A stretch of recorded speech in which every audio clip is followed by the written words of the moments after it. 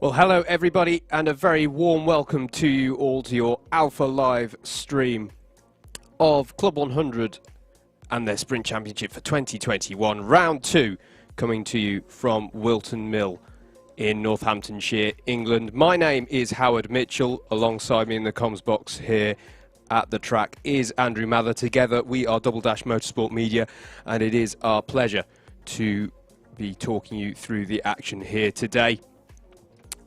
Light showers on the weather forecast, and that's one of the things that Andrew and I can talk a little bit about, perhaps, because rain did hit the track yesterday for the endurances and the 60-minute the SB60 Championship. But this morning, at least, it is a lot nicer at the moment. Dry conditions, the sun down on the track, so for the moment at least, we've got some good conditions for karting here at the Northamptonshire circuit. Here's your schedule for the day then. We're going to have our heavyweights first in the day and lightweights after the lunch break. So if you are tuning in, I recommend you stick around for the whole thing. It's going to be fantastic, bringing you some Club 100 racing action again for the first time in the Sprint Championship for 2021. But it is the case that it's the lightweights after the lunch break, if you are here in particular to support a driver in that. So we're going to get kicked off with the first of our 12 heavyweight heats in just a few moments' time. Then, of course, we'll have the finals, the lunch break, and then exactly the same for the lightweights. 2:15 for your heat races, and then 10 to 5 if you're looking for the lightweights finals. A packed schedule with plenty of racing action for us here. And yes, obviously the two different classes separated, as was started last year, to ensure that to reduce the number of people simultaneously on site at once. But that's what you can expect from that. Let's then take a look at an onboard lap of this Whilton Mill circuit. This is courtesy of a certain Steve Alvarez-Brown. So thank you very much for that, Steve. Coming on to a new lap then. Throwing ourselves into Oblivion Corner. It's important not to throw yourself out too wide to the right so that you can go through the right-hander of the crook and up the hill towards Fine Lady. So here we'll go. We'll keep ourselves over to the left after Oblivion and through the crook, carrying the speed up the hill. You can use all of that runoff. That's absolutely fine. Through the Fine Lady Kink, and then Christmas Corner, and through the left-hander after Christmas Corner that we colloquially like to call Boxing Day. And then a right-hander at Inkerman. So uphill braking into Christmas Corner means you can brake late through the left-hand kink there at Boxing Day, and through Inkerman's on the national layout. That's a hairpin. Today it's going to be a fast right-hand kink. Then we'll go through the downhill braking into Ashby Corner, probably the hardest braking zone on the circuit, although we're coming up to another challenging bit here, Wilkins and Osiers.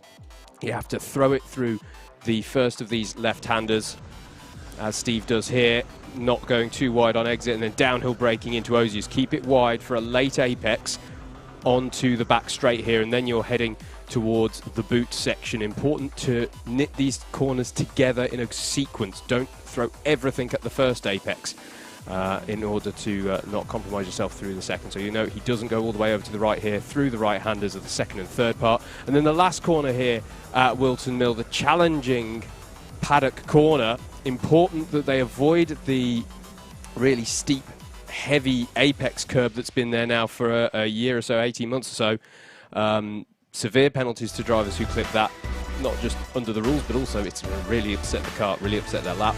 And then runoff and the cattle grid curb and track limits, that's going to be a real challenge. So thank you very much to Steve Brown, aka Super GT, for that lap of the track. I wish I could do it that quick, but that's how you do a good lap of Whilton Mill. Just before we go through this grid, I'm going to say hello, Andrew. Good morning, everybody. I've seen my first track limits of the day. On the onboard? Yes. Yes. What Steve did there would today be a track limit warning. Yep. So I think that's going to be a topic of conversation today. It won't be the last time we see a track limit violation on that corner, because it is a real challenge now, that final corner, with the inside curb and with the track limit rules as they are applied on that final corner now.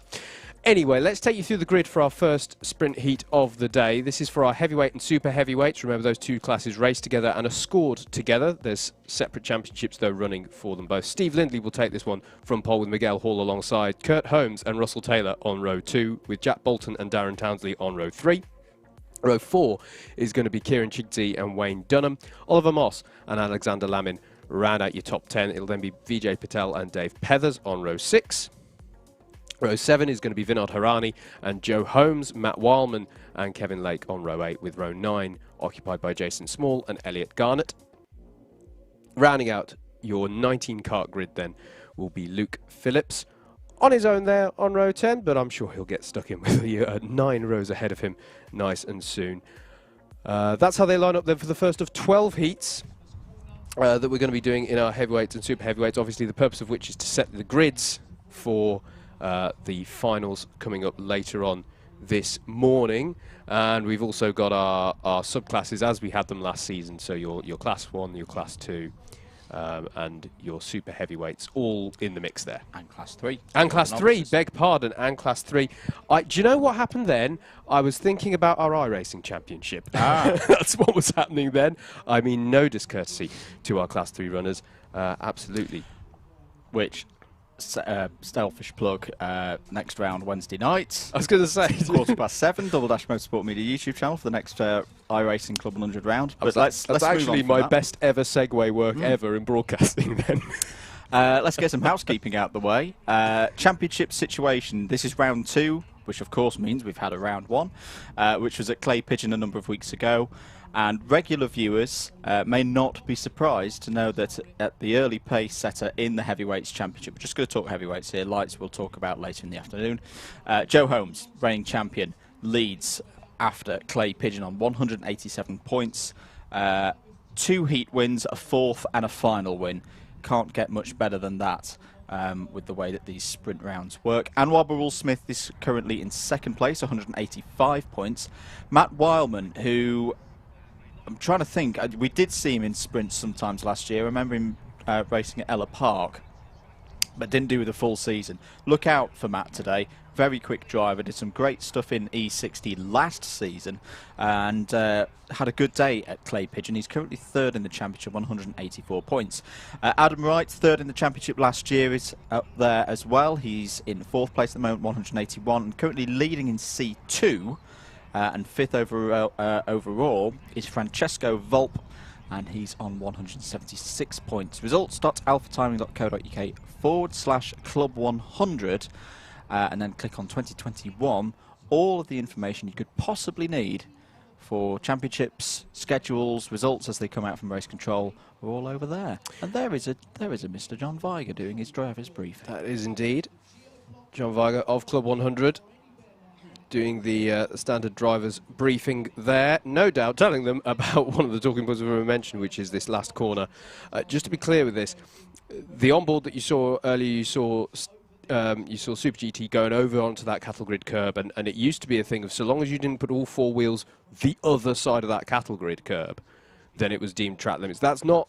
Don't get me wrong, if you've watched any Motorsport UK racing here, that won't have been what you've seen, but for Club 100, that used to be the rule. We're basically, it's nice and straightforward now for viewers of everything that we commentate on here at Whilton Mill, for example, WMKC, another self plug next week. We're running the Motorsport UK rule. It's straightforward Motorsport UK rule now. You can go onto the curb, you can put your left-hand wheels on it, but you can't put your right wheels on it. And the tricky bit of that yesterday, Howard, of course, was the entry to that corner dries out quicker than the middle bit and the exit. So you can commit to that corner, think, oh, I've got loads of grip here, this is lovely, and then hit the damp patch and run wide. And that's what a lot of teams were having yesterday with track limits, and that resulted in penalties. Yes, it did. It did. And that is, I think he's being very kind by making excuses for me, because that's what happened to us as well. We did in our endurance yesterday. Uncharacteristically, I might say. We incurred the wrath. We got a black flag for track limits, and it wasn't, this is 2 violations over the course of a 2-hour race. not to sound like we're making excuses, but it was easy to do in those damp conditions. Yeah. Because if you were experimenting, you know, if the track's drying out and you're experimenting with a different line, like, oh, is it the time to sort of move from the wet line to a slightly more dry line? And the wet line isn't the most clear-cut thing through that corner anyway, I should say. That changes as well.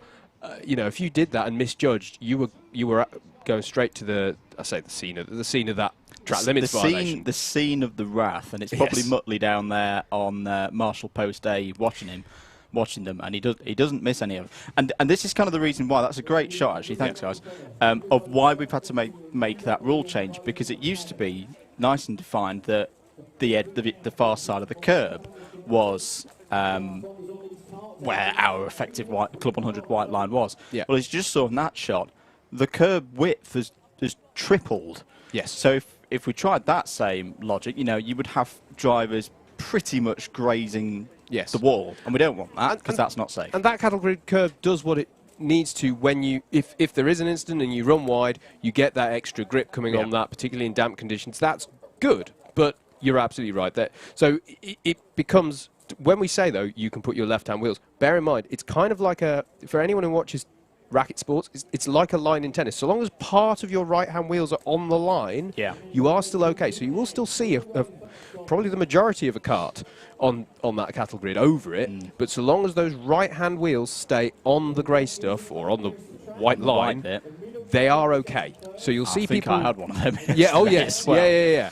And you'll see that. And to be honest with you, we didn't have any dry running yesterday. If you're running in the dry, that's probably the ideal.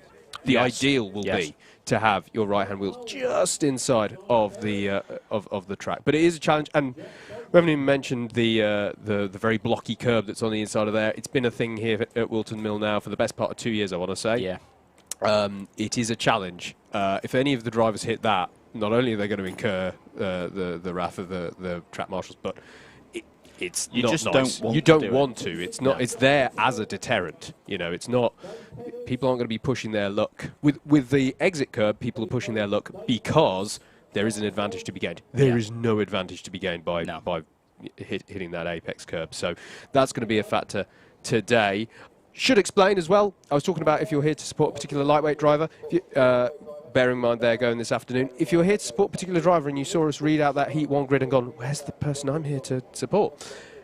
Every driver takes part in 3 heats out of the 12 heat races that we've got here. So if you didn't see one of the drivers you're here to support, don't worry. They'll be in one of the subsequent races. In fact, they'll be in 3 of the subsequent races because each driver is going to have 3 heats. So that means you can think of the 12 heat races as a sort of... you can think of them as having 3 sub-blocks of 4 as well. So by the end of heat race 4, everyone will have taken part in their first heat race, and so on at the end of heat race 8, they'll have all done 2, and at the end of 12, they will have all done 3. Random grids allocated across each of the 3 heats so that every driver has the same average starting position on the grid, and they are rolling starts as well, don't forget, which we like. That's the proper way of doing starts in my mind anyway. So that's how we're going to work. In spite of the fact that, just to cover, just always try and cover all this stuff when we're doing the first sprints stream of the year. These karts do have clutches these days. They can be started on the side of the road, so to people who may have watched Club 100 a few years back and seen pusher karts having to get drivers underway, that's no longer an aspect of Club 100 racing. Having said that, they can't start the karts off on the grass, so you will still see drivers out of their karts recovering their car under yellow flags. Well, you can, but it'll be the last thing that you do of the day because JV will quite rightly send you home. It is, yes. So they don't start their kart on the grass. You'll see you need to recover your kart to the track and then get started when you're on the tarmac. So that's how that will work. And here we go. Drivers going out for their warm-up laps, and we have got a few laps as well for this one. So Andrew and I have the longest time to discuss things that we'll have the whole day. Yep. This will just get shorter and shorter. This is the calmest it will get, folks. Mentioning the folks, good morning, everybody. Best way to get in contact with us in the box today is the YouTube comments on the Alpha Live YouTube channel. If you've not subscribed to the Alpha Live YouTube channel, wouldn't mind doing so. That would be absolutely fantastic. Lots of regulars in at the moment. Good morning, Callum Brewell, who talking about the weather yesterday, says it was moist. It's like, I think that's putting it lightly, Callum. It was very wet yesterday. Yes. As I mentioned in the chat, Nicky Richardson, we had a flood yesterday. We actually got lucky. Our rain was nowhere near as bad as what the Sprint 60s had. And have a look at Nicky's Instagram story. He should...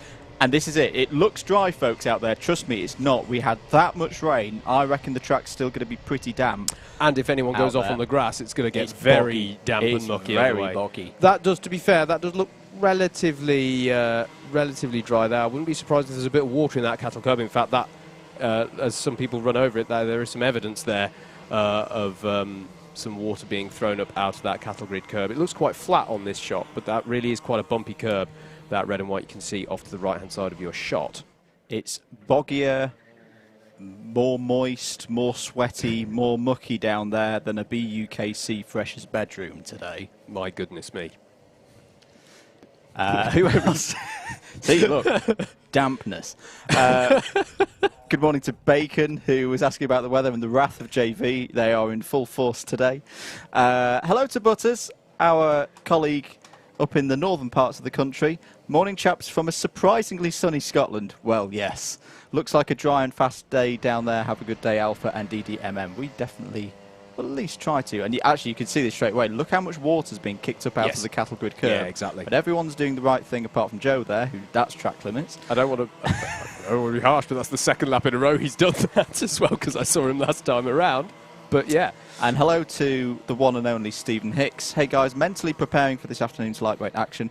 Maybe a spot of yoga and massage to start the day. Anwar's in heavyweights, and it's cut off the rest of your comment, Hicksy.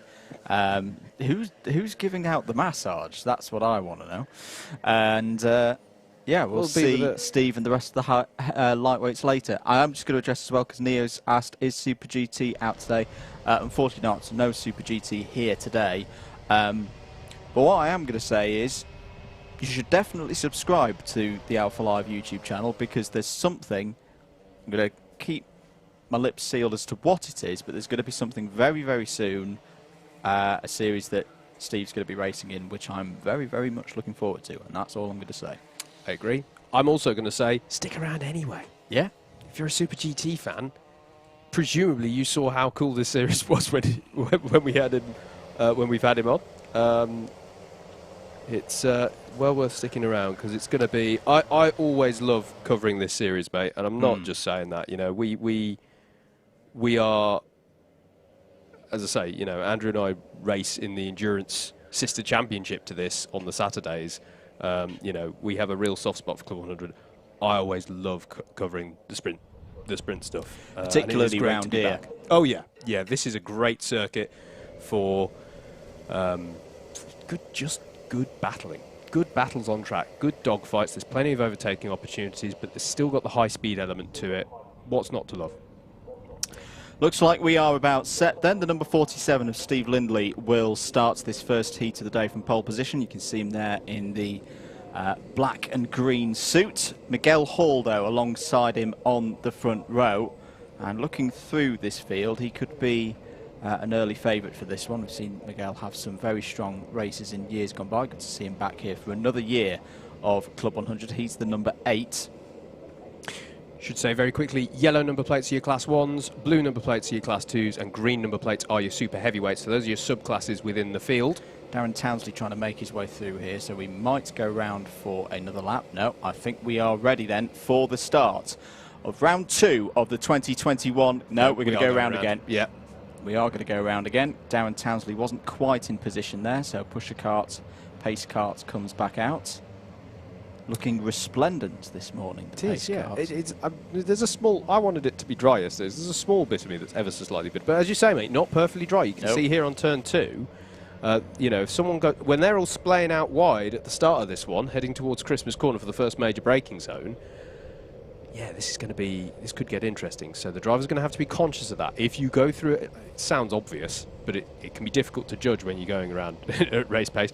If you go through a wet bit, your tyres are not going to give you what they gave you last time you lent on them. So, you know, you've got to allow a few corners for that to work itself out. DW Media, a.k.a. David Whitehouse, is not only on cameras, but he's our eyes on the skies for the rain, and sums up the situation with the weather perfectly. He says, no rain yet. Yeah.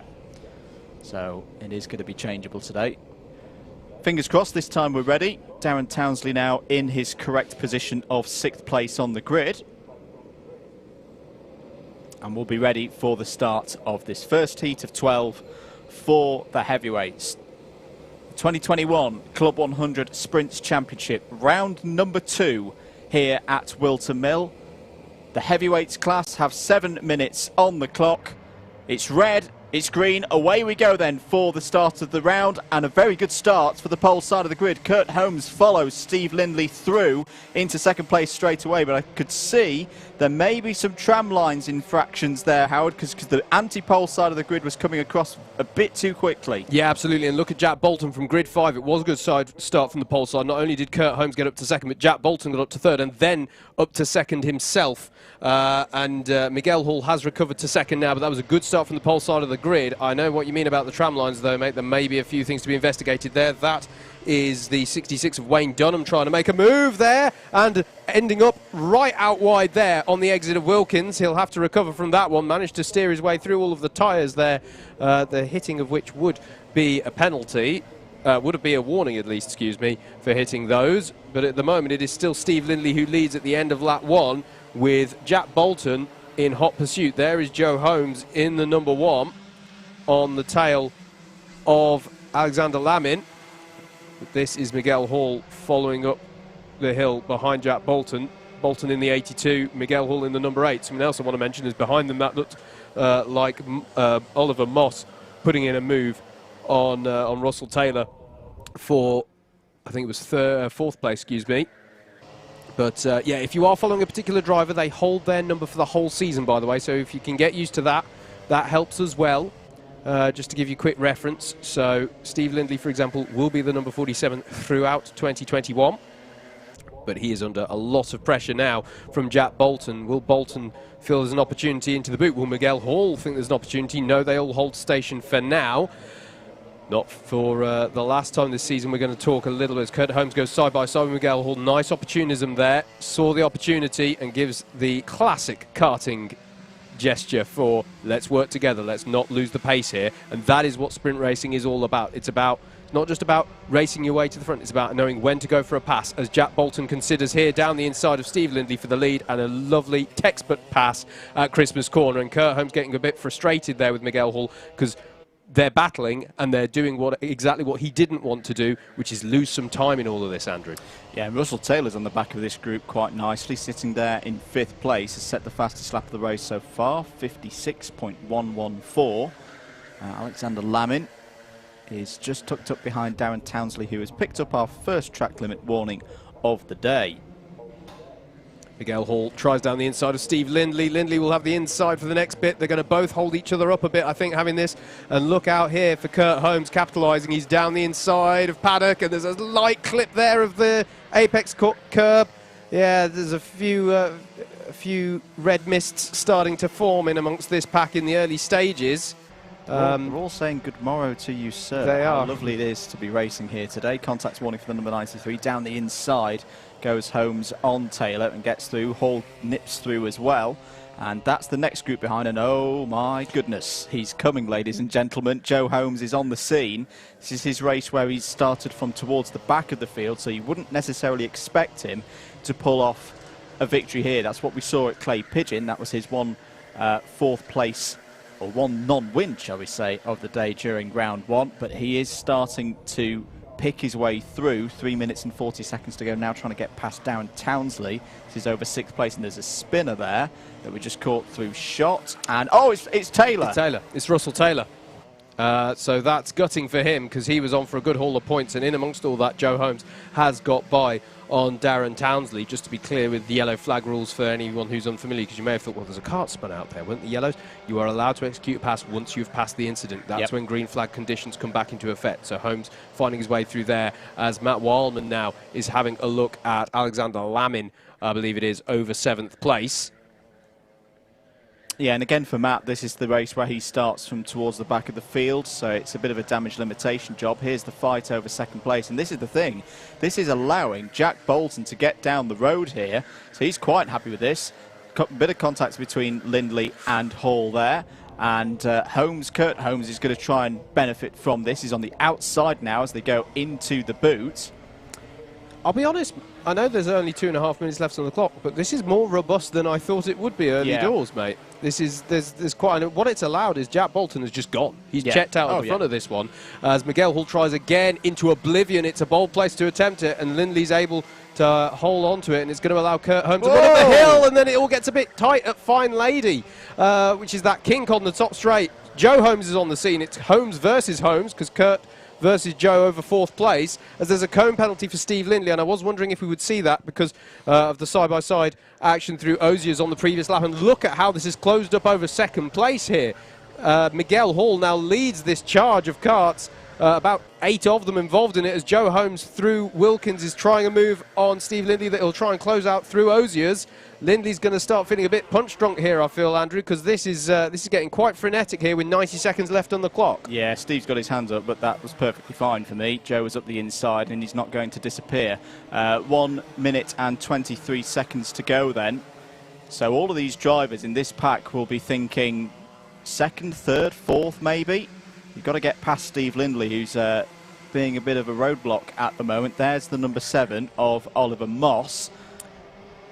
He's just got to get back on the rhythm as Lindley. It's difficult when these things happen, but you've just got to get on it. Oliver Moss indeed, mate. Having a look here at Darren Townsley and Alexander Lamin through the top part of the circuit, through the right-hander at Inkermans, and then the downhill braking into Ashby, which we will see plenty of overtakes into Ashby today, I'm sure, but I always find it very difficult to judge the braking if you're trying to do a move under the brakes into Ashby. I actually find it easier personally to try and execute a good exit to set yourself up for Wilkins. Just looking a little bit further down the order, because I know we've got the cameras on this battle here. Kieran Chigsey, currently your top super heavyweight in this one at the moment in 12th place.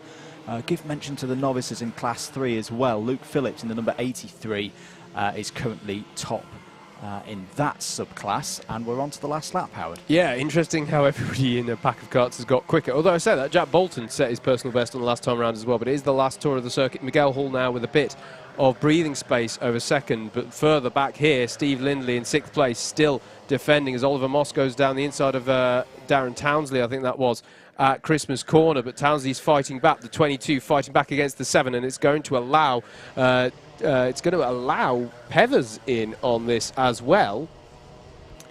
Yeah, Dave Pethers in the 92 now battling away with Townsley. Side by side, is Oliver Moss going to have another opportunistic move down the inside of Osiers? That was well judged there from Oliver Moss. Brilliant stuff. But this man here, Jack Bolton, has got his first race of the day. His points tally for the day off to a fantastic start. It is going to be Jack Bolton who crosses the line to take the win. 2nd is going to be Miguel Hall. Joe Holmes has worked his way up well there into 3rd place. Kurt Holmes in 4th. Matt Wildman in 5th. Steve Lindley 6th. There's Oliver Moss in 7th. Dave Pethers in 8th. 9th for Alexander Lamin. Darren Townsley rounds out the top 10 after those last lap battles. It's Wayne Dunham, Kieran Chigsey, Luke Phillips, the highest place for Class 3 runners there. Vijay Patel, Vinod Harani, Russell Taylor. Disappointment after that, whatever befell his race there at the boot. Kevin Lake, Jason Small and Elliot Garnett round out your 19 runners of that first heat race of the day. And we'll swiftly move on from heat number 1 to heat number 2. That's coming up next.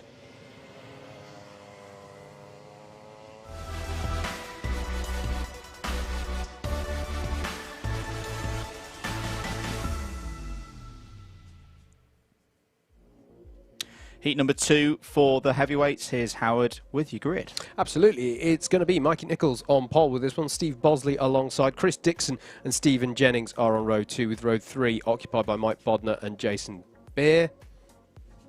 Simon Kavanagh and Paul Jameson are row 4. Row 5 is Richard Newton and Lee Henderson, with Richard Allen and Craig Brown on row 6. Row 7 is going to be Anthony Ridd and Lewis Ridd. Frankie Bennett and Chris Solomon are row 8, with Jaden Cadigan and Samuel Bensley on row 9. And rounding out the 19 kart grid. No, sorry. Apologies. I have a different grid in front of me. That would be why I think there's 19 karts. There's not. There are 18 on their warm-up laps now. And also, apologies, because again, when I was denoting the number plate colours for the last race, I didn't mention what number Class 3 were. That's because I didn't think we had any Class 3s in that one, but it is the same number plate colour for Classes 2 and 3, so they're all running blue number plates. The significance of Class 3, when I was saying earlier that drivers will all have the same random grid slot, slightly different setup for the Class 3 runners. Class 3 runners are put towards, are taken out of that pool system basically, and they will start towards the back of the grid. They'll still have random grid positions within their subclass, but they're not in that whole pool. And that's a sensible thing. That's to stop you from having what I had in the BUKC Rookies Championship of 2013, where you're suddenly starting on pole with Joey Richardson alongside you, and you're a little bit nervous because there's 28 other karts behind you. It very much works like you would if you were on your novice plates in owner karting. Yes. You know, you'll see it in Honda Cadet next week when we do WMKC. Your novices will start from the rear in the heat, but if they do particularly well, once we get into the finals, everyone is then in their position. So it's not inconceivable that you could get a C3 into the A final. Oh yeah, we saw that last year when Peter Knight debuted in this series, having done a little bit of Young Drivers Championship, came into this, was in C3 and was quickly out of C3 because he showed that it was he had the skills to be in amongst it in the pack. Good morning to Greg Smith, who unfortunately isn't able to be with us today. Sadly, for some, we're completely sold out here, which means some people who wanted to race can't race today. Greg is one of them, but thank you very much, Greg, for being with us, cheering on Lee Henderson in this race. And Lee had some really good progress in 2020, took some big steps forwards, and I think could be a factor in this Super Heavyweights Championship this season. Yeah, absolutely. And can I just take the opportunity as well to say how great it is to... it's great to be back streaming Club 100 action, but I'm so reassured, we're not going to dwell on the craziness that was 2020, but it's so great to see a good, healthy grid, in the mix right off the bat here in 2021 for Club 100. And it's brilliant to see. And, yeah, obviously it's a shame that we can't have everybody here, but hope to see them later on in the season. And it is just such a positive sign to see a nice, healthy grid as everything sort of reawakens in 2021. One of those things is what you just mentioned, the Young Drivers Championship. Great that all of that is kicking off again. So brilliant to see. So checkered flag out for the end of the practice warm-up laps for heat number 2. Just to mention, they won't have these practice laps ahead of every single heat. This is on the basis that some of these drivers may not have tested this morning. So it's their first time that they've been having a look at the track. And just to remind you of your grid then, Mikey Nichols, pole position, Steve Bosley, P2, another driver who we've seen over the years in Club 100 have some great results, so he'll be confident ahead of this one. Chris Dixon, he tends to run pretty well round this circuit. Stephen Jennings, P4, Mike Bodner and Jason Bear on row 3. Grid forming up now. So Mikey Nichols there on the right hand side in the white helmet. That's your pole position driver. Steve Bosley. Ooh, is that a new suit, sir? I think it is. At least it's one I don't recognise. Very nice. I could just realise, hello to everybody around the circuit. Yes, I just heard myself on Tannoy, aren't we? On an echo. Oh, no. Even though that is the case, I think the applause we just heard out the window, mate, was for a winner on the Mill circuit. Yeah. It's not for us, unfortunately. But, so here we go then. That is the universal symbol from the pace kart driver to say, calm it down, we're ready for a start here. Mikey Nichols in the 64-year pole sitter with Steve Bosley alongside. It's going to be eyes on the lights here for race number 2 of round 2 of the heavyweights and super heavyweights, and we are go. Mikey Nichols pulls away. It looks like a more even start from these two sides of the grid this time, and indeed Steve Bosley is going to try and stamp his authority through the right-hander of the crook and have the run up the hill to take the lead as well. Stephen Jennings in the red helmet in the 59 as well will be looking to follow through. In fact, he might be looking to go all the way to the lead. Are they all going to keep it together? Bosley's quite wide there on the exit of Christmas, but they all managed to make their way through as they go through the right-hander at Inkermans and into the downhill braking at Ashby. It is still Steve Bosley ahead of Mikey Nichols. as they come out onto the back straight and head towards Wilkins. There's a very frustrated James Taylor there in the number 73. I think that's the second time he's been pushed onto the grass, and that's a big moment there for Richard Newton, collecting the tyres there. The other drivers split to avoid them. So bit of a scruffy start to this one, but Steve Bosley here still defending against Mikey Nichols as Stephen Jennings starts to apply pressure in third place. I think I've just seen what we're now calling doing a Howard with Terence the tyres there, being absolutely sent to the shadow realm. You wouldn't know anything about that kind of behaviour, would you, Howard? None at all. None at all, mate. And the GoPro battery had run out, so it never happened officially. Chris Dixon here in fourth place, having a look at third place. As this little breakaway group of 6 here, just a few kart lengths ahead of James Taylor in that 7th place, who's leading the likes of Simon Kavanagh and Mike Bodner in that battle further back there. Still Steve Bosley doing it. Stephen Jennings has a look down the inside here of Mikey Nichols, and a nice textbook move there in Ozier's. Made it look easy, but it can be so difficult to misjudge your braking into that corner. But the racing line through Ozier's, that left-hander before you come onto the back straight, that has a naturally wide entry line. It's very similar to Garda at Butmore Park, for people who are familiar with that, as Richard Allen there gets by Mike Bodner. So that is Richard Allen up to 9th place, confirmed on your timing tower on the left-hand side. Don't forget, live.alphatiming.co.uk/club100 for your live timing screen, an expanded version of your timing tower there, as now James Taylor has got onto the back of Lee Henderson there. So he's now joined onto the pack of karts at the front of this field to make it a 7-kart battle at the front. Still led, though, by Steve Bosley, doing well here so far. We're looking at Chris Dixon eyeing up a move for third on Mikey Nichols. Doesn't think there's an opportunity on this time around. There is James Taylor now coming on to the back of this pack with the high-vis yellowy green and blue helmet. And he's going to have a move. Yes, he's having a look at Lee Henderson. That's a bold move. We do see it pay off for some, but he doesn't quite have the overspeed there to get by and set up. The nature of the last corner here now is you really have to have your kart alongside, and clearly there, if you're going to go for that pass, it's a lot harder to make the move through that paddock corner. There's simply not the room across the circuit now, especially now we've got the tighter track limits on the outside of the corner to go side by side. But James Taylor getting himself back into the swing of things, a former Clubman Sprint champion, of course, back when we had the tiered invitational set up in this sprint championship. Cone penalty has been given to Mike Bodner, by the way, so that'll be a position docked from wherever he finishes up, currently running in that 11th place spot.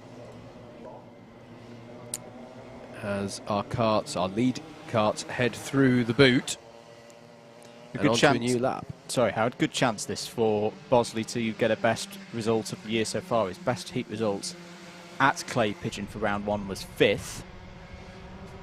Took a top 10 as well, so he's always solidly up there. He's got 3 minutes here to hold off this charging pack and hopefully at least get a top 3, maybe more. Bit of battling now going on between Mikey Nichols and Chris Dixon. That's good news for the 2 leaders because they can work together. As down the inside comes Lee Henderson, going for it, going for a move there on Jason Baird. There's a bit of contact between the 2 of them. James Taylor's going to try and go around the outside. I thought we were going to have a lock together with the pods, but through. Change for the lead. Stephen Jennings to the front of the field with a very nice move there on Steve Bosley. Yeah, he's been enjoying doing the moves there. He's clearly quite strong through that Wilkins and Ozier's complex, the 2 colloquially referred to as the reverse Lesmos, as there's a penalty for Richard Newton for bump and pass, so that's going to be expensive for him. 4 positions docked at the end of this race, and it is all penalties that you see are position based. Again, there have been some forms of racing we've done in Club 100 where they're time based. It is position penalties in Club 100 sprint racing. Plenty coming out of race control at the moment. Lee Henderson has got also another bump and pass penalty, the first one for him, so that's plus 4 positions for the number 13. I reckon that was for the move on Jason Bear. There's also been a warning to James Taylor for, if you're looking at live.alpha timing, monster. No, that's not. He's something out of a Pixar movie or he's been taking that energy drink, that is because he's touched the curb on the rear end on the last corner. Yeah. That is colloquially known as the monster curb, and thou shalt not touch it. That's about the politest name I've heard for it, if I'm honest. But yes, it is what it's called. So you'll see that come up. Monster means they've hit that curb as they're going 3 wide towards Oblivion. That's interesting. And that went the way, I think, of Mikey Nichols still. Yes, it did. The 64 still ahead as the lead battle here is going still between Steve Jennings and Steve Bosley. As that was Richard Allen getting by James Taylor, I think we just saw there. So you see, by the way, all of the runoff that you saw being used on Ashby Hairpin then, that's fine. Yep. You can use that concrete runoff, no trouble at all. It is all about that last corner. As we're looking here at Lewis Ridd versus Craig Brown going side by side onto the back straight. Looked to me like Craig Brown was coming out on top, but we'll see how that one pans out by the end of this lap. Here is the battle. Mikey Nichols in 4th, still ahead of Lee Henderson as we're going on to the last lap of this one. So there's a lot of things still to be decided here. Can Steve Bosley get a run on Jennings as they come up the hill? Jennings has been defending so hard towards Christmas Corner on the last few laps, and he's going to do the same once again. So they both take a tight line into there, and that's going to allow Chris Dixon, by the way. Chris Dixon has nothing to lose in a sense here. He's just going to take the standard racing line and see if he can catch up to them. There is Richard Allen now putting pressure on Lee Henderson over 5th in the background as well. So look out for the 13 versus the 26 in the back of your shot. But rightly so, we're sticking with the lead battle here. Steve Jennings goes defensive again onto Oziers. Will Bosley be able to get the switch back onto the back straight that gives him an opportunity? You can see Jennings looking every which way to try and work out where the threat is coming from. But it looks to me like he should, unless he goes very wide through this part of the boot. And there is the overspeed for Steve Bosley, but there's a touch on the rear. And that means that Stephen Jennings is going to come through to take the win for heat number 2. And it becomes very close over second place, and it becomes very close over everything else. How did that all pan out? Stephen Jennings with the win. Steve Bosley winning by a tenth of a second, taking second by a tenth of a second over Chris Dixon. Mikey Nichols in 4th. Richard Allen in 5th. Ahead of Jason Bear. Craig Brown just a tenth of a second behind. Lee Henderson in 8th. Lewis Ridd in 9th. James Taylor rounding out your top 10. Did take fastest lap of the race though. Anthony Ridd, Richard Newton, Simon Kavanagh, Mike Bodner, Frankie Bennett, Jaden Cadogan, Chris Solomon, Sam Bensley and Paul Jameson round out your 19 runners.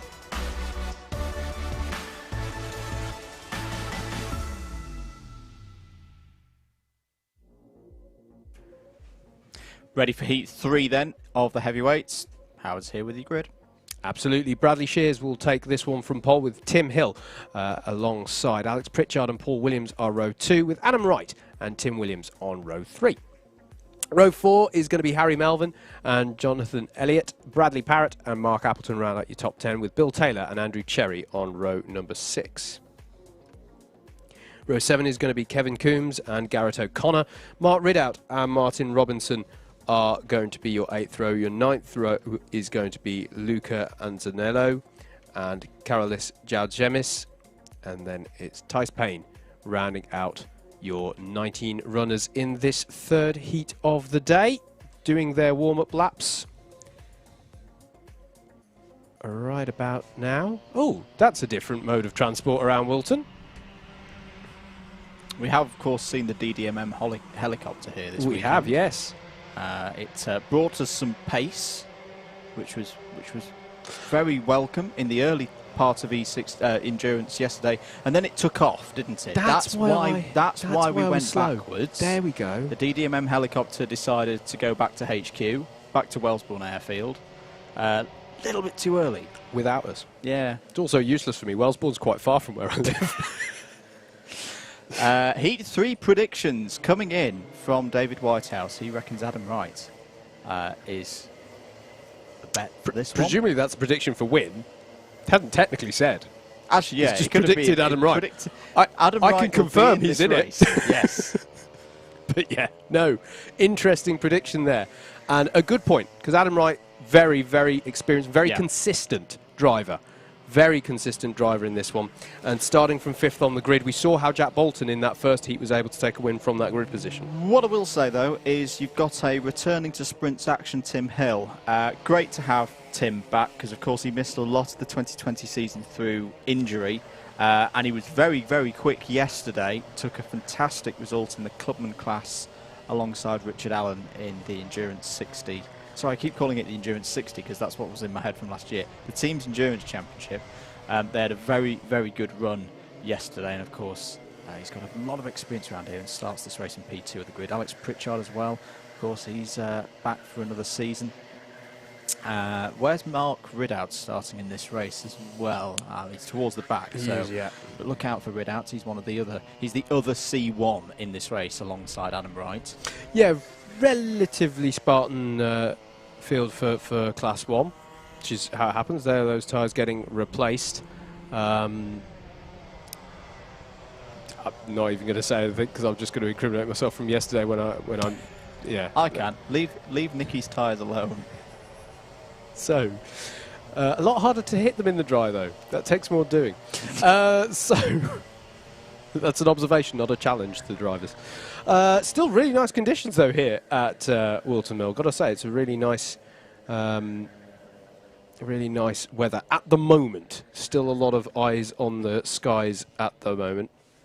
But yeah, do hope you're enjoying already the racing action. As I say, drivers coming out the traps quite robustly today, I think. You know, these drivers really want this. There's no pun intended, but there seems to be a lot of drive out there.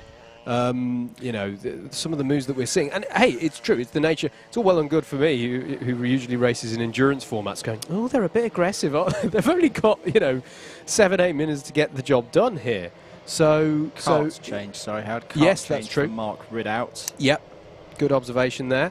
That's he's perfectly allowed to do that, of course. Good morning to Kyle Young as well from the JK Rolling team. Can anyone beat JK Rolling's 2 black flags in one race for track limits? In a sprint, it's going to be tough. It is going to be tough in a sprint. We had a good go yesterday, but we had the same. See, I was saying to this, you mate, everybody had them yesterday. My co-commentator was a bit down in the dumps after endurance yesterday. I thought you'd been quite harsh on yourself. Yeah, well, it's Wilton, innit? Like to do well at the local one. But true. Plus, until I told you, you hadn't seen the way I'd taken those cones out. So, so we look good for a start here in heat number 3.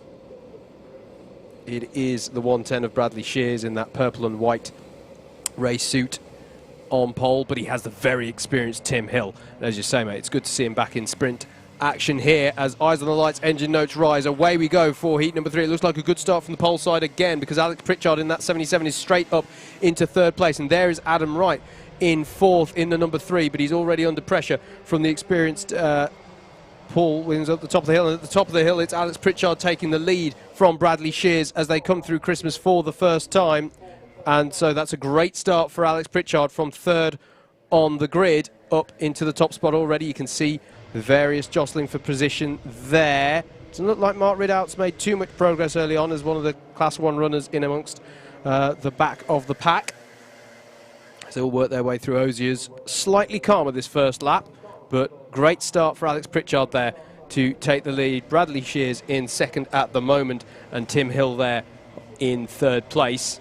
Decent start for Paul Williams as well in the two-tone grey helmet. He's holding there in 5th place. He was also moved by Jonathan Elliott there, the number 31, going into the last corner. So it's Pritchard from Shears, Hill, Wright, Williams, Paul following ahead of Tim, sorry, Elliott, and then Melvin. Here comes Adam Wright, though, up the inside of Hill, going for 3rd place, but all the experience of Tim Hill being able to hold round the outside. Very, very good alternative defensive job there. Yeah, just knew that if he kept his foot in it, he would have the inside line for what we tend to refer to as Boxing Day, that left-hand kink after Christmas corner.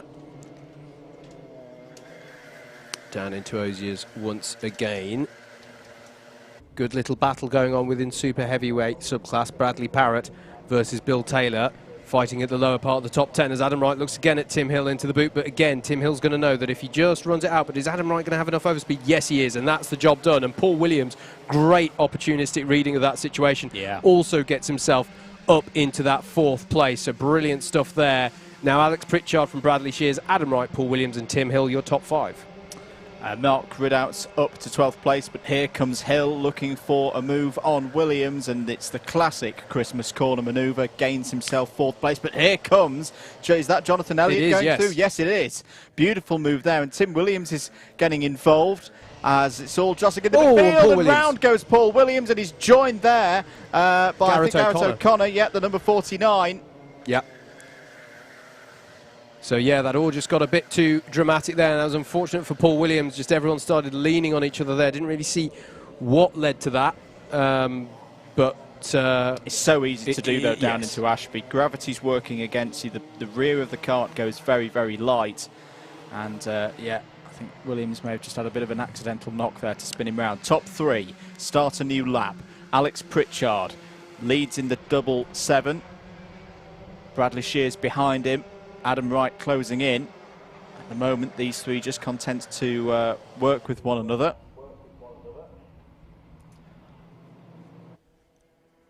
Down into Ashby corner. Wright looking down the inside on Bradley Shears, and another very nice move from the driver, seeded number 3 from 2020. And if you ever thought, well, watching these moves in Ashby and thought, it looks fairly easy, standard under braking, I point your attention to what happened there just a lap prior. Even though there were more karts involved, the way that the natural racing line tightens up, and because you've got the runoff to use at Ashby, it effectively is a hairpin where it widens on exit. Yes. So it's not sort of that standard, everything sort of feels like you're suddenly tightening, and then opens out. And if you misjudge it as you're all tightening up towards that apex, then it really isn't that much. I mean, effectively, there's some camber at play as well at that corner, particularly if you get your tyres onto the apex curb. So yeah, really impressive stuff.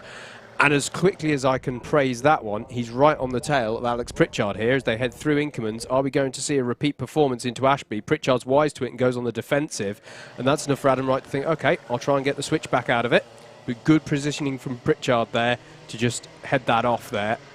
And they'll go through Wilkins and towards Osiers, and Adam Wright will wait for a better opportunity here. It's a long way out in a sprint race to defend from, though. 2.5 minutes.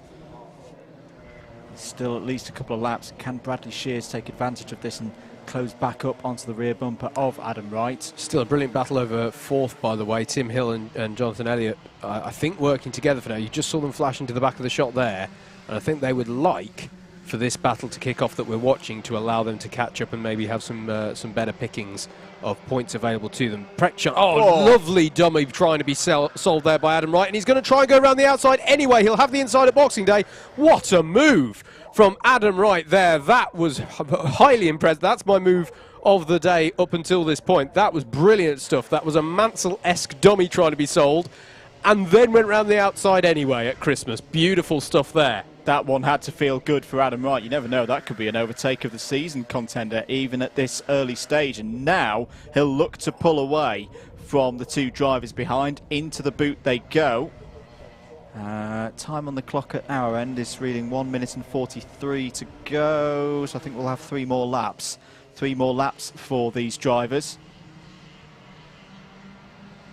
Wright confirmed as the new leader, 0.3 of a second ahead of Pritchard and Shears. Here's your battle for 4th place, just going through the crook now. Tim Hill and Jonathan Elliott.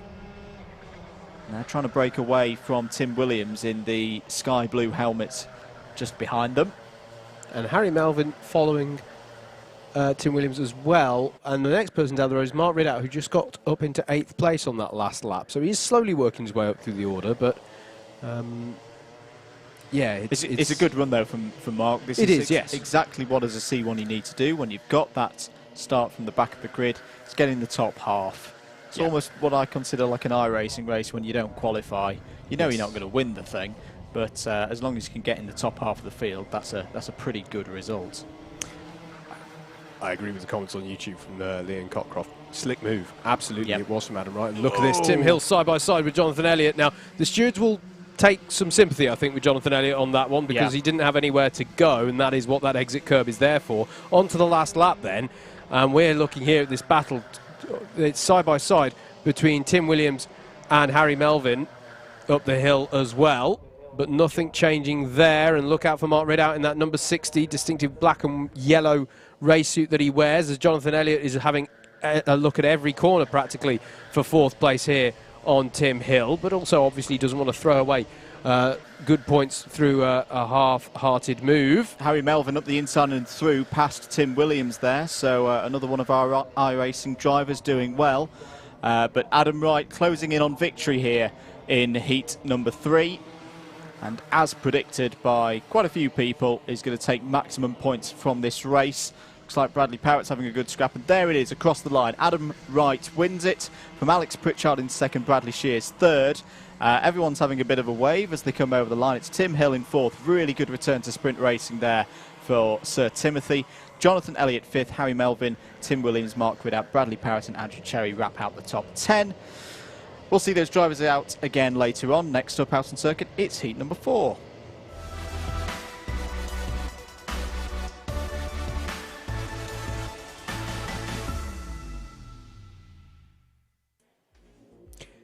Let's take a look at your grid then for heat number 4. By the end of this one, every driver in our heavyweight, super heavyweight category will have contested one heat race. Lenny Wood will take this one from pole with Richard Burrows alongside Luke Hornsby, and Stuart Jones make up your second row with Richard Masterson, and Jeremy Deeks on 3. Row 4 will be Jordan Salter and Tom Fuller. Chris Kirk and Anwar Burrell Smith round out your top 10. Elliot Muse and Sean Briley are row 6. Row 7 is going to be Francesco Volpe and Benjamin Robinson. Will Appleton and Max Jameson make up row 8 with David Wilson rounding out the 17 karts on the grid for this one. And what that means is that is going to be the last time until we see our lightweights this afternoon that I will have quite so much leisure covering the grid, because we won't have the warm-up laps from this point onwards. A few fluffy clouds in the sky, and I wonder if we can have a look at the forecast, Morgan, just to see if our sources are collaborating with one another. There we go. 20% rain risk for the next couple of hours, so touch wood, the heavyweights are going to be fine. I think they're going to get away with it. I think they're going to have the best running of the weekend so far. Looking at another one of my sources, maybe a short shower at around 20 to 2, which, if I'm not mistaken, is pretty much just as the lightweights go out this afternoon. So we'll keep an eye on that one. Thank you to JMW Forecast for their weather information here on your Alpha Live stream. Do hope you're enjoying the stream and you're enjoying your Sunday morning. And if you're a new viewer here and you want to see more of this kind of stuff, make sure you've subscribed to the Alpha Live YouTube channel and clicked the notification bell as well. Not just for future events, but also events on today that aren't here. Keep it locked here, of course, on Club 100. But now we've got F3 Cup down at Silverstone this afternoon. Chaz Draycott, Anthony Jordan and others working on that one. Absolutely. Yeah, plenty of stuff to enjoy here, courtesy of Alpha Live. Do keep your comments coming in.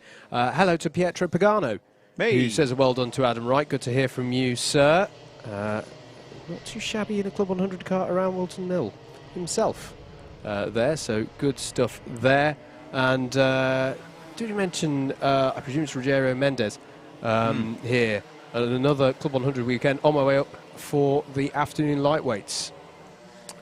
So, yeah, be great to see you this afternoon, Rogério. Looking forward to our lightweights. And on the shot a moment ago, I could see David Whitehouse on his phone. And I was like, there's a prediction coming in. Your prediction for this one is either Stuart Jones or Anwar. Are we allowing him to hedge his bets like that? No. That's cheating. It's not allowed. That's cheating. But he does say that his sauce is tomato ketchup, so he is getting it from a top source. Oh dear, has it reached that stage of the stream already? It's only downhill from here, everybody. Heat number 4 then. This should be quite a good one. A returning Luke Hornsby in this one as well. Good point. First time in 20 months that Luke's raced, and you can't miss him there in the Union flag get-up, both helmet and suits. But it looks like, Howard, we are ready for a race start. Absolutely. Lenny Wood on pole in this one. He's an experienced driver in this field as well, so will be interesting to see how he gets going. Eyes on the lights, engine notes rise, and away we go. And again, it's a good start from grid slot 3, because Luke Hornsby there through on Richard Burrows as they head through Oblivion and the Crook. A little bit wide there, it looked for Richard Masterson, but he's still in the pack as they head up towards Christmas Corner for the first time. It is Lenny Wood ahead of Luke Hornsby, and Anwar Burrell Smith is on the move. I can see there in the middle of this pack as well. You can see him there in the number 2 kart you're looking for as he works his way through the field in these early phases. Stuart Jones has got himself up into 3rd spot as well as they head through Wilkins and Oziers for the first time. The downhill braking into Oziers, which is a difficult braking zone at the best of times. But I've got to say, in the wet yesterday, it was probably the scariest bit of the lap for me, because it was very late, very wide on that wet line that it gripped. But enough of that. We'll talk about that more if we get rain later today. Anwar Burrell Smith here through on Jeremy Deeks in the last corner. Lenny Wood leads. Luke Hornsby in second. Stuart Jones, Richard Burrows and Jordan Salter is your top 5 at the moment. But there is a charging Anwar Burrell Smith. And Sean Brierley as well, working his way up as well in the number 4. You'll see in the back shot as Luke Hornsby has a look for the lead at Christmas, and that was textbook stuff as well. We saw brilliant stuff around the outside from Adam Wright in the last one. That was brilliant stuff down the inside. And good job, though, from Lenny Wood there to hold off the charging Stuart Jones, I thought, as well. Absolutely. 20 months off. Doesn't look like it. Luke Hornsby has still got what you need to race at the frontier in Club 100, and he's pulling away from Lenny Wood here on lap number 2. This is fantastic stuff. It's down the inside there. I think that's Benjamin Robinson going for a move. Francesco Volt trying to come through the field as well. Currently your C2 subclass leader at the early stages of this championship. Looks like it was an interesting, as Anwar Burrell Smith goes down the inside of Richard Burrows there. Looks like an interesting first lap in the Class 3 runners at the back, because it was all change, please. Max Jameson getting up to 15th place on that lap. So racing going on throughout the field here. Stuart Jones is putting Lenny Wood under pressure, and Wood's left the door open there, it looked to me, so I wouldn't be too surprised if we saw... Oh, and it's ended up with some grass cutting, as he's got to be careful as he rejoins there. Oh, that went as well as it can do, considering there. That was a bit of a heart-in-the-mouth moment there as Lenny Wood rejoined off of the grass. We didn't see the end of that, but we saw how it started off. It was surprising to me that it actually resulted in that, Andrew, because it looked like a fairly conventional move from Stuart Jones, at least in the early phases.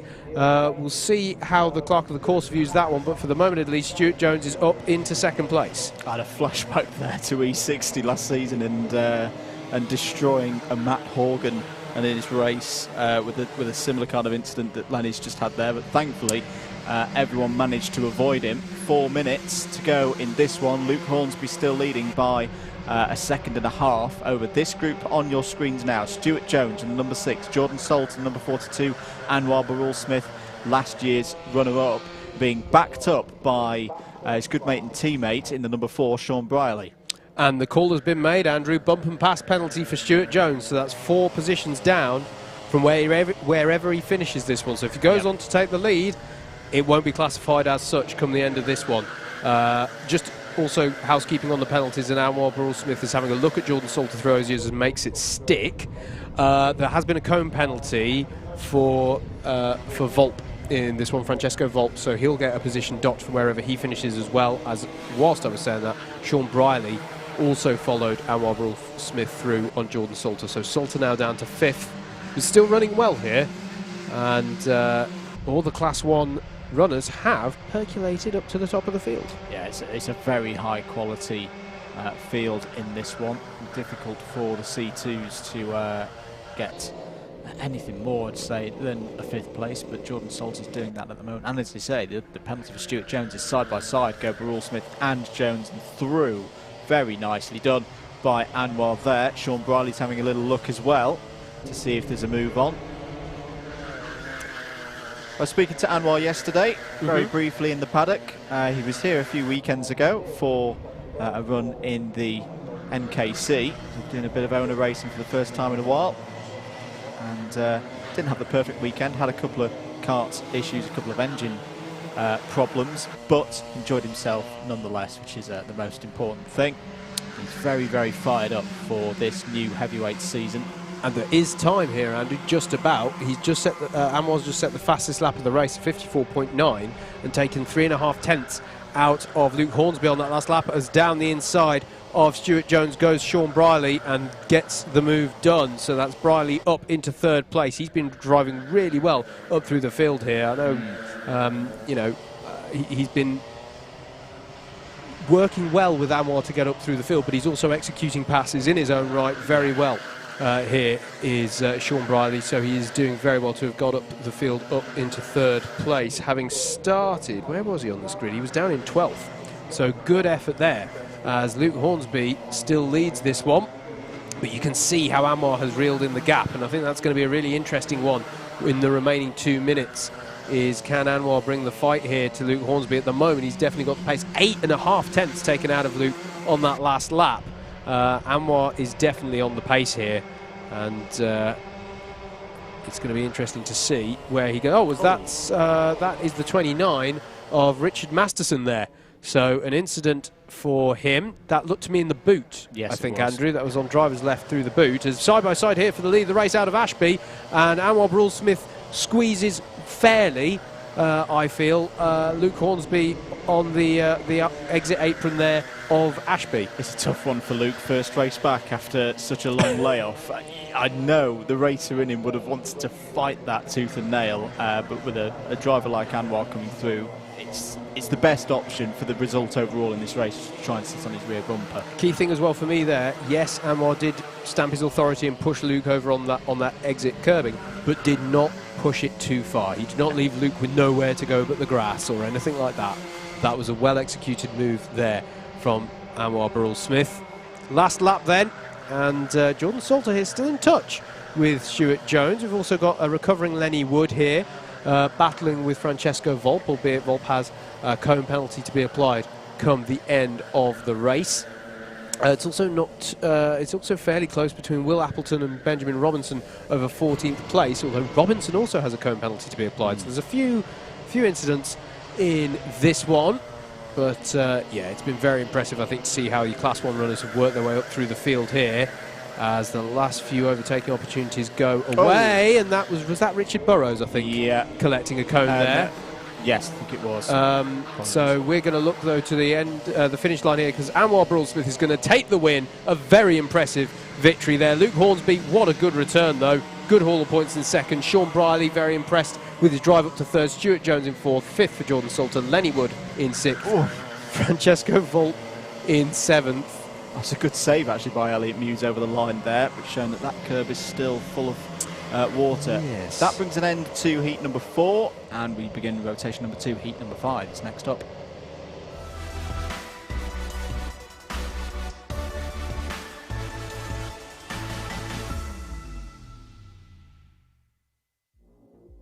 Here's Howard with the grid for heat number 5. Absolutely. Lewis Ridd is on pole with Andrew Cherry alongside Anthony Ridd and Bill Taylor make up row 2 with Craig Brown and Mike Bodner on row 3.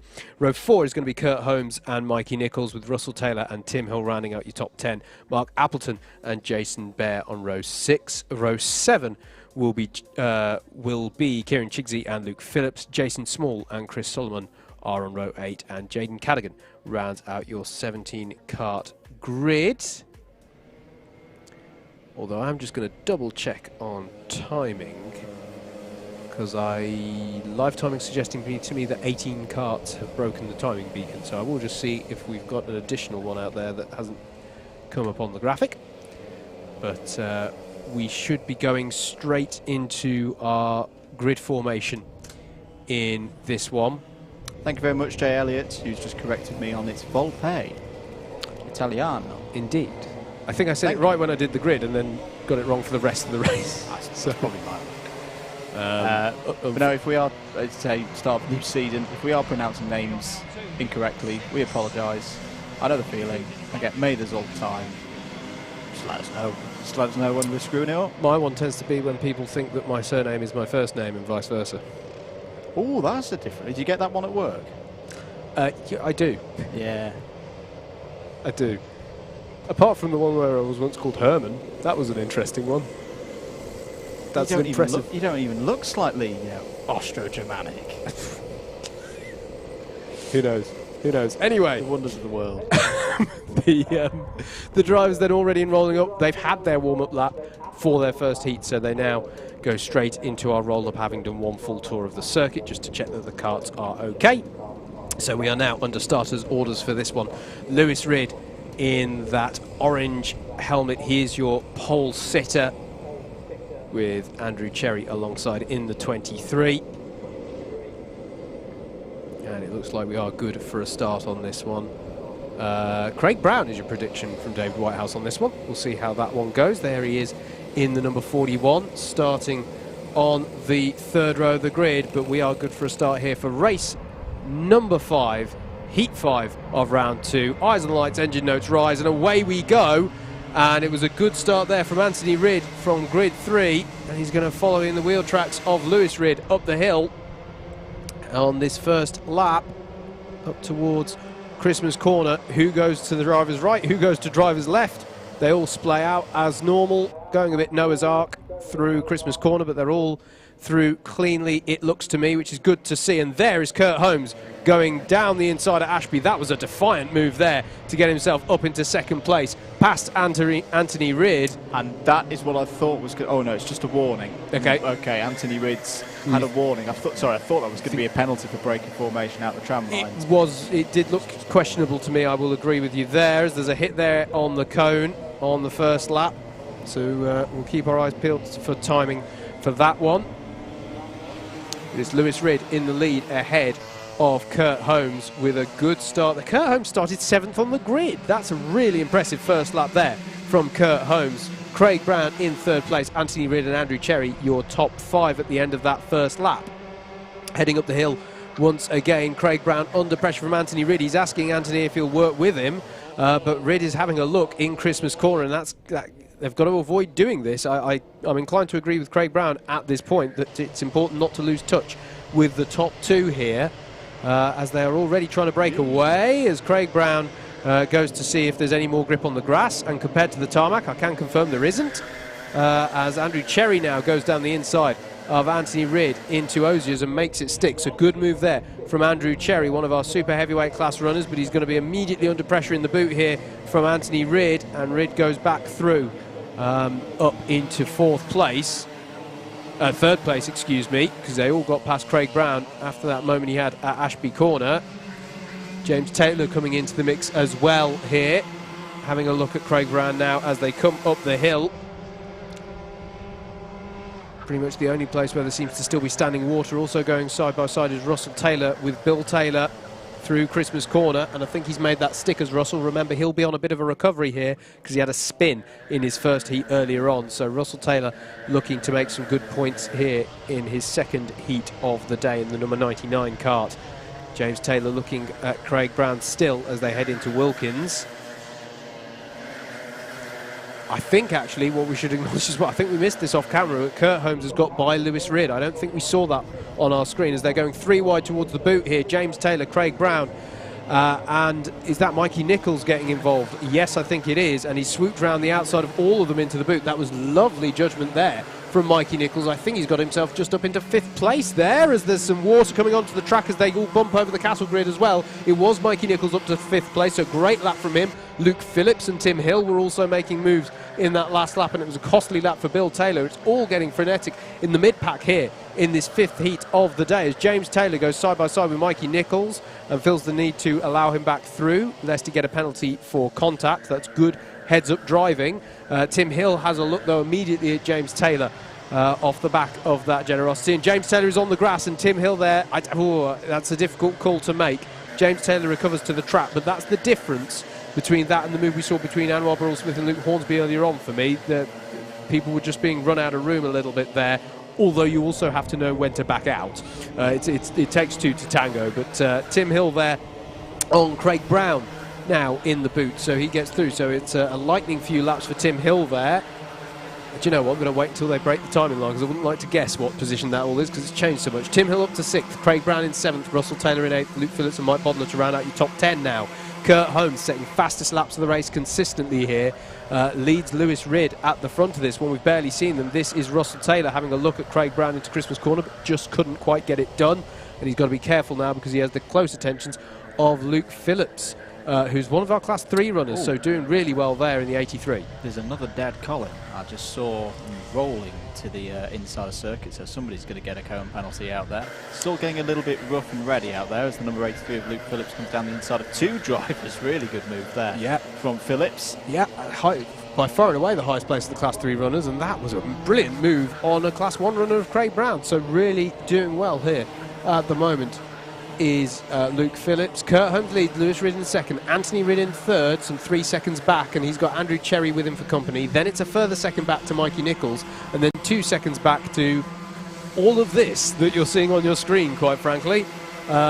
Tim Hill in sixth, Luke Phillips leading this pack up the hill. Actually, yeah, Tim Phillips has got a few kart lengths up the road here, but this is now the 44 of Mike Bodner looking down the inside side of Craig Brown. It's not gone Craig Brown's way, has it? And who was that spun out on the outside of Christmas Corner? We're going to have to check who that was, because someone was spun out from further up the order at Christmas Corner there. I'll keep an eye on it on timing. Didn't quite catch who it was, as they all come through the mid-pack here. That is a good battle there between Kieran Chigsey and Bill Taylor going on there over 13th place. These 2 green number-plated drivers going side by side, still side by side actually.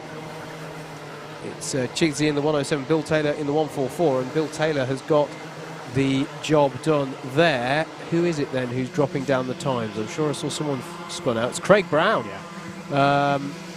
Oh no, it was Russell Taylor, sorry, who was spun out. Russell Taylor drops down even further. So Craig Brown's got a bit mugged in this one, to be perfectly honest. But yeah, Russell Taylor for a second heat in a row spinning out there at Christmas Corner. Just saw the aftermath of it, just saw the recovering kart, so not quite sure what led to it. Less than a minute to go, and Kurt Holmes, pending any disasters, is looking good here. There's 1 second to the good over Lewis Ridd, 3.5 seconds back to Anthony Ridd and Andrew Cherry in third and fourth respectively. We're looking here on your screens at James Taylor challenging Luke Phillips, who's been very impressive in this race. As the super heavyweight battle continues, Kieran Chigsey has got back past Bill Taylor. Bill Taylor fighting back, and and that's the 45 of Jaden Cadigan round. So that's going to be a heat to forget, unfortunately, for Jaden there. We're looking here, though, as we're on the last lap of the race. This is Andrew Cherry challenging Anthony Ridd here,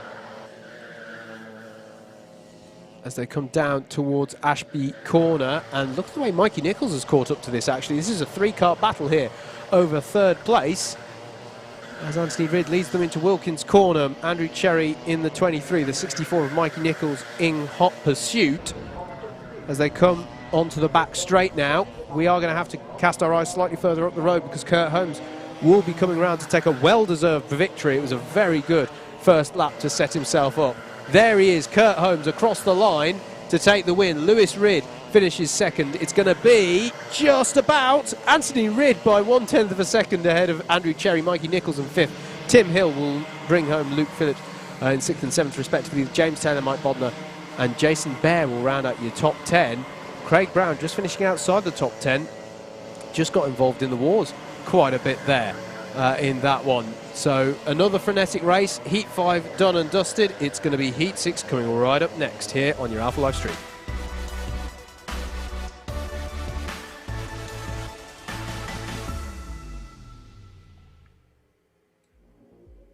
Let's take a look at the grid then for heat number 6. Mark Ridout will start this one from pole. Elliot Muse alongside Garrett O'Connor will be looking for a slightly more positive heat this time after the spin in the last one. Anwar Brule-Smith alongside Kevin Coombs and Jack Bolton make up row number 3. Row 4 will be Alex Pritchard and Steve Lindley. Paul Williams and Richard Burrows rounding out your top 10. Tom Fuller and Richard Newton are on row 6. Row 7 is Darren Townsley and Harry Melvin. Jonathan Elliott and Sam Bensley are row 8. Row 9 will be Martin Robinson and Will Appleton. And then rounding out the 19-kart grid will be Luca Staccini and Zanello on the 10th row of the grid. That's how they line up then. And we're going round again. That's Italian. Yes, sorry, I will freely admit that I did not do good Italian then at all. So my apologies for that one, folks. I'll practice it. I will practice it. going around again then. Do keep your comments in. Daniele from Rock Cup would not be happy if I didn't point that one out. No, that's fair enough. That's fair enough. So, after this one, we will be halfway through our 12 heats. If you weren't with us at the very start of the stream, then don't forget we're doing our 12 heats of our heavyweights and super heavyweights. Then we'll do their finals. There'll be a lunch break, and then we'll do the lightweights. So if you're here looking for a particular driver and go, they're just not in any of these races, Howard, even accounting for the fact that each driver sits out several heats, they're probably in the lightweights. And they will be with you this afternoon. Good morning to Jay Elliott as well, who's very active on the chat. Says to David Whitehouse, don't tip Mark Stretch Ridout to win whatever you do. I mean, he's got a 50% hit rate so far today of his predictions, so, there's a chance. Here we go then. Heat number 6 is under starters' orders, looking like a very clean start. Best start of the day, I'd say, and Mark Ridout will lead them into the first couple of corners. Anwar Barul Smith already on the move, trying to get past Garrett O'Connor there for P3 and has got it. Elliot Muse there in second place, and they're all trying to sort themselves out in the midfield as Alex Pritchard's involved there with Jack Bolton. There's a couple of drivers running wide at the back of the field, but everyone's still pointing in the right direction. But it's been a very good start here, Howard, for Mark Ridout. He's got a good lead. Absolutely, as they're going 3 wide, even 4 wide in some bits of the track. It wasn't even start, mate. You were bold to call it a clean start, though, as Paul Williams goes round there at Wilkins, but manages to keep it going. But someone else is round towards the back of the field there. Paul Williams still in the wars as they come onto the back straight, but it is Anwar Barul Smith here leading through the boot. Not leading, sorry, in second place, and that's Steve Lindley, isn't it? Off at Osiers, facing a very odd way there through Osiers. So it's not been a clean one in the mid-sector of this lap. Mark Ridout leads, Anwar Barul Smith in second, and Elliot Muse your top 3. But yeah, there's a fair few recovering. Steve Lindley, and it was Will Appleton who was round at Wilkins as well. I think Steve went through your favourite tyres, Howard, which I've just realised who stood next to me, and I shouldn't mention that you've been wrecking his tyres. Well, that's all right. He was the one overseeing my black flag that I came in for it, so it's all fine. Water under the bridge. I took it well apart on the penalty. Here they are going through Wilkins then. This is the 32 of Richard Newton leading the battle through the mid-sector. Jack Bolton here is on the tail of Elliot Muse, who I think has had a really good start to this race. Yeah, very good. Andrew, really done well here in the midst of all these Class 1 runners. At the front, Alex Pritchard.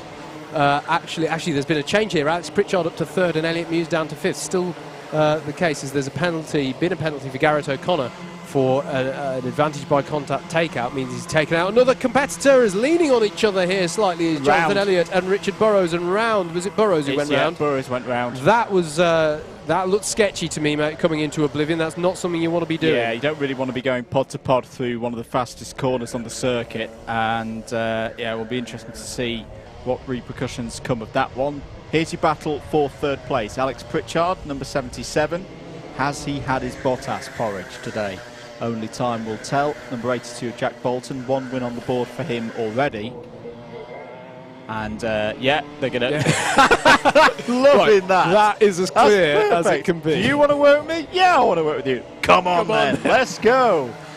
That's two hands off the wheel gestures that I do approve of. Well done, Alex Pritchard. Oh, brilliant stuff. Right, and let's see how they work together. Here, though, is the lead battle. Anwar Barul Smith putting Mark Ridout under pressure. Is it going to be a textbook move at Christmas? It is. It's brilliant stuff there from Barul Smith. Not too much defending, though, from Mark Ridout, and I can understand that in the early... We're still in the first half just about of this race, so he doesn't want to defend too hard there. It looks like Richard Newton's still having a good battle with the likes of Garrett O'Connor and Kevin Coombs there over 6th place. As we look further down the pack as they all break into Ashby. There is the 69 of Elliot Muse in 5th as well. So nose to tail running here throughout the field as they come onto the back straight. This is a very good run from Elliot. His best result from Clay Pigeon was a 13th in the heats. Big thanks to David Whitehouse, who's prepared all of these stats for us. over the last week or so.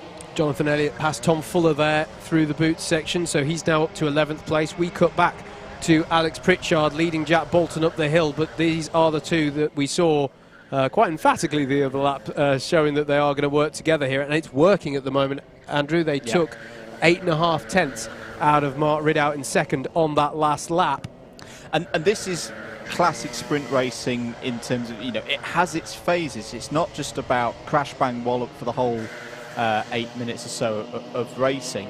It is about keeping yourself in play for as long as possible, and it's why we often say in sprint racing you don't want to be squabbling for every position. I always use the Formula Ford Festival aneurysm. You don't want to be fighting for that constantly, because you just end up going backwards. This is a very, very good, anyone coming into sprint racing who goes, how should I play it tactically? Just have a look at what Alex and Jack are doing right now, because they could fight and they will never get anywhere near Anwar and Mark, but they are pulling them in, and there's still time to play with. They're going to be right on them as they go on to the last couple of laps. Absolutely. Darren Townsley and Jonathan Elliott having a good battle that's been going on for the last couple of laps. Jonathan Elliott has now got through, so by my calculation, that's him up into the top 10. Here is still Richard.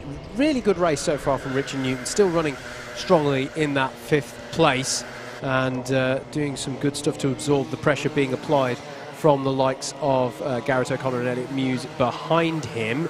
And here we go then, with 90 seconds left on the clock. I'd say that Mark Ridout is falling into firing range for Pritchard and Bolton here in the battle over 2nd place. The question is going to be, actually, here's where you do have to make those judgment calls. With as much time left on the clock as there is, do they start working with Mark to try and reel in Anwar, or do they just battle? I think it's where because Anwar's got the pace, I think, to hold them off even if they work together. And we've only got a minute left on the clock, so I think this will come down to a 2nd place battle. It very much depends how Stretch reacts to being pushed along. If he is able to start being the head of that train and pulling them in, they'll stick with it. But half a lap at most before you say, right, yeah, we're going to catch Anwar, or no, we're not. We may as well fight for 2nd place now. I think they might be about to be shown the last lap ball. We'll see if this one gets called as such. Yes, it is. So it's all on now for the 2nd place battle. So now it should be gloves off. This will be Alex Pritchard, and he's just set the fastest lap of the race. He's got onto the tail of Mark Ridout here. You can see Ridout is wise to this. He's straight to the inside line as they head towards Christmas Corner. And there's no change there. Jack Bolton's hanging back just a little bit here, but we'll hope it comes to him in the next few overtaking opportunities. Is down towards Ashby. That's a late move from Mark Ridout. I'm not sure if he realised quite how close Alex Pritchard was, as there's a penalty for Jack Bolton for clipping the monster curb at the inside of paddock, so that's going to be expensive for him. So he's and down the inside goes Alex Pritchard at Osiers. That is a brilliantly judged braking there, and he gets himself up into 2nd place. Jack Bolton won't know he's got the penalty yet. He's just going to be trying to get whatever position he can, and that's an interesting way to try it around the outside of the first part of the boot. Ahead of these three, Anwar Barul-Smith is going to be coming round to take the win. There he is, taking the win, and there is Alex Pritchard, very happy about the 2nd place. 3rd for Mark Ridout. Jack Bolton finishes 4th, but will have a penalty applied post-race. Richard Newton does really good there to take 5th on the road. Very impressed with that drive there, absorbing all the pressure. Garrett O'Connor, Jonathan Elliott, Harry Melvin in 8th, Darren Townsley in 9th, and Tom Fuller rounds out your top 10 from that one. That was, I agree with your analysis there, mate. That was textbook how you structure a sprint race. Strategic thinking in a sprint race. Whilst there is some great out-and-out racing, it's not all about it. Alex would not have got that 2nd place if he'd fought with Jack. It's as simple as that. So really, really heads-up driving from those two. And yeah, Alex gained some more points at that. But well done to Anwar, another great victory. Absolutely. Heat 7 coming right up.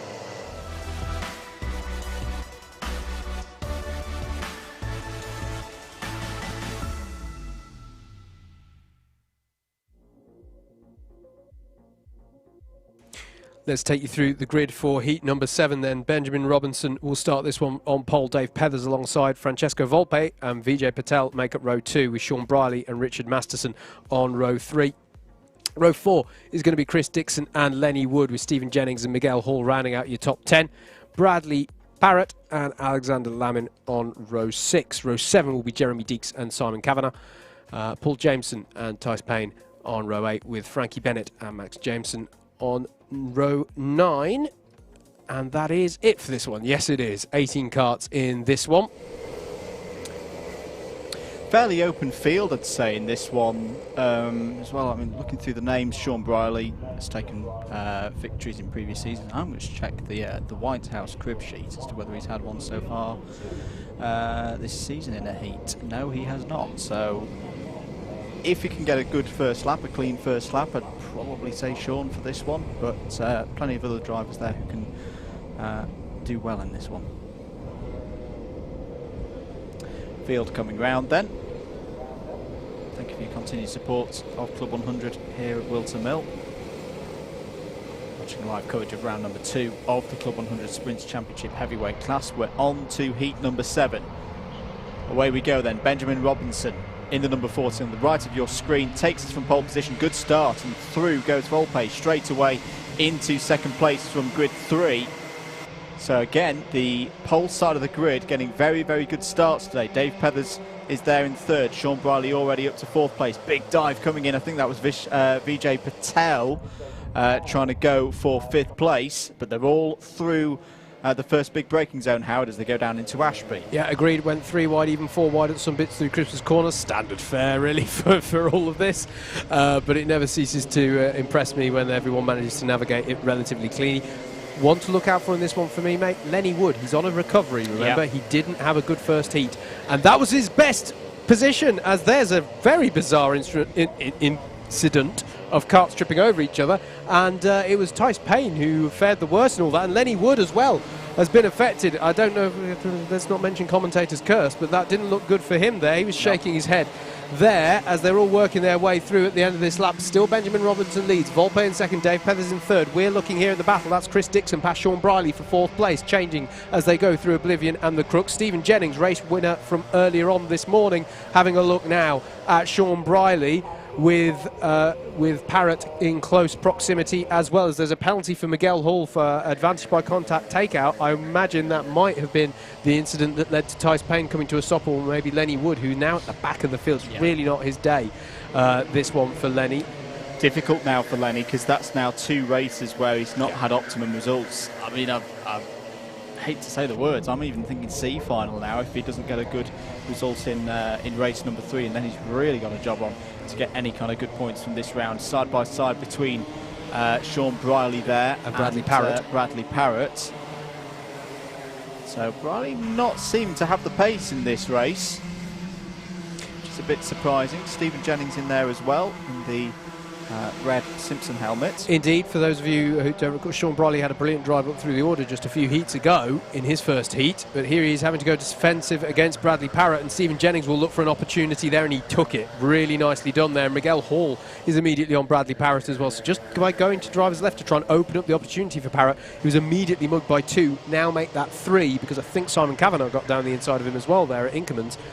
So expensive time there for Bradley Parrott. He was just trying to look for a way through. Now Stephen Jennings is having a look in what I think is his favourite overtaking spot of the whole circuit down into Ozius, because he seems quite the aficionado of that, but can't make it stick this time around. Miguel Hall will not need a second invitation should the opportunity arise to take the spot off of him as they come round to finish lap number 4. Benjamin Robinson leads by only 0.3 of a second from Francesco Volpe. Chris Dixon in third, Dave Pethers in 4th, and then we're looking at the battle over 5th, and Stephen Jennings gets by on Sean Briley, but just as soon is taken by Miguel Hall in the number 8 into Christmas Corner, and the 17 of Simon Kavanagh, is back on the scene, and Bradley Parrott is on the recovery as well, and it's all changing faster than I can say, which is what we love to see. The number 33 and 36 of Jeremy Deeks and Alexander Lamin respectively are fighting in the back of your shots as well, and this is the battle further up the road. In fact, this is at the lead of the race. There is Benjamin Robinson doing really well in the number 40, leading this one, with Volpe in second, defending hard against Chris Dixon as they come into the boot. Dixon, I think, is trying to look for a switchback here. Can he get enough of his kart alongside? No, he can't, and the battle goes on for another corner. A couple of messages coming in from race control. Cone penalty for Paul Jameson, also a monster curb warning for Frankie Bennett, so keep an eye out on those drivers for the rest of them. And there, I think that might be another cone penalty for Paul Jameson. So not best of runs at the moment for the number 16 in 16th place. This battle raging on for the lead. Still Robinson at the head of it, the C2 driver. And for me, I know Miguel Hall has a penalty, doesn't need to be applied, but what's interesting to me, they're starting to battle already, and there's 3 minutes to go here. Yeah. So it's not inconceivable that those who we're seeing battling over 5th could, if they work together, get onto the back of this 4th place battle. It's possible. But for the moment, it is Robinson who still leads this one. Dave Pethers, we haven't mentioned him much, but very much a part of this pack of 4 here at the front. They're in the 92 car as they come onto lap number 6. Still over 2 minutes left. And there's Chris Dixon going to look for a move on Volpe at the top of the hill. He's had a look each lap. Volpe has defended each lap, and it stays as they were, as there's a penalty for Bradley Parrott now, an ABC bump and pass. So he has been deemed to have got by in a somewhat unsportsmanlike way with some contact involved. So he is going to have 4 positions docked from wherever he finishes. There's a few of those now, big penalties. There's a penalty for Simon Kavanagh for contact as well. So the provisional results that you'll see across the line are going to be slightly different to what gets officially scored. Results.alphatiming.co.uk is the place to go, by the way, for your confirmed results, as is live.alphatiming.co.uk/Club100 for your live timing. There's even a circuit map there. You can literally track your favourite driver around the circuit. All brilliant stuff there. Fastest lap of the race on that last time around from Francesco Volpe, but still he's under pressure from Chris Dixon, and Dixon nearly found a gap that time round. And indeed up for the lead of the race, in all of that, Volpe had a tremendous run on Robinson and has got the lead. So change for the lead there, and Chris Dixon is immediately setting about the task of trying to get by Benjamin Robinson for second, but Robinson's able to hold him off. Brilliant stuff for Francesco Volpe, just at the incredible pace coming onto the new lap, and was able to speed on up the hill. So it's now Volpe in the lead of this one with less than a minute to go. And Robinson now having to go defensive against Chris Dixon as they head into the boot. Dave Pethers still there, waiting for the opportunity to strike if it presents itself, although he has dropped a few kart lengths off the back of this one as we are presumably going on to the last lap, as Benjamin Robinson goes very wide and needs to be careful lest he attracts the attention of the stewards, and also needs to be careful about not pushing Chris Dixon onto the grass, but it all remains as it was. Volpe now in the lead, and Robinson's going to go defensive against Chris Dixon. I'm not actually sure Dixon was close enough there, but now he is, because of his line through Christmas Corner. There's going to be an opportunity into Ashby. Robinson goes super defensive. He's given up on challenging for the win. At this point, it looks to me, he is all about defending that second place. Miguel Hall with the fastest lap of the race, although whilst we've been looking at this battling at the front on your stream, Stephen Jennings has got by him for 5th place, so there has been a change in that pack as well. Volpe leads them on to the back straight. I honestly, a few laps ago, did not think that who would ever go on to win this one would have as comfortable a lead by this point.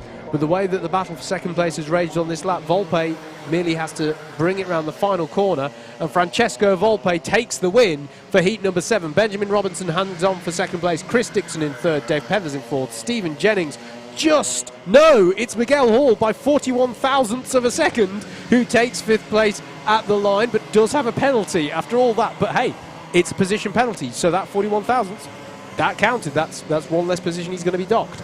Stephen Jennings, Simon Kavanagh, Bradley Parrott, Jeremy Dietz and Alexander Lemon round out your top 10. That one was another highly entertaining one. We are going to go straight on to Heat 8 next here at Whilton Mill.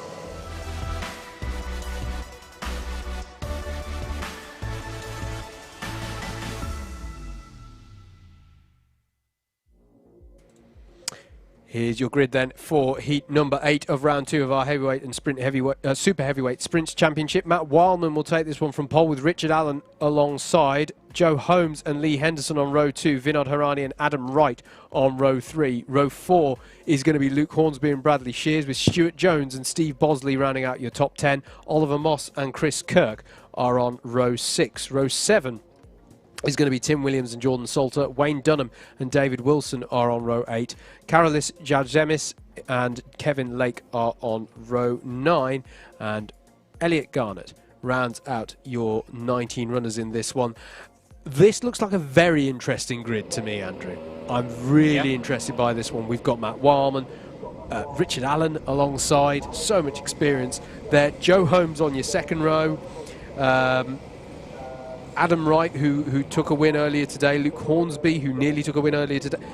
This has got the makings of a very, very interesting heat. We have quite a smattering, of Class 1 runners here who are all going to be in it. And we've got some drivers like Lee Henderson, who's been really doing well in the battles so far today. So I'm really fascinated to see how this one goes down. Under starters orders then. Lights are red, the green were racing at Whilton Mill, and Craig Brown not happy with his start at all, and that's why he's been swamped round the outside by both Wildman and Holmes. And I just wonder, was that a jump start? I tell you, part of the confusion as I looked at that, mate, Matt Wildman was not on the correct side of the grid. I don't think our pole sitter was on the left-hand driver's left. He seemed to be on the left as we were looking at it. Yes. So no, I think the confusion there was that Matt Wildman was out of position on that grid. So, oh goodness, they're almost 4 or 5 wide, but it is Joe Holmes who's got to the head of the field anyway, and Richard Allen has followed through. Sorry, I've been saying Craig Brown. It's because Craig Brown and Richard Allen have similar coloured helmets now. But yeah, Richard Allen was not happy with that start at all. So with all of that, Joe Holmes leads them through the boot. Plenty of battling going on in the mid-pack behind. In fact, look at the way that this top 4 have broken away. Bradley Shears has got up into 4th place. They're going still 3 wide, 4 wide through the boot. This is really close run stuff here as they come round to finish that first lap. It's Joe Holmes, Richard Allen, Matt Wildman, Bradley Shears, Lee Henderson, your top 5. Steve Bosley was in the battles a lot on that lap as well. Good start from Stuart Jones as well, up into 7th place here as Luke Hornsby is battling with Oliver Moss here as they come through Christmas Corner on your screens. Manages to hang on there for now. Adam Wright hasn't been able to really make progress on that first lap as well, mate. That whole first lap felt a little bit odd to me, given the way it was set up. It's almost as if some drivers were a little bit asleep at the start, as Bosley fighting there with Stuart Jones. With Stuart Jones. Holding on to 6th place for now. Lee Henderson continues this good run in 5th place at the moment, the early stages of heat number 8. Morning to Moto Meerkat, John Ratcliffe, part of the commentary team of the BUKC this season. Missed any of the BUKC action, you can go and watch that back here on the Alpha Live YouTube channel. Side by side between Wildman and Shears. Shears is up the inside going for P3 and has got P3 as they go through Christmas Corner. Wildman will try and fight back, but maybe at this stage of the race, Howard, with Lee Henderson closing in, that tactics we talked about earlier of working together as opposed to battling is probably what Matt wants to do at this stage. Yeah, he doesn't want to do that, mate. They're already 1.6 seconds behind Joe Holmes and Richard Allen, and I know Matt Wildman's definitely got some pace that he can bring to bear in trying to close down that gap, and Bradley Shears seems to be able to be on the pace as well. So yeah, they don't want to battle too much here. They want to work together if at all possible. I'm surprised. I tell you what made that first lap unusual for me. The number of Class 1 runners we've got this cluster of Class 1 runners now in the mid-pack here, and here they are. Steve Bosley being challenged into oblivion by Stuart Jones in the number 6. Adam Wright behind him, Luke Hornsby and Oliver Moss just a few tenths back behind that. And this time, no, Stuart Jones still doesn't feel the confidence to execute a move. I don't know, Stuart just seems a little bit uneasy to me at the moment, mate. He was looking at a move into Osiers last time around and didn't quite go for it. They were just slightly half-hearted moves in a way. I don't know if Steve Bosley's just really strong on the braking here, which would cause that. But he's going to have a look here again, and again Steve Bosley's going to hang him around the outside. He just hasn't quite got the confidence or the cart under him at the moment to have a go. And Adam Wright's going to try and capitalise on that, I think, because he's having a look now. No, he backs out of it as well. But experienced driver is Stuart Jones, so you know there's no lack of talent here at all. As further back, Jordan Salter executes a move on Luke Hornsby, as there's a cone penalty for Steve Bosley, so he's going to be docked to position, but that doesn't stop him from physically being a blockage here ahead of all these Class 1 runners in the form of Stuart Jones, Adam Wright and Oliver Moss. Battle going on there. We can see further down between Vinod Harani and Wayne Dunham. So that's one to keep an eye on. Matt Wildman here. ahead of Lee Henderson has actually fallen off the back of Bradley Shears. And Bradley Shears is pretty much alone reeling in the top two here. He took half a second out of Richard Allen on that last lap, so that's one to look for, is Bradley Shears getting on to terms with the top two. We're here with Oliver Moss and Jordan Salter as they go through the boot. And Jordan Salter is impressing me in this race so far. He's got by Luke Hornsby, and he's now on the back of another Class 1 runner. Everyone's got the same machinery, of course, but to see a Class 2 runner challenging these Class 1 runners in this way is always a feather in the cap for those drivers. So Jordan Salter in the 42, impressing me at the moment.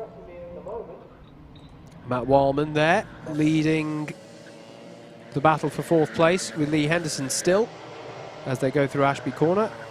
And then we cut back here to Steve Bosley, who's still ahead of Stuart Jones. Just saw there how Bradley Shears has reeled in Richard Allen for second place. In fact, that second place battle is definitely one to keep an eye on, as is this one for fourth that we're looking on your screens right now for those of you looking at the stream. And there's the battle for second ahead of them. And if you're wondering where's our race leader, he's 3 seconds up the road. Joe Holmes has just sort of checked out in this one, just set another fastest lap of the race of 54.6. So this is an interesting one now, because these two, and yeah, indeed, Richard Allen going defensive. They aren't working together now. I think they know that reeling in Joe Holmes is not obtainable in the time that's left and with the pace that they've got on this day in history at this racetrack. So a battle for second between Richard Allen and Bradley Shears, a battle for fourth between Matt Wildman and Lee Henderson, and a battle from sixth place down, led by Steve Bosley still, albeit he does have a penalty to be applied post-race. Should mention as well, Kevin Lake, currently running in 15th place, has a cone penalty as well, so he'll be docked to position. As Bradley Shears has a look down the outside of the boot, really, because that's all that's left open to him by Richard Allen, and very experienced as Richard Allen, he will be able to position his car brilliantly here to deter moves from Bradley Shears, as we are on the last tour of the circuit for this one then. Joe Holmes leading this one now by 4.5 seconds, so pending any disasters, he's on for your win. But here we go, Richard Allen defending against Bradley Shears through Christmas Corner and manages to hold off a move that time. Matt Wildman likewise behind, fends off Lee Henderson, and I think there's a small sense between Wildman and Henderson that they shouldn't battle too much, because if these two really have a go, they are going to be on their tail, but they're running out of opportunities, to be perfectly honest. Here's the one last opportunity for Bradley Shears, maybe, as Richard Allen goes defensive into Oziers. Can the switchback be executed by Bradley Shears? Yes, it can. He had a nose alongside there, but the door was closed by Richard Allen, and he'll go defensive. Further on up the road, Joe Holmes is coming around to take the win in this 8th heat of the day, but it's all there. He is going across the line, but who's going to take second place as they head towards the line? It is going to be a bit of a drag race here. Matt Wildman has arrived on the scene, but it is Richard Allen who takes second by 89 thousandths ahead of Bradley Shears, 77 thousandths ahead of Matt Wildman, for those of you counting. Lee Henderson finishes a very good 5th place. Steve Bosley does finish 6th, but will have positions docked. And Adam Wright got by Stuart Jones in the last few moments of that one, so he finishes 7th, Stuart Jones 8th. 9th for Jordan Salter, very good race for him. Oliver Moss rounding out your top 10, got by Luke Hornsby in the last few moments of that. Everyone's now competed in 2 heats, but we go straight into our final block of 4 with Heat 9.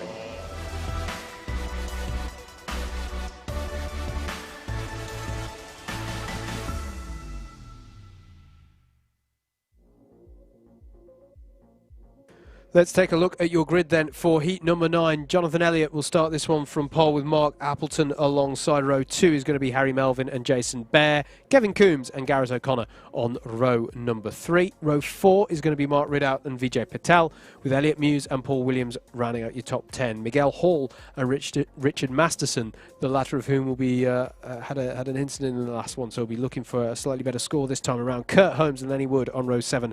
Lucas Taccini and Zanello on 15th spot, with Luke Phillips alongside. Tice Payne and Jason Small on row 9.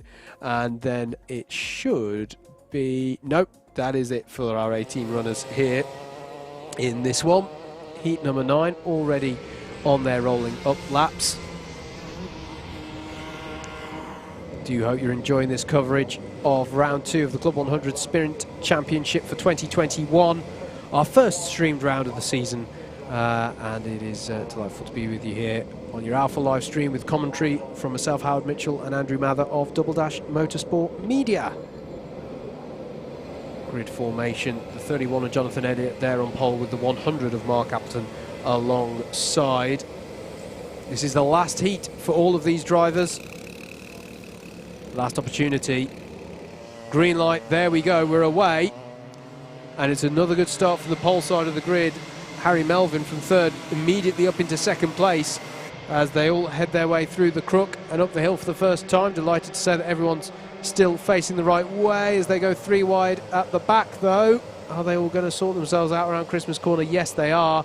Paul Williams and Lenny Wood both in this one will be looking for a good race. We've mentioned the trials and tribulations of Lenny Wood's day so far, so he'll be looking to make some good progress in this one in the 11. But Paul Williams also had a spin as onto the grass goes Mark Appleton there. It's not been a good first lap for him. He's dropping right down the order. That's James Taylor in the number 73, currently ahead of Kevin Coombs there, as that looks to me like the 49 having a look of Garrett O'Connor into Ozier's as well, as Mark Ridout battles away here through the boot with the 63 of Kevin Coombs, and Kurt Holmes is going to try around the outside effectively of Miguel Hall, and there's a lot of water being thrown up on the cattle grid curb there, but it is Jonathan Elliott who leads by 1.5 seconds from Harry Melvin, and there going wide is the 25 of Jason Bear, and that was a save, it has to be said.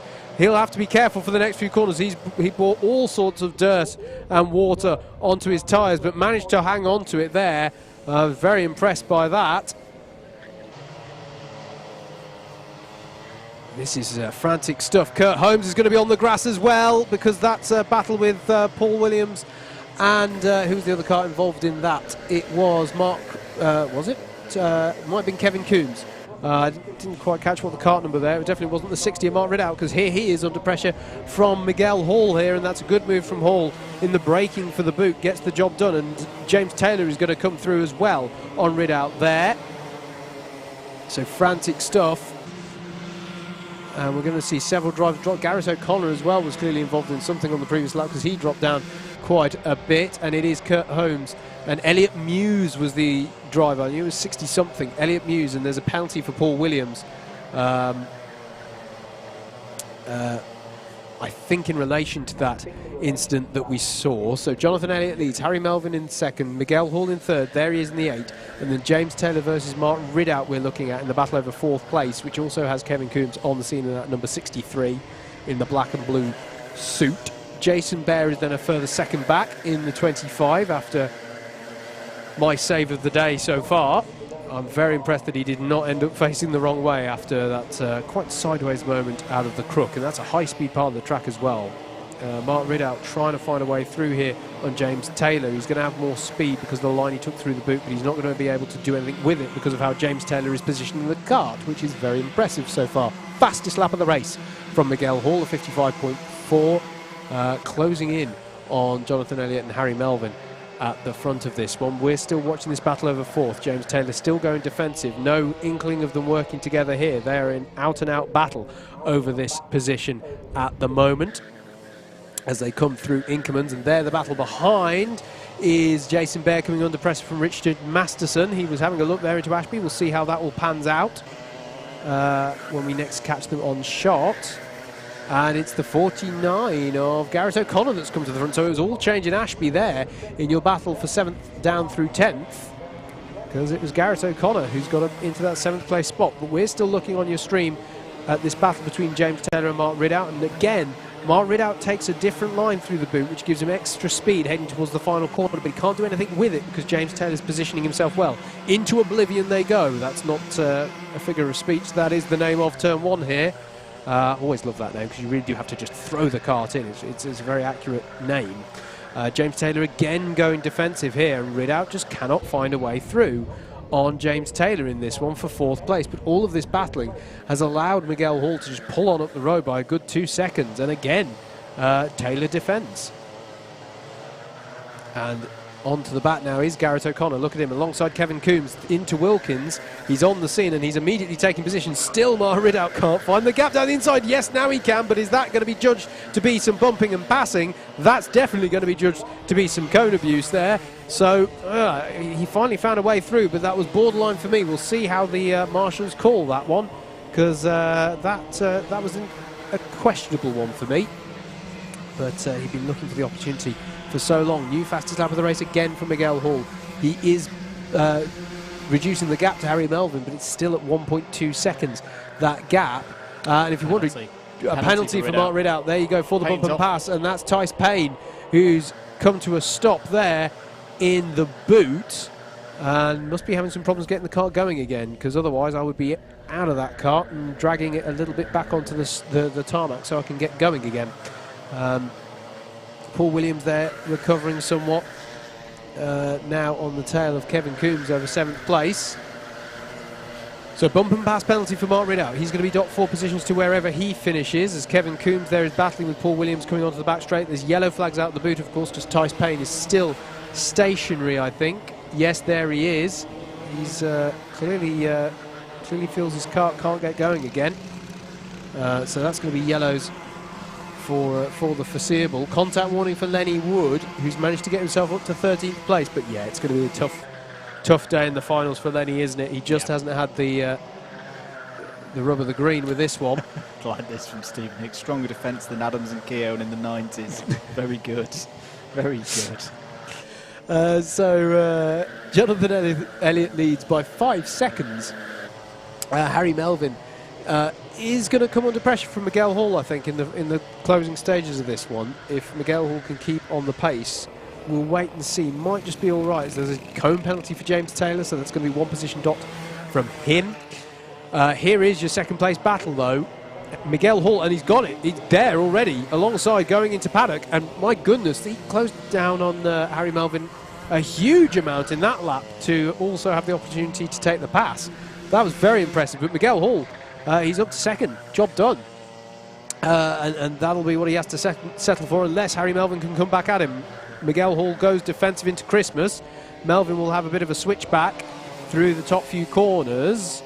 We'll see if he can go and get the job done into Ashby, but he's not close enough, as behind Mark Ridout, still running in 4th, but with the penalty hanging over him. Yep, sorry, Kurt Holmes, good point, recovering there. He's just got... he's just going to bring this one home. He was off at Christmas. Yes, he was. So here is the second place battle coming in for the last time to the boot. Does Harry Melvin have any options? He's going to try and get the switch back. There is Jonathan Elliott taking the win. Very impressive victory there.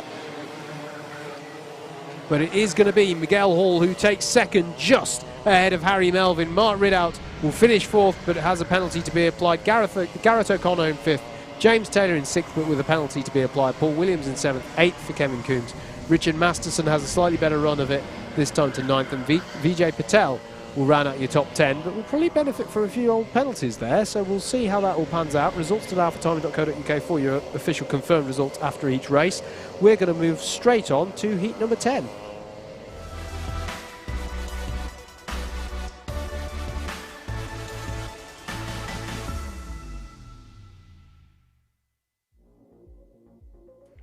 Let's take a look then at your grid for heat number 10. Wayne Dunham will take this one from pole with Richard Newton alongside Simon Kavanagh. Bradley Parrott are row 2. Row 3 is Darren Townsley and Sean Briley. And it's going to be Francesco Volpe, winner from earlier on, and Benjamin Robinson alongside on row 4. Lee Henderson and Andrew Cherry round out your top 10. Stephen Jennings and Steve Bosley are row 6, with row 7 made up of Jack Bolton and Luke Hornsby, Steve Lindley and Jaden Cadigan on row 8. David Wilson and Kevin Lake on row 9, and Will Appleton on his own on row 10, but I'm sure he'll get stuck in with the 18 co-racers he has ahead of him. Last heat for all of these drivers then. Don't forget, each driver will have taken part by the end of these 12 heats. They will have all taken part in 3 heats, and that will set up their grid position for the finals. But don't forget, there's still championship points being played for here. 20 points for the win in a heat race, with 19 for second, 18 for third, and 17 for fourth, so on and so forth. So there are some championship points being earned as they all work their way through here at round 2 at Whilton Mill. Wayne Dunham then will lead them away. Eyes on the lights. They go green, and we are away for heat number 10. And once again, not for the first time today, it looks like a very strong start from the pole side of the grid. In fact, it looks to me like Darren Townsley in the 22 there is going to get his way up into second potentially, as he's battling with Richard Newton in the 32 up the hill. They're going to be side by side, the 32 and the 22. Meanwhile, for the lead of the race, that is Wayne Dunham coming under pressure from Simon Kavanagh, and coming out on top there was the 66 of Wayne Dunham. So he managed to hold off Kavanagh there as they all splay out in the braking zone for Ashby, trying to find any which way by. Richard Newton was able to hold off Townsley in that battle, so he manages to hold on to third at the moment. Volpe is battling away with Bradley Parrott as well on this first lap, as they all come onto the back straight for the first time. But largely a clean start, which is good to see. Still any rain holding off at the moment. This looks like a strong start from Sean Briley again, though. He's got past Darren Townsley there at the close of this lap. So at the end of lap number 1, it is Wayne Dunham who leads ahead of Simon Kavanagh. Richard Newton, Bradley Parrott, Sean Briley is your top 5, who just got past Darren Townsley, and Volpe in 7th. Heading up the hill here, we can see Bradley Parrott in the 34 defending against Sean Briley, but Volpe's having a look at Darren Townsley now, and he's getting through. And Jack Bolton's going to follow through as well. Jack Bolton working his way up through the order here. This is, where did he start this one? He started this one in 13th, so probably his middle grid slot of his heats. Working his way up here now, and he's just got by the 32 of Bradley. He's got by Volpe here, we can just see on Osier. So Jack Bolton getting by there in the 82 car, working his way up through the field. Still Wayne Dunham who leads this one, though.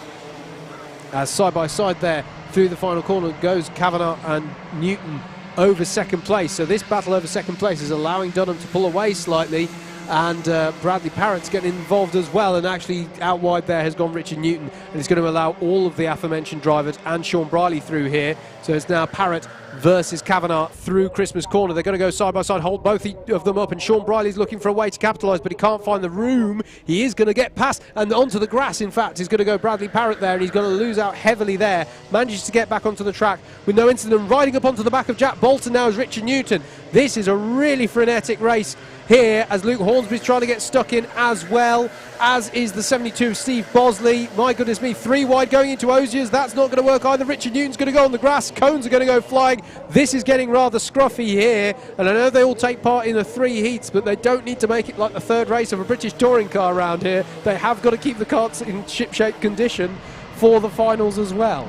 Yeah, that wasn't really the best of driving from the field on that lap. I mean, a double column, the cone kill. I don't even think I've said that in the UKC in the last couple of years.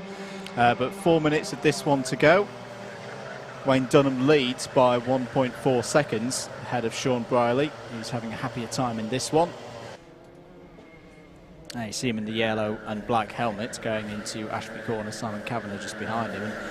And for those at the front, this is all just about keeping it calm now, because the midfield's being way too racy.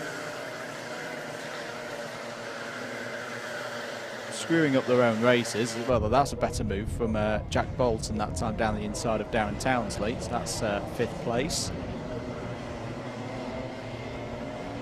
Bradley Parrott going for a move down the inside at the toe of the boot. Gets it done. Big chop there from Steve Bosley on Luke Hornsby. Doesn't want Hornsby coming through. Volpe has just set the fastest lap of the race, but here's the challenge for the lead. Sean Briley on the run up to Christmas Corner. Surely he's going to have it up the inside of Wayne Dunham. Easy as you like for Briley.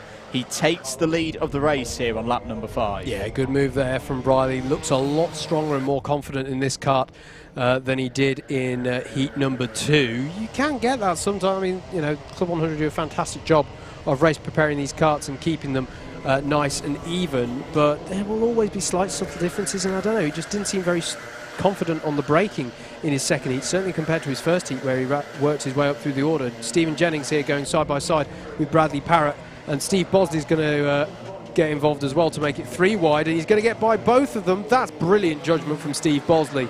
I'm very impressed with that racecraft there, and Luke Hornsby's now going to try and get involved and get by Stephen Jennings as well, so that did not go Jennings' way in the last half of that lap, but very well read from Steve Bosley to get himself now up to 7th place. And all of that, did we mention that Simon Kavanagh has got by Wayne Dunham as well, as we're looking at Volpe versus Bolton in the battle over 4th place.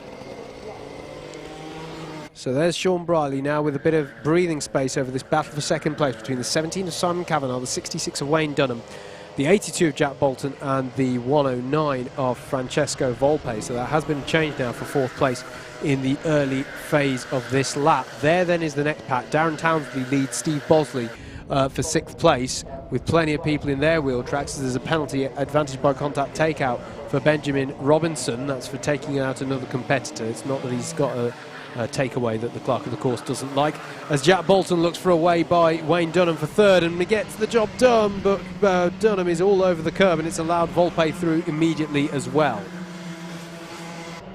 I think at least someone clipped a monster curb there. It may have been Volpe, so keep an eye on any warnings for that. Steve Bosley's now looking down the inside of Darren Townsley. This is over 6th place, and he's got the move done. He's been encouraged to as well by Bradley Parrott. He's having a great run here in the super heavyweights class. Less than a minute to go of this one. ABC bump and pass for Stephen Jennings. That's going to be costly for him. Has indeed been a monster curb warning. It's for Simon Kavanagh. Yeah, that was a bit of a heart in the mouth moment for him, I'm sure. As next time around, Sean Briley will begin the final lap of this one. Bit of frantic one, definitely. This is Steve Bosley defending against Bradley Parrott, who's had possibly the most dramatic race of all of them, to be perfectly honest, as there's Jack Bolton getting by Simon Kavanagh. So did Kavanagh have a bit of a shaky paddock corner again, and there's Francesco Volpe trying to tuck underneath.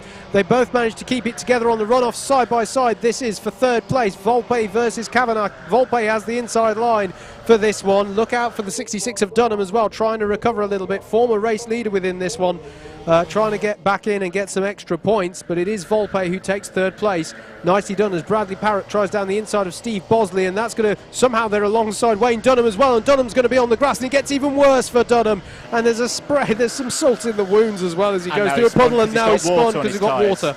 Spun with the water on his tyres. Luke Hornsby got entangled with it as well, and yeah, it was difficult for Dunham there, but he just had to keep his head in the game, just think about what was going on. That's the red mist, that's the adrenaline kicking in, and just mistakes propagate from that. Sean Briley takes the win, well done for him. Jack Bolton with the 2nd, Volpe with the 3rd, Kavanagh in 4th, Bradley Parrott finishes 5th, Steve Bosley in 6th, Stephen Jennings 7th, Darren Townsley in 8th, 9th for Steve Lindley, Richard Newton. Luke Hornsby dropped down to 13th, and Wayne Dunham still hasn't crossed the line. In fact, as he carried on circulating, I'm not quite sure, but that was a dramatic end to that one. Well, a race in general that was quite dramatic. That's the 103 of Will Appleton, so I don't know if Wayne Dunham's actually going to cross the line. That, though, was heat number 10. We're going to go on to our penultimate one in just a moment here at Whilton Mill.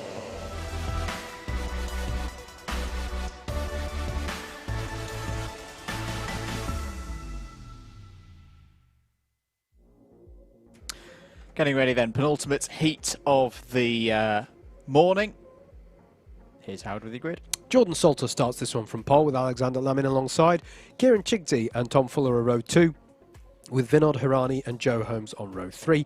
Row 4 is going to be Matt Wildman and Anwar Barul Smith. Richard Allen and Russell Taylor round out your top 10. Tim Hill and Mike Bodner make up row 6.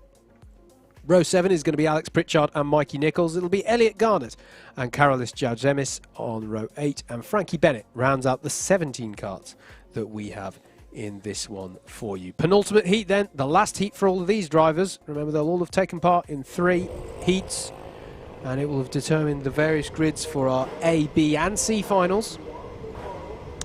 There is a cause for redemption. Some of these drivers we've been talking about have had a tough morning so far. They will have the opportunity to redeem themselves, race their way up, get promotion from the C final into the B final, and the B final into the A final, or repechage, as I believe it's still officially called in the regulations. I don't know why I like that word, I just do.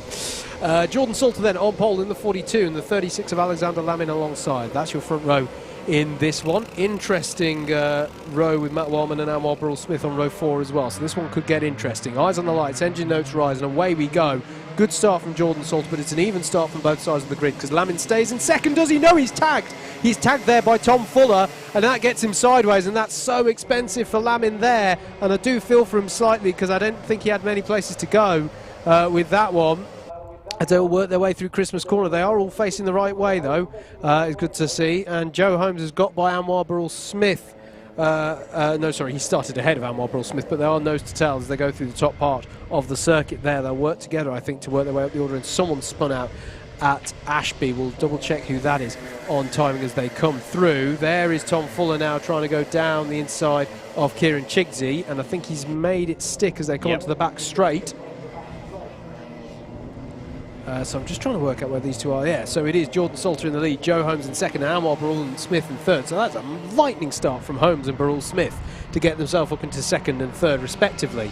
Then it is going to be Matt Wildman in fourth, Tom Fuller in fifth, Richard Allen in sixth, Russell Taylor, Alex Pritchard up 5 positions to eighth, Tim Hill and Kieran Chigsey, your top 10 at the moment. Good chance this for Jordan Salter. I wouldn't expect him to win from this position because he's got Holmes and Anwar Burrell-Smith right on his rear bumper, but a good gap to the group behind as Holmes does go down the inside.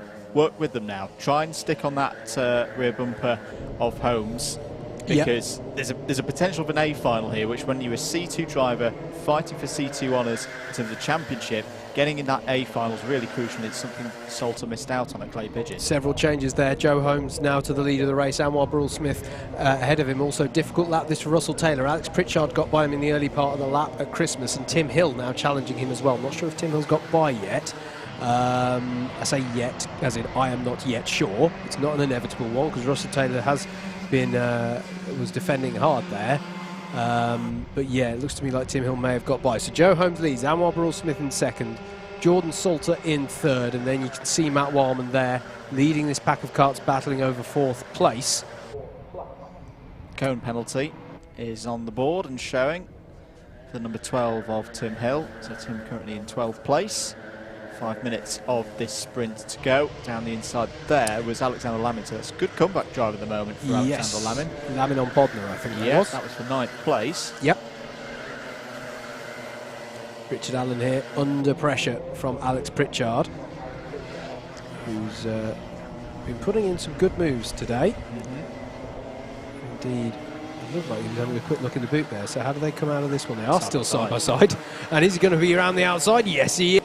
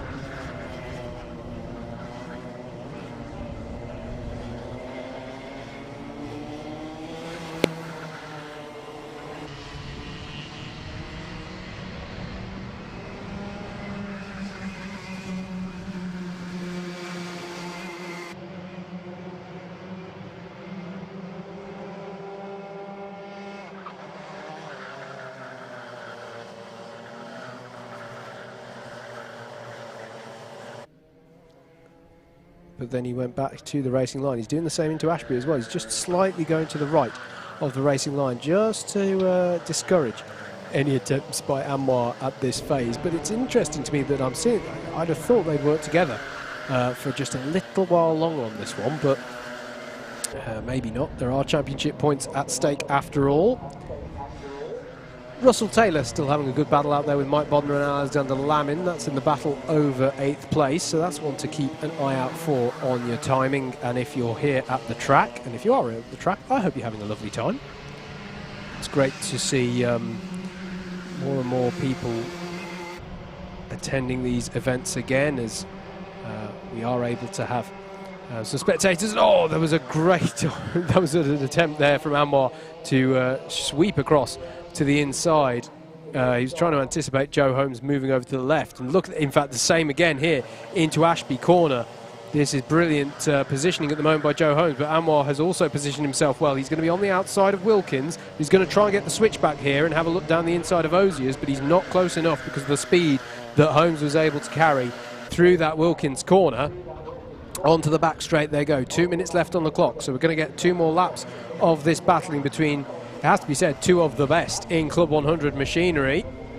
Still some good battles going on out there. Can't be ignored how Matt Wildman here is caught onto the back of Jordan Salter as well. And Tom Fuller and Alex Pritchard are right with each other as well, as we've got 2 more minutes to go of, 2 more laps of this one to go. What will Joe Holmes do this one? He's extreme driver's right this time, as Burrell Smith is going to try and go round the outside, but he's going to be run out of room there through Boxing Day, and that was Joe Holmes pushing the very limit there with Anwar Burrell Smith, as meanwhile Jordan Salter has to go defensive against Matt Wildman coming through Ashby Corner. 1 minute left on the clock now, so it will be 1 more lap after this one, and there is Jordan Salter still holding off Matt Wildman, but Tom Fuller has got onto the scene now. Wildman's going to try down the inside of Osius and get the job done. Fuller is going to try and capitalise on that as well, but the door is shut on him by Jordan Salter, who resumes the standard racing line. Alex Pritchard now all over the back of Tom Fuller, looking for an opportunity for 5th place as our leaders come round on to lap number 7, which is indeed going to be called as the last lap. The gap is half a second though. I think Joe Holmes might have just pulled out enough here to stop Anwar Burrell Smith from putting in a move as they come up the hill for the last time. Is there a look from Anwar further ahead? Is there a look in our battle over 3rd place? Jordan Salter goes over to the inside, half in attack, half in defence, and it stays as they were going through the top part of the lap.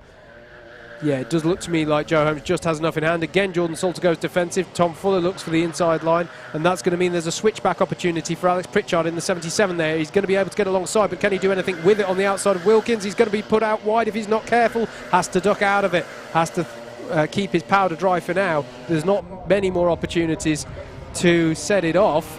Matt Warman's got a few kart lengths in hand now. I think he's going to be safe, and it is indeed going to be coming around the final corner now. Joe Holmes, who crosses the line to take the win ahead of Anwar Burrell Smith. Matt Wildman finishes in 3rd. Yeah, he's happy. For the 42 of Jordan Salter in 4th. Tom Fuller hangs on for 5th. Alex Pritchard in 6th. Richard Allen in 7th. 8th for Mike Bodner. Does win that battle that he was having against the likes of Russell Taylor and Alexander Lammin, who round out your top 10 with that one. Mikey Nichols, Tim Hill, Kieran Chigsey, Vinod Harani, Frankie Bennett and Elliot Garnett. Right, that was heat number 11. We've got 1 more heat to go. Heat number 12 coming up right here next on your Alpha Live stream.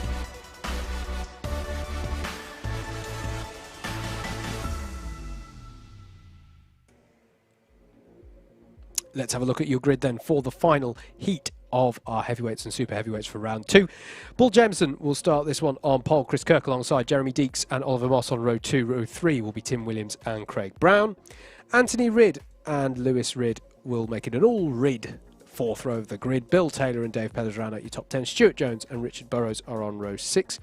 Row 7 will be Adam Wright and Chris Dixon. Bradley Shears and Max Jameson are row 8. Chris Solomon and Sam Bensley are row 9. And then Martin Robinson rounds out your 19 kart grid for this final heat of round 2 of the Club 100 Heavyweight and Super Heavyweight Sprint Championship.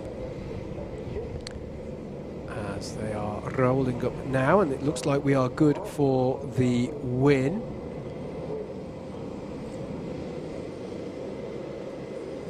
Good for the win, good for the start. Sorry, I was getting ahead of myself there. As we look to start this one.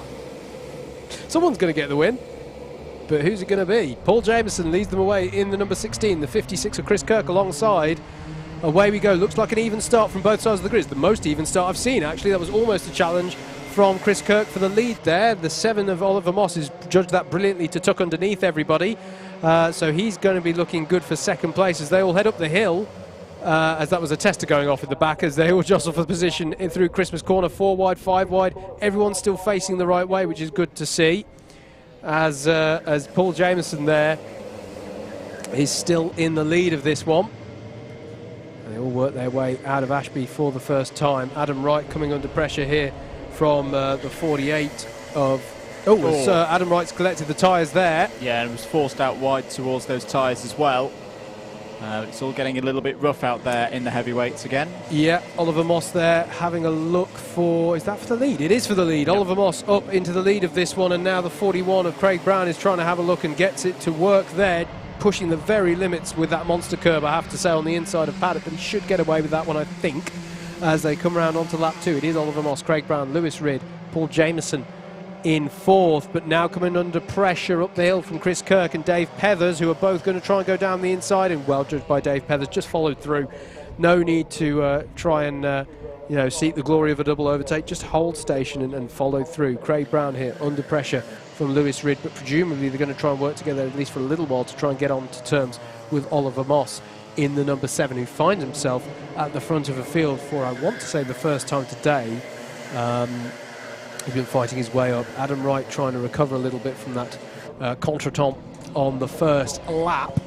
Chris Dixon, the number 90 as well, and amongst this is Dave Pethers here. Has a look at Chris Kirk.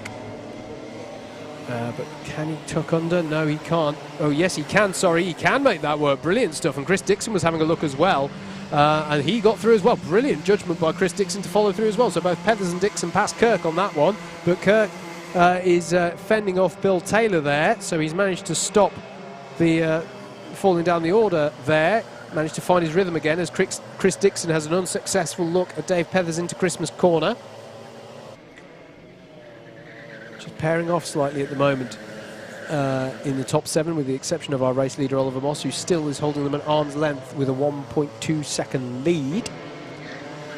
Lewis Ridd here on the tail of Craig Brown for 2nd place. Then it's Dave Pethers and Chris Dixon.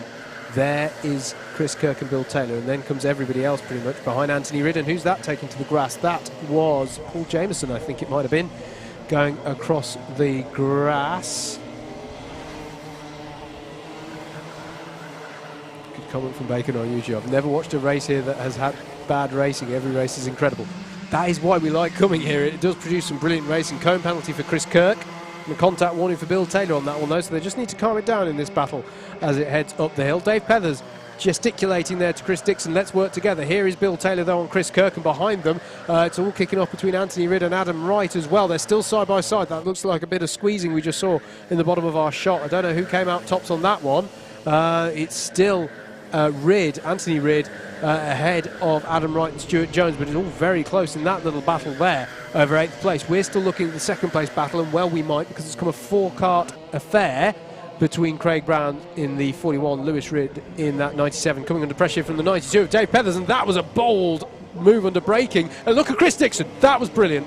Read it so perfectly, saw how everything was building up, bulking up, getting held up, excuse me, as Dave Pethers kind of went, oh, yeah, you go through, because I made a bit of contact with you, and you go, and he just swept through on all of them. Really good racecraft, judging the position well there. Although I have to say, fair play to Dave Pethers, he was trying to, show that he wasn't meaning to get that position by contact, but it was a good move from him on Anthony Ridd to get by there. Sorry, Lewis Ridd, excuse me. So it's now Craig Brown in that 2nd place, Chris Dixon in 3rd, Dave Pethers in 4th, and Lewis Ridd in 5th. But that's a little bit wide from Craig Brown through Wilkins, and Chris Dixon could smell the opportunity there. But likewise, Craig Brown could go, no, I know what you're going to try, and don't try it there, sunshine. But now around the outside of the boot goes Chris Dixon. He's very, very quick at sweeping into that boot, and for the 2nd lap in a row, he moves himself up a position, this time up into 2nd place. Oliver Moss leads this one by nearly 2.5 seconds, in fact by more than 2.5 seconds now. Chris Dixon up into 2nd, Craig Brown in 3rd, Dave Pethers now coming under pressure again from Lewis Ridd up the hill. What is it this time? It's Dave Pethers going to the inside on Craig Brown. Has he got enough in the braking? It's going to be side by side through Boxing Day, and he's going to be under pressure from Lewis Ridd as a result as Pethers, because he hasn't been able to make the move stick.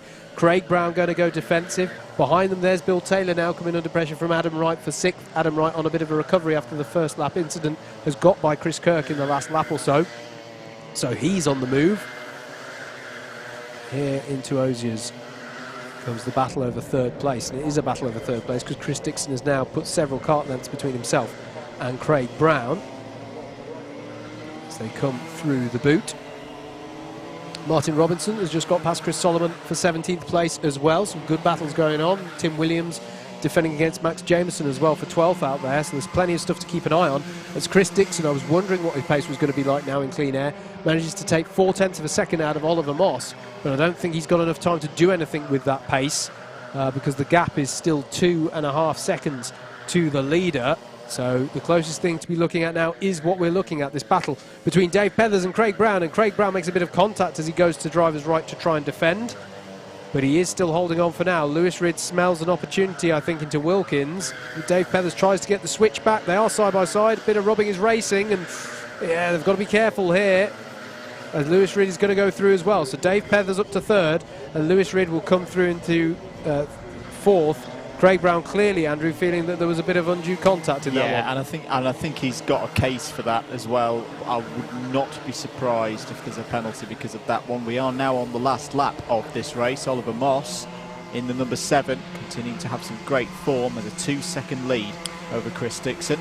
Yep, really good stuff. Lewis Ridd now coming under pressure from Adam Wright, and that's because Adam Wright has just set the fastest lap of the race. He has become a man on a mission here. He has been actually since the first lap. He lets Lewis Ridd back through. Good heads-up driving. Knows that he doesn't want to get a penalty. One position gained with a 4-place penalty does not equal success. Good experience showing there from Adam Wright, but he will wait for another opportunity on Lewis Ridd here in the attempt for 5th place. And he's going to try down the inside of Osiers. That's going to be bold, and that was brilliantly judged. Fantastic stuff there from Adam Wright into Osiers. He's really making some nice moves today. It is, though, going to be Oliver Moss who comes round to take the win in our final heat of the day for our heavyweights and super heavyweights. Chris Dixon fought gallantly to take 2nd place in that one. Dave Pethers in 3rd, Craig Brown in 4th. We just saw Adam Wright get by for 5th on Lewis Ridd in 6th. Bill Taylor gets some good solid points in 7th. Chris Kirk in 8th, Stuart Jones in 9th, Bradley Shears in 10th. Then it's Anthony Ridd, Tim Williams holds off Max Jameson till the end on that one. Richard Burrows in 14th, then it was Sam Bensley, Paul Jameson, Martin Robinson, Jeremy Deeks and Chris Solomon crosses the line to end heat number 12 and all of our heat racing for our heavyweights and super heavyweights here at Whilton Mill. Indeed.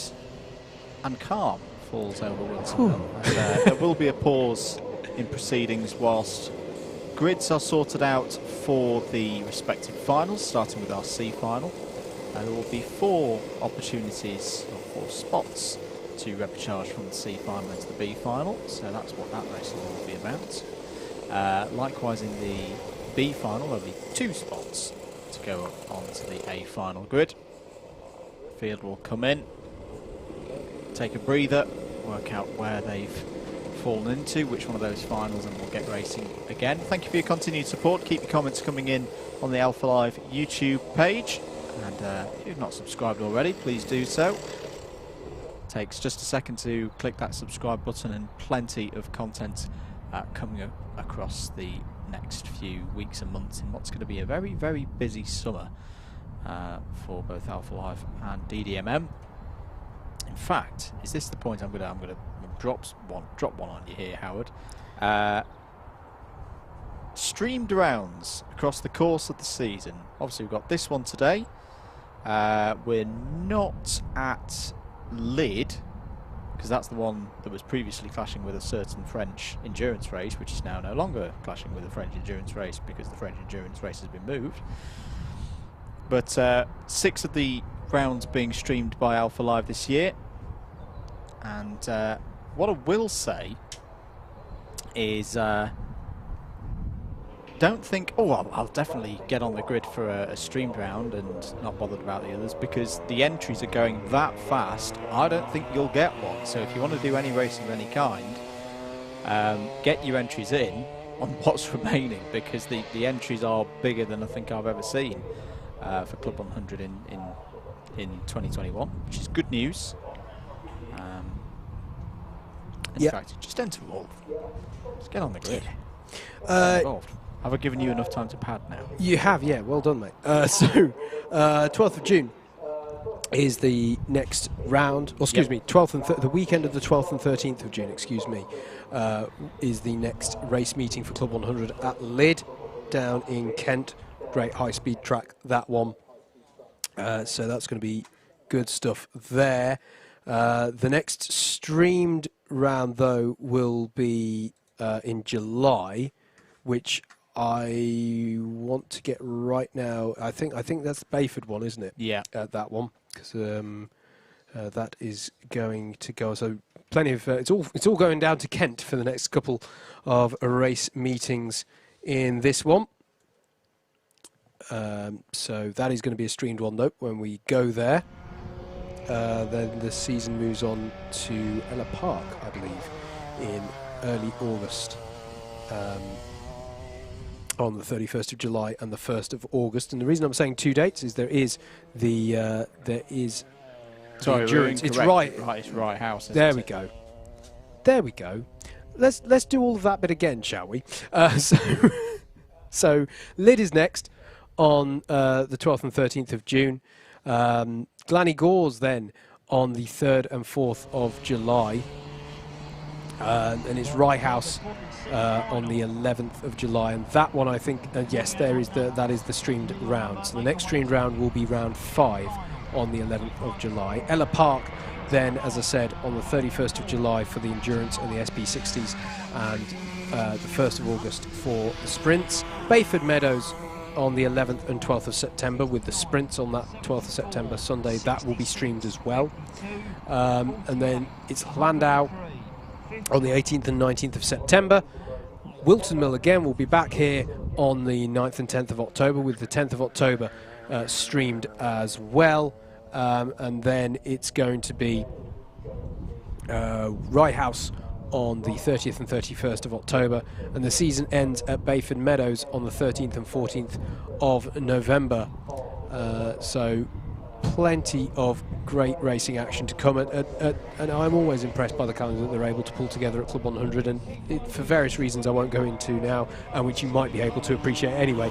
It's not been the easiest year to pull together that calendar, so fair play to JV and the crew at Club 100 for pulling that together. But yes, your streamed rounds there are going to be is going to be round 5 next when we are streaming. But you know how to deal with this, right? You know, you don't have to worry about when's this, when's that, is it in the calendar. Just subscribe. Press the button. Press the button. Do it now. And press the notification bell and all that jazz. And then it's all taken care for you. And you just don't have to worry. And, you know, it's what I do. I've never yet been so late waking up to commentate on something that I've had to get my own notification. But actually, no. It came slightly close at a Le Mans 24 Hours kart race a couple of years back when I realised that my com stint was due to start quite soon, and I was still in the hotel. But that's, you know, these things happen.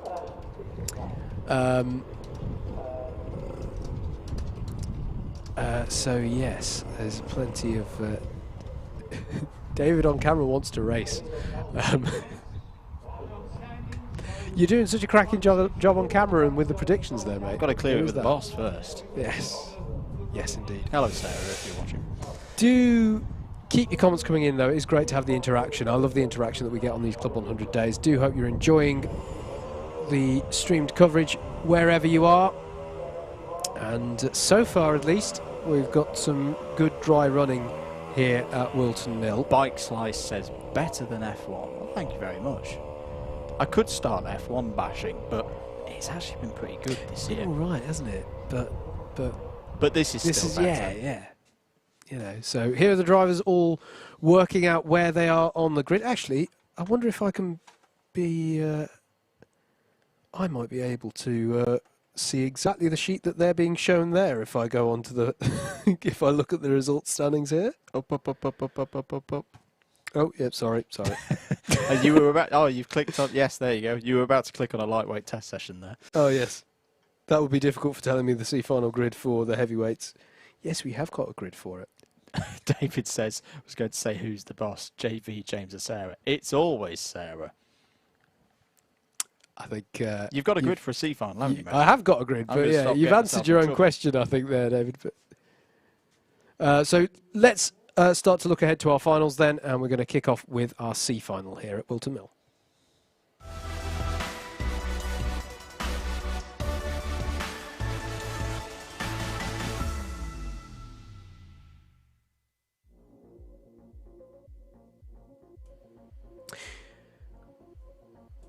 Here we go then into the C finals. Benjamin Robinson will start on pole for this one with Jason Bear alongside Bradley Parrott, and Richard Masterson will make up row 2 with Paul Williams and Jaden Cadigan on row 3. Kieran Chigty and Richard Burrows should be on row 4, with Mark Appleton and Russell Taylor rounding out your top 10. Elliot Muse and Vinod Harani on row number 6. Row 7 is going to be Wayne Dunham and Frankie Bennett. Max Jameson and Will Appleton are on row 8, with Kevin Lake and Martin Robinson on row 9. Rounding out your top 20 is going to be Sam Bensley and Elliot Garnett. Tice Payne and David Wilson will be on row 11. Row 12 is going to be Vijay Patel and Paul Jameson. Carolis Jaugemis and Chris Solomon make up row 13. Lucas Ticini and Zanello and Jason Small round out your 28 karts. And this is the point in the day where, if you've been hearing that we have a full grid of karts, you go, what, I've only been seeing 18, 17 karts in a race. This is where it suddenly all makes sense when we have 28 karts on the grid. Andrew. Public service announcements. Apologies for nearly interrupting you, Howard, whilst you were reading a grid out. Here's encouragement for all drivers to get a riddle on when they're setting up and getting these races started. 1, Steve Hicks is coming, which is bad news. And 2, he's bringing rain. I just had a text from him. He's setting off from Leamington. I can't read out the exact language that he's texted me, but it's not good news, chaps. Is it raining significantly? You could say that. I will say that, because that's fit for broadcast. So this is the thing, and the skies are starting to grey slightly here over Whilton Mill. So yeah, this could be interesting. 39 minutes according to my sources. Interesting. Let's just talk about promotions. Yes. C final. We have several drivers who I think are in this one and going, oh gosh, I really don't feel this is where I should be. 4 positions, the top 4 from this will be promoted up into the B final, and then from that B final, the top 2 of that final get promoted into the A's. And when we talked earlier about sprint racing and working together and leaving it to the last lap if you're going to start scrapping, i.e. not scrapping early in the race, these races it is really, really important, especially if you're like 2nd or 3rd. And you've got a bit of a gap to 4th, 5th, 6th, 7th, the worst thing that you can do in that scenario is start fighting over that 2nd and 3rd place. Doesn't matter. You're getting through to the final anyway. The key battle, as we say, will be the 4th, 5th, 6th, and how many more are behind. But we have seen it before around this circuit that it can ebb and flow, especially as this is a slightly longer race as well. And keep it clean. That's the big one. Don't get penalties. If you get a bump and pass penalty, that's 4 positions. You will not be promoted. It's just a statement of fact. You can be out by a country mile in the lead, but if you've got yourself an ABC bump and pass, it is not happening. So it's crucial to have your head screwed on, have your wits about you in this one. You want to think tactically, look at the bigger picture at all times. So this is an interesting things for me. I feel like we've been talking a lot about how Lenny Woods had a difficult time through the heats. He has actually got ahead of this C final, so we'll see him in the B. But right now, it's going to be interesting to see, can Benjamin Robinson retain the lead that he now has? I've got to say, by the way, how close it is on the points for this grid. There are so many ties for points in determining this grid. It had to go to lap time. Just goes to show quite how close it's been. Paul Williams, I noticed in this one, might be looking to get up the order in this one, so it's going to be interesting. Benjamin Robinson in the 40 on pole. Jason Bear in the 25 is in second. Eyes on the lights. Engine notes rise, and we are away for the 12-minute C final. Bear in mind, longer race times here, and it's a good start there from Bradley Parrott, trying to challenge for second place, but Jason Bear has been able to hold him off in the early phase as they head up the hill for the first time, and that's allowed Benjamin Robinson to just pull out by a few kart lengths. Paul Williams trying to get himself there into 4th place. Looks like he's managed to make that stick to me as they all work their way through the top part of the circuit. And worth saying as well, as there was someone getting very sideways in the braking of Ashby there. Did they hang on to it? Because it was either the beginnings of a spin or a fantastic drift. I was going to say, if they did hold on to that one, that was one of the saves of the year so far. I think it may have been Paul Jameson, the number 16. Okay, we'll keep an eye on that one. as they work their way through. Looks to me like Kieran Chigsey there is challenging the back of Richard Masterson as they come round to finish this first lap of the circuit. It is still Benjamin Robinson who leads. Jason Bear in second, Bradley Parrott in third, Paul Williams in fourth as they head up the hill. Martin Robinson has dropped right to the back of the field, and Frankie Bennett's had a costly first lap as well. Bradley Parrott is trying down the inside of Jason Bear, and as behind them as well, Kieran Chigsey going side by side with the 29, Richard Masterson still there, still side by side as well, and that's going to allow Elliot Muse, I think, to get involved as well in the 69 kart there. And yeah, what Andrew was saying there, what you don't want to do is Parrott trying a bold move down the inside of Jason Bear. If you get a penalty for that, that's game over in terms of promotion. We should say they're still good as someone sends the cone flying. It was the 29 and Richard Masterson again as they're going 2 wide, even 3 wide, heading towards the boot here. And Kieran Chigsey's getting all crossed up there in the braking zone for the boot, but manages to hang on to it in the 107 kart as they're all tripping over themselves a little bit here. Appleton versus Harani there through the boot as well, and round has gone the 74 of Vinod Harani. So yeah, frenetic stuff here in the C final, and that's it for Vinod Harani in many ways, as Parrott is still battling away with Jason Bear, and Paul Williams is just going to get on by, and Russell Taylor as well. That's brought Russell Taylor in now. There was a gap there, and now Taylor is going to have a go at Parrott, and this is what I was talking about. You don't want to do this in a repechage final. You want to work together and get a gap. I mean, Paul Williams has been in this position enough times, both in C and B finals over the years. I would not be surprised if he just takes this calmly and works his way through. In fact, yes, he is going to try and go down the inside of Jason Bear. Oh, Parrott's going to fight back, though. That was a good opportunistic move there in the second part of the boot. And Russell Taylor's going to get him as well. So actually, I think Paul Williams' experience may come into play here. But for now, at least, Andrew, that was a costly few corners for him. It was indeed. And, I mean, the chance has kind of gone away from them now. Now Bear's got to defend. But, yeah, I would just question the tactics there in the early stage of this race. Benjamin Robinson doesn't need to worry about this, though. This is all very good for him. And it's brilliant for him. In fact, it's a very, very nice position to be in when you've had the disappointment of being in one of these finals from your heats, to get in this position of being in the lead, not being challenged, but just being able to drive your own race.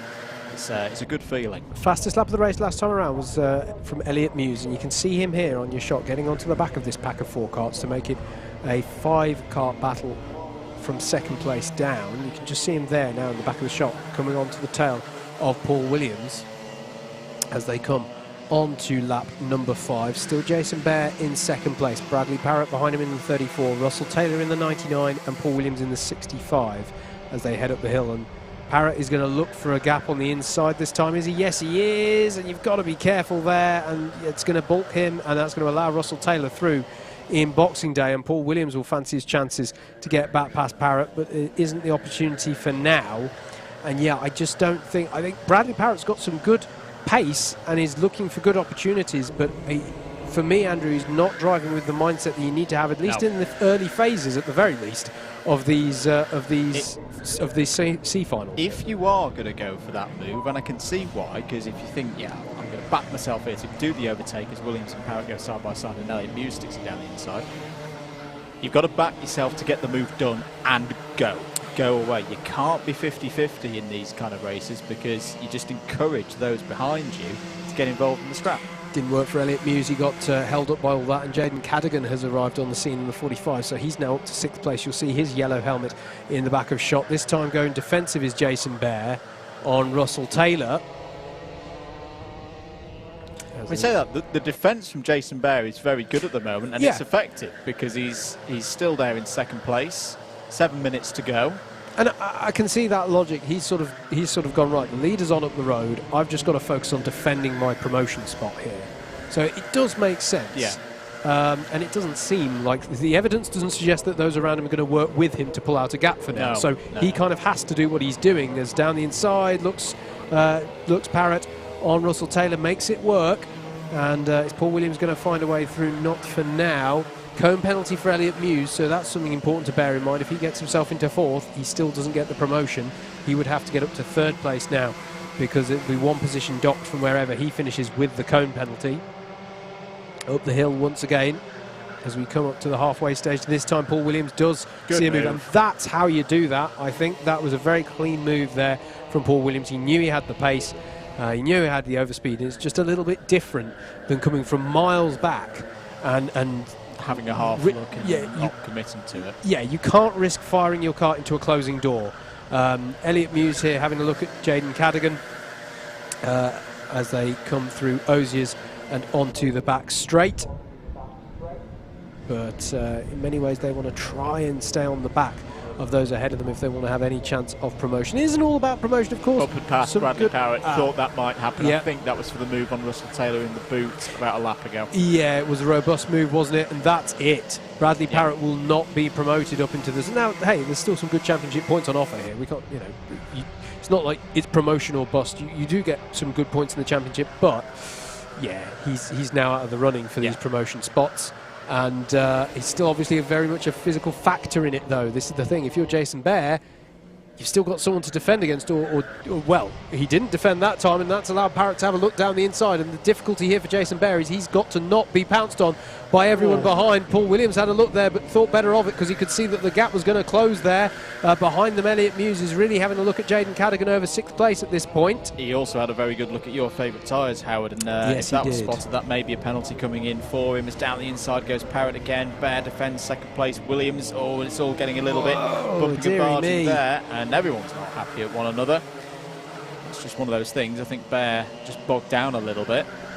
But again, look, this is the threat now, because there's a whole gaggle of drivers behind, outside the top 4, now looking to move their way in. Yes, there's a cone penalty for Tice Payne. Now looking down the inside goes Parrott, and that's going to open the floodgates. Very careful, and Russell Taylor is off on the grass. I didn't know if Paul Williams had many places to go there. He sort of got squeezed in the middle, and then that ended up with Russell Taylor on the grass. But that's Taylor well down the order now. So where does that leave us? That leaves us with... I think Jaden Cadogan slipped through all of this, which is good driving. Elliot Muse is there as well, but we mentioned that as Muse already got a penalty. Dearie me, and who's that going over the cone there? It was Masterson again. It was Masterson, yeah.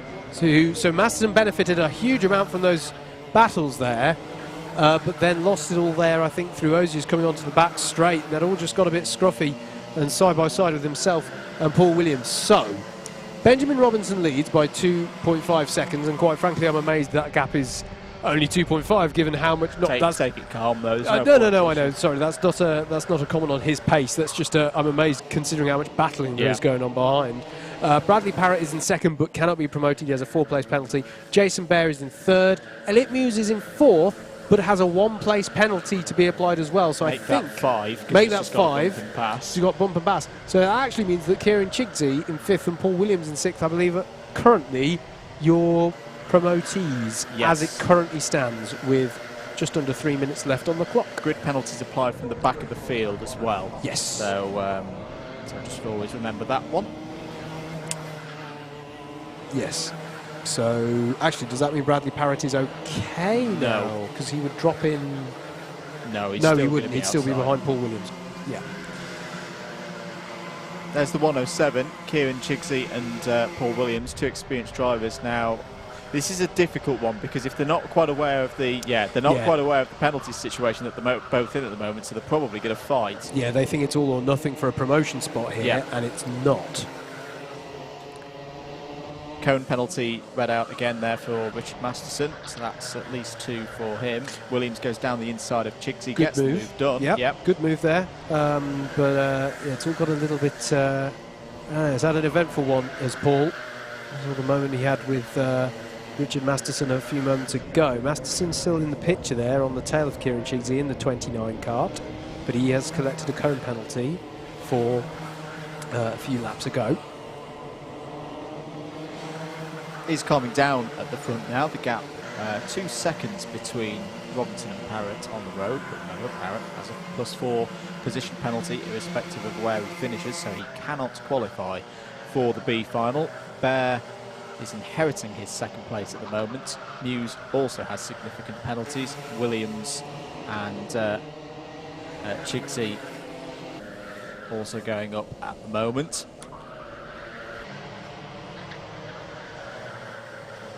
Just over a minute left on the clock.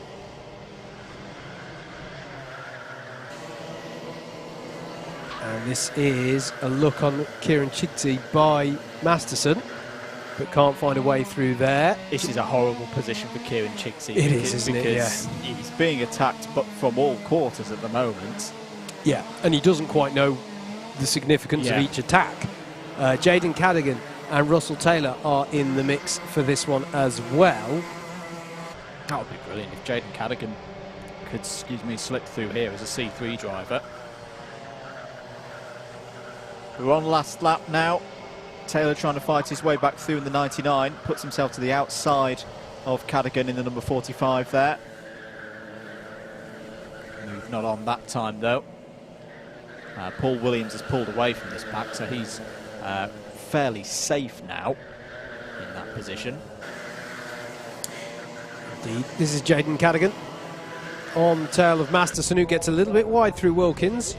Benjamin Robinson, though, is going to do the perfect job. Just what you want to do in a C final. Had pole position, led from the front, led the first lap, and hasn't looked back since. We'll see him in the B final. He wins the C final. Second place on the road is Bradley Parrott, but he has penalties. Jason Bear will be in the B final. Elliot Muse has penalties. He will not be in the B final. Paul Williams will be, and we reckon Kieran Chigsey is in as well. Jaden Cadigan, unfortunately, will be the unlucky fifth place driver once penalties are applied. Masterson has a two placer. Muse has 5. Parrott has 4.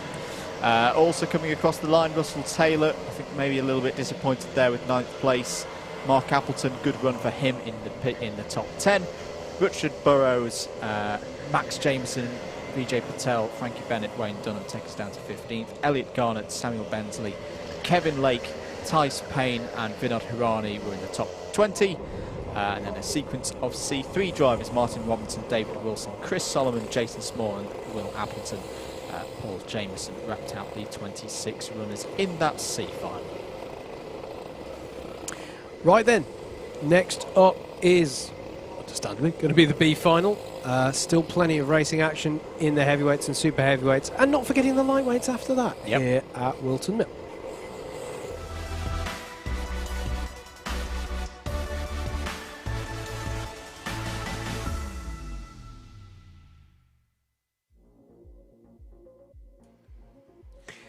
Let's take a look at your B final grid then for round 2 of the Club 100 Sprints Championship for our heavyweights and super heavyweights. Stuart Jones is on pole for this one with Tim Hill alongside James Taylor, and Anthony Ridd make up row 2 with Darren Townsley and Alexander Lamin on row 3.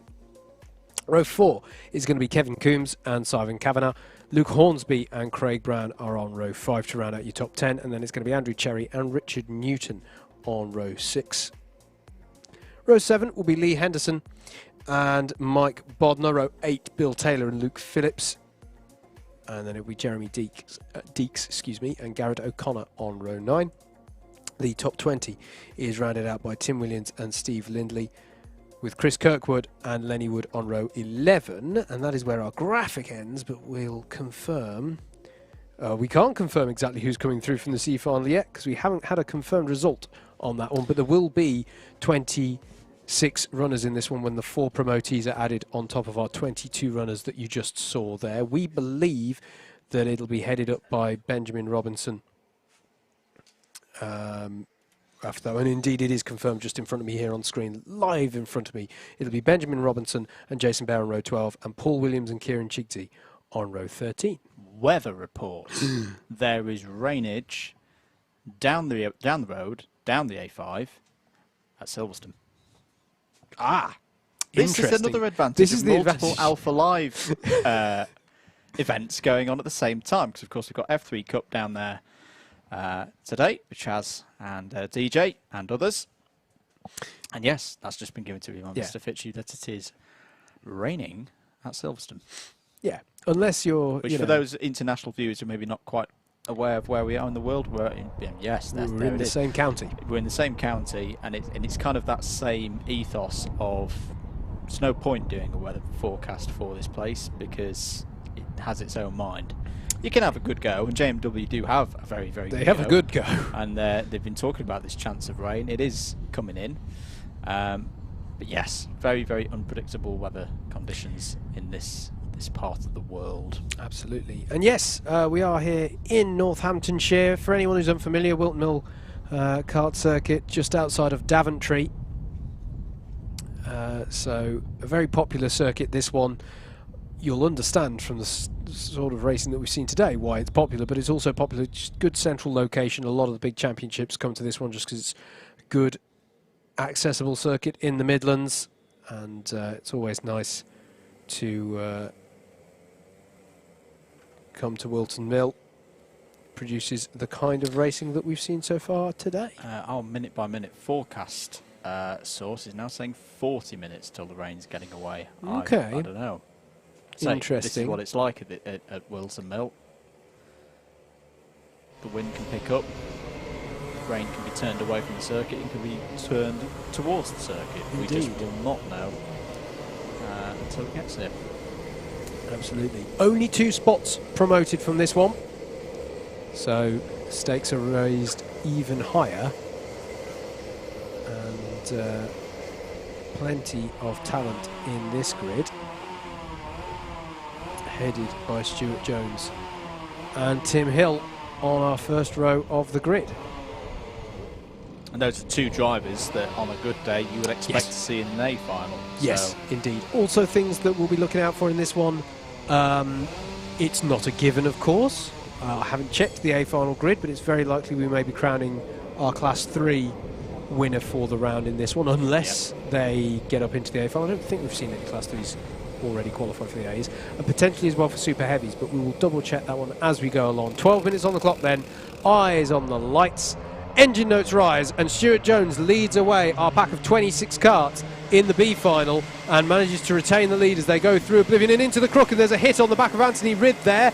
And they managed to all keep facing the right way, but that's held him up, and it's going to allow the 17 of Simon Kavanagh as James Taylor is on the grass as they all spread wide there on the way up the hill, and that's huge frustration for him. He's got to keep it together and try and get the rhythm back because he'll have a bit of a red mist. I wouldn't be too surprised at this point.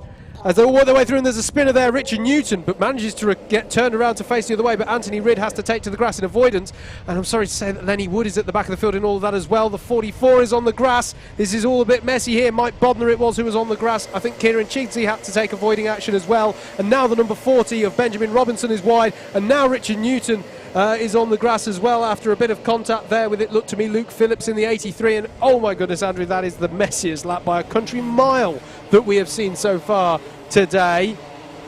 That was extremely that's the only word. That's extremely questionable. That shunting at the start actually really helped Tim Hill. You know, like when you've got a ketchup bottle and you're trying to get that, you'd have to bang the end on it. That's what happened to Tim Hill there, and it shot him off the front of the pack, and he's got a second over third place now. Andrew Cherry losing out there to Simon Kavanagh, and I think Kevin Coombs has gone through as well. Yes, he has, in that white helmet there.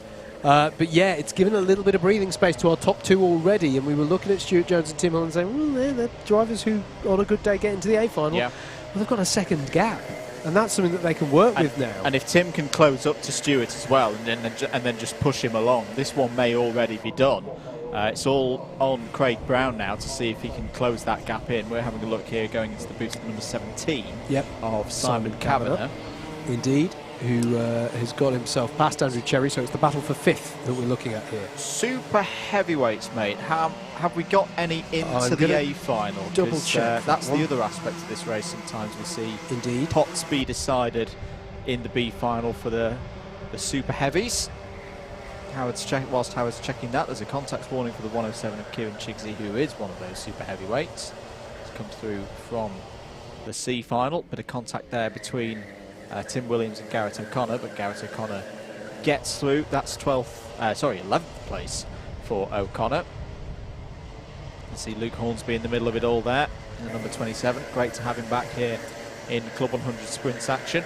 I don't have subclasses on the grid I've got here, so I'm doing this a little bit from my raw memory of who are super heavies. I don't think there's a super heavyweight on that grid. Okay, so we reckon then that the battle for 7th place in this race, Andrew Cherry and Lee Henderson, may be significant for super heavyweights. And no class 3s either. Yep. No class 3s either, so that will be determined in this one as well.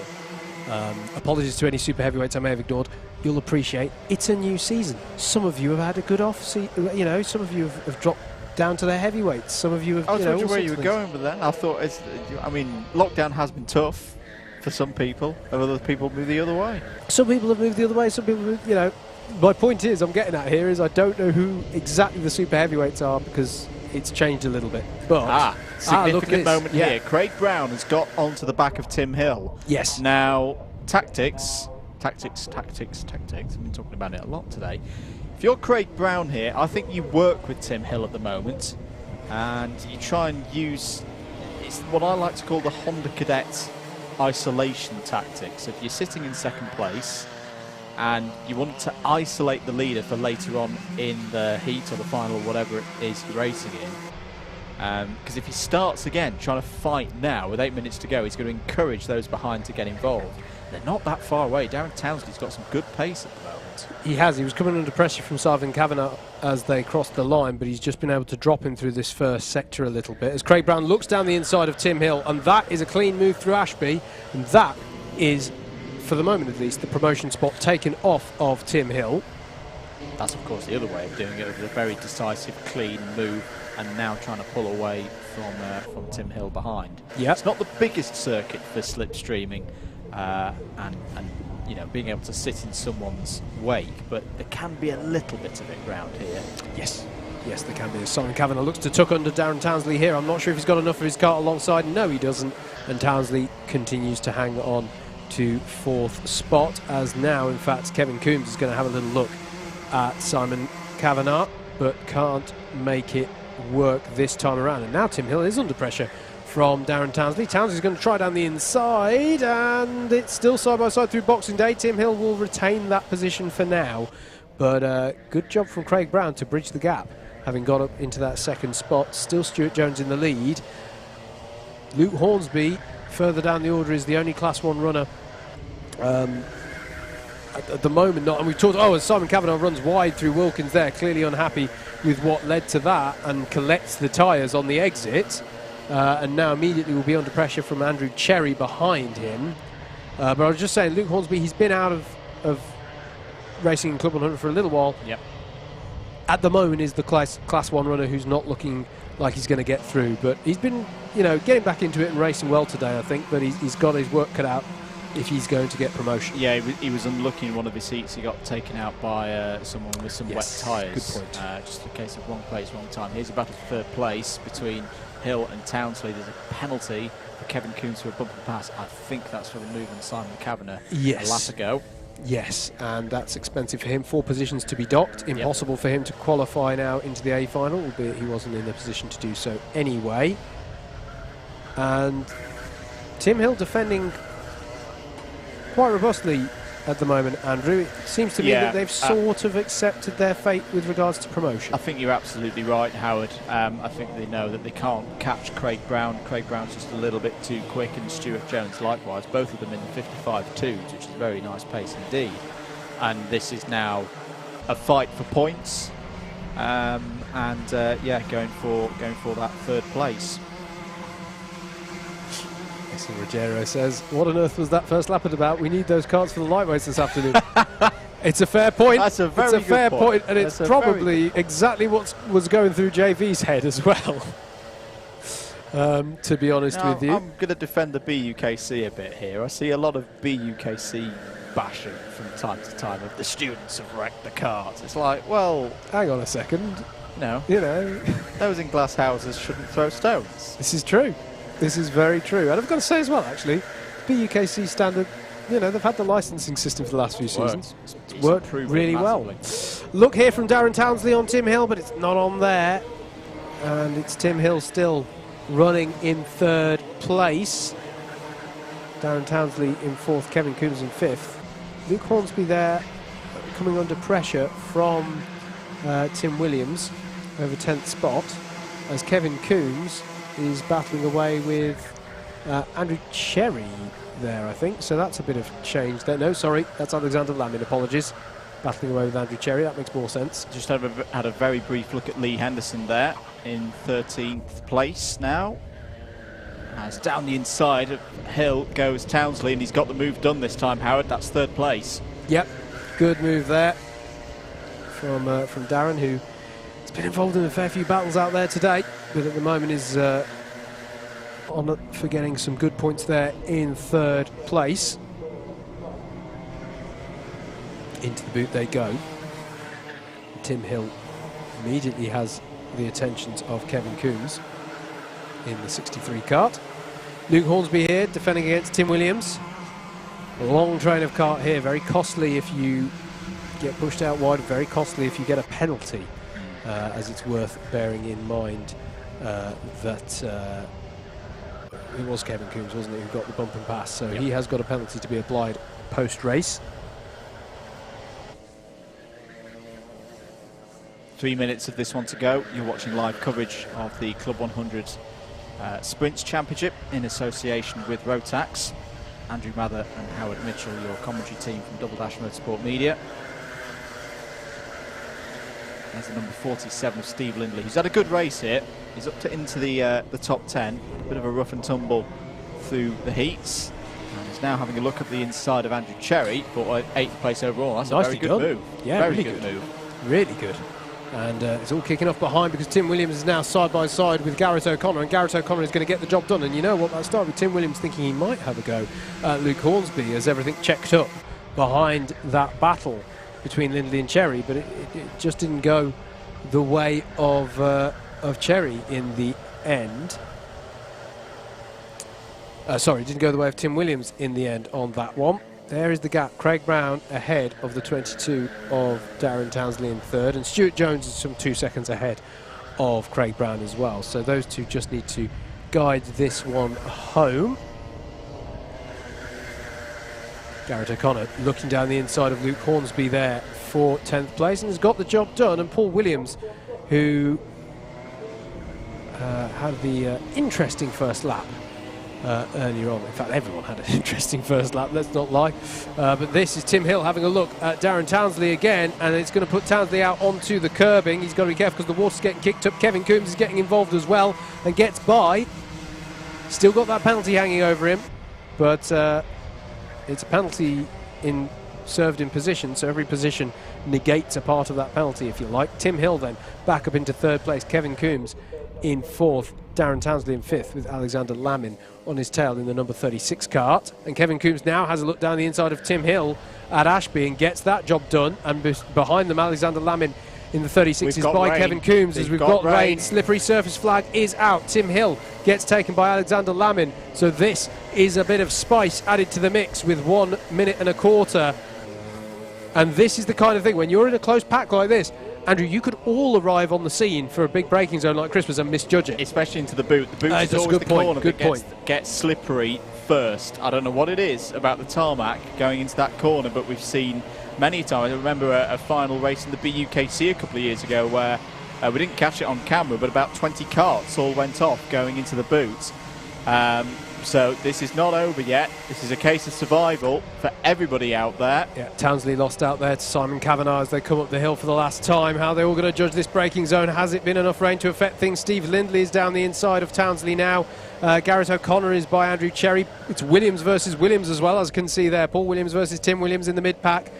This is all hairy stuff as they're breaking down into Ashby, as they're all trying to judge the conditions. Can be difficult just to judge how heavy the rain is as well.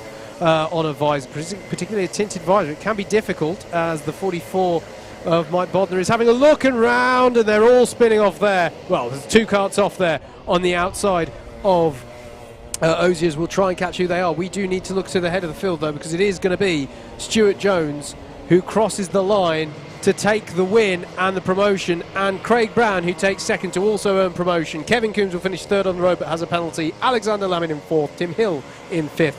Simon Kavanagh in sixth.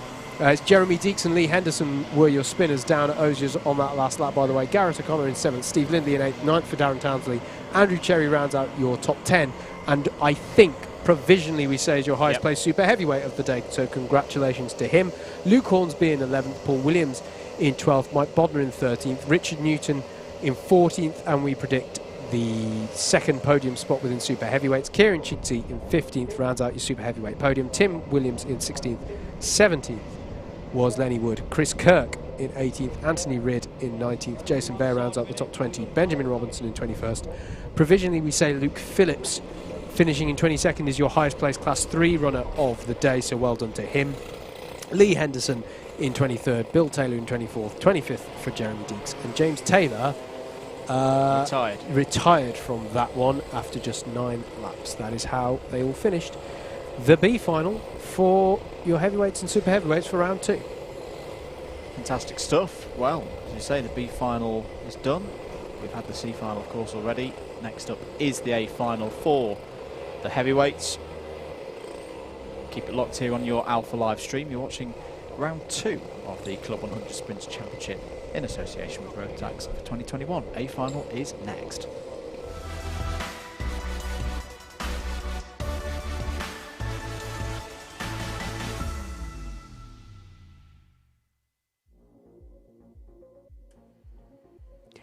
Let's take a look at your grid then for the A final of your heavyweights and super heavyweights for round 2 of the Club 100 Sprint Championship for 2021.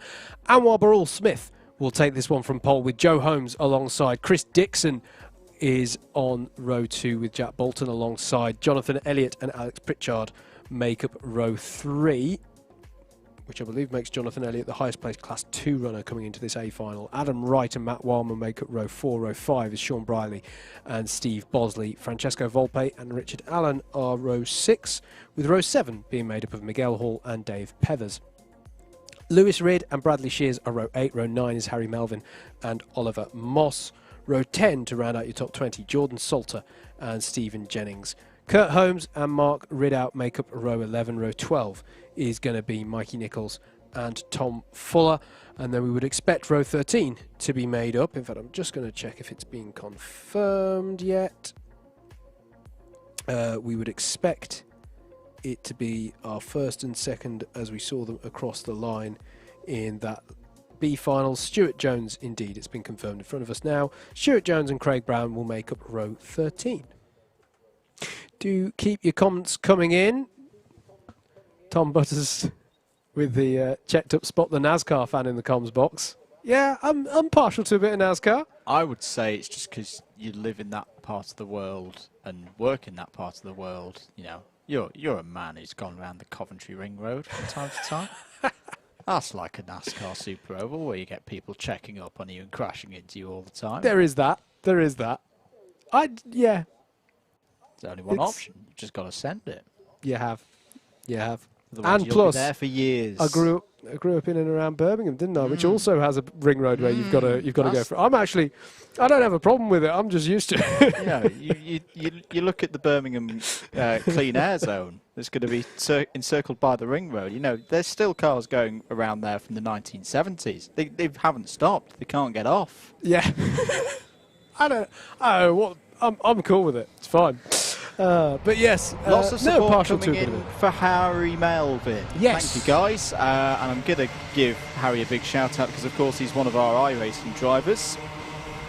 And I can see quite a few of our other iRacing drivers watching the stream. So thank you, guys. Hope you're looking forward to the next round of the Legends of Club 100 and BUKC iRacing Championship, hosted on our humble Double Dash Motorsport Media YouTube channel. So we'll have coverage of that 7:15 on Wednesday night, round 6 of the championship, and this time we'll be at Barcelona. I'm not going to do the Freddie Mercury impression, and we'll be in the Ferrari GT3s for that one.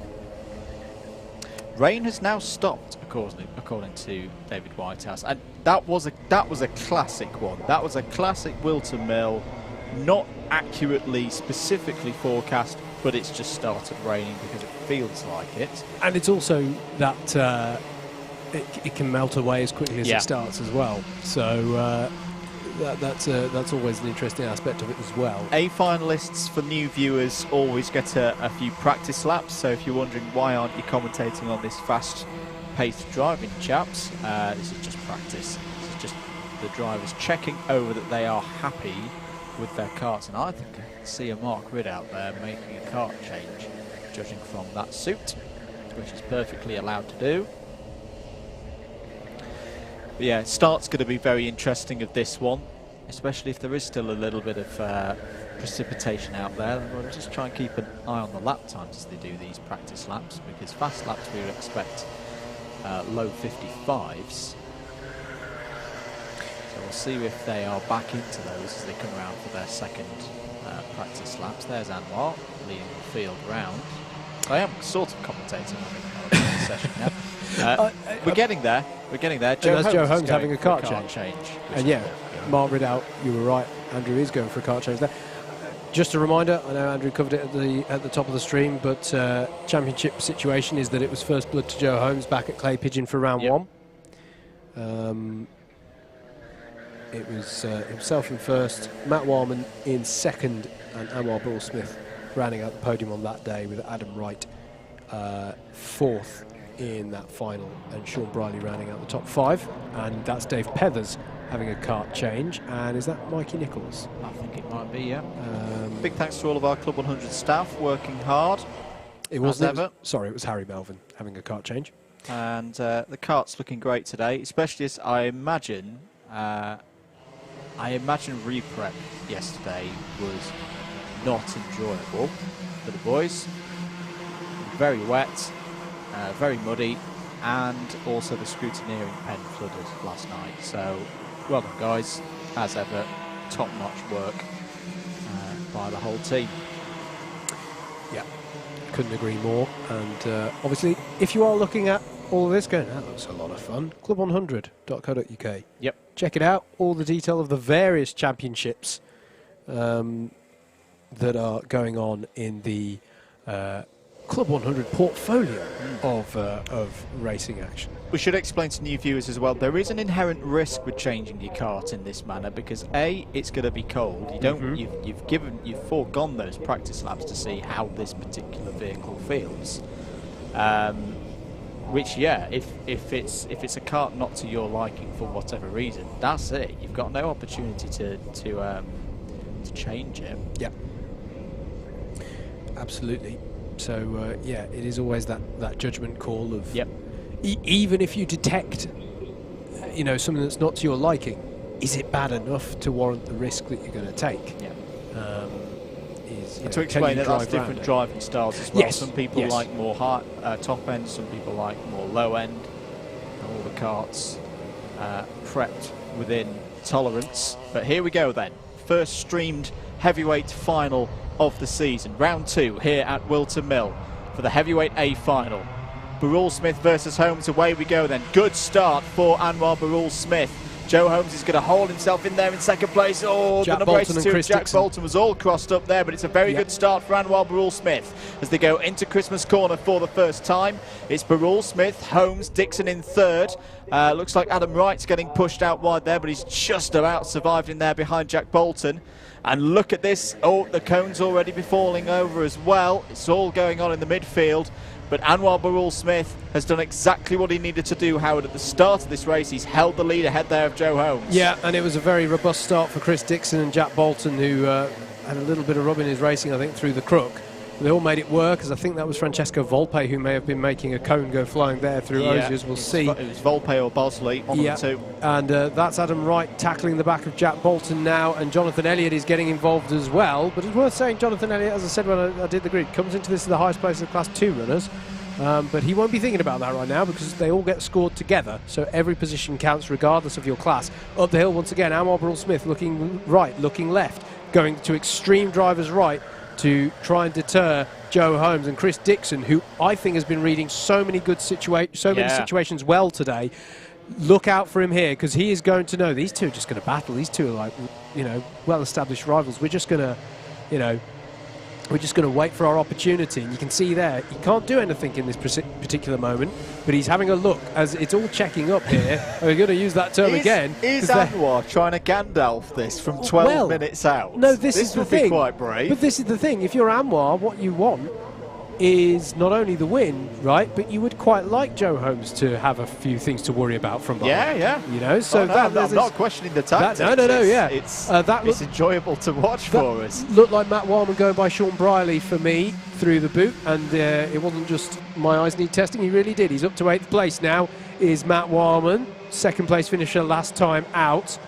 Once again, Anwar Burrell-Smith goes defensive, and Joe Holmes pulls alongside, and Anwar's going to push him onto the grass, and this is where Chris Dixon is going to see opportunity, and Burrell-Smith is round! Burrell-Smith is round, and was that just a bit too aggressive there from Burrell-Smith to close the door on Holmes? Because, to be honest with you, Holmes can't go anywhere once he's committed to that. I think you've got to give them, if you push someone out there, you have to give them the room, otherwise they're just going to end up nerfing you, and it's going to largely be beyond their control. Well, this is very interesting now. Chris Dixon, there he is, number 90, in the lead of the race. One of the big championship contenders is out of this one in terms of any good results. End of lap number 3 then. It's Dixon from Holmes. Bolton now up to 3rd, Wright in 4th, Elliott in 5th, having an absolute stormer of a race. Top of C2 as well, in a good battle with Alex Pritchard. Matt Wildman is coming into this one as well. He's in 7th place now, as down the inside of Jack Bolton goes Adam Wright, takes 3rd place. Yeah, good move there from Adam Wright. Yeah, they're both very experienced, but for me, mate, it was on Anwar to give the space in that one. You know, if we were watching, I don't know, a street race, a Formula E race, and you didn't give that space, then the contact was inevitable, and Joe Holmes had committed to trying to hang on to it around the outside. Richard Allen coming into this as well. He's in 8th place now, 3rd in C2. This is a very, very good top 10. Riley and Volpe rounding it out at the moment. Kurt Holmes is currently the fastest driver out there on circuit, 55.0. We are pretty much back to full pace on dry laps now. There's a penalty, unfortunately, for the number 67 of Harry Melvin, who's currently in 20th place. But here comes Joe Holmes on the attack again, now this time on Chris Dixon. Dixon doesn't defend, and that is as easy as it goes for Joe Holmes. He's back to the front of the field. Yep. Ooh, but he has just got a curb warning for the final corner. So got to be careful there. So that's his one get out of jail card. Free jail card used. Matt Wildman and Alex Pritchard were going side by side there, and here they are still side by side into Wilkins, and Richard Allen is trying to get involved as well in the 26, and look out for Volpe and Sean Briley as well behind. This is like your main cluster pack in the midfield, where it's sort of everyone else who isn't working together right now because they're vying for position for points.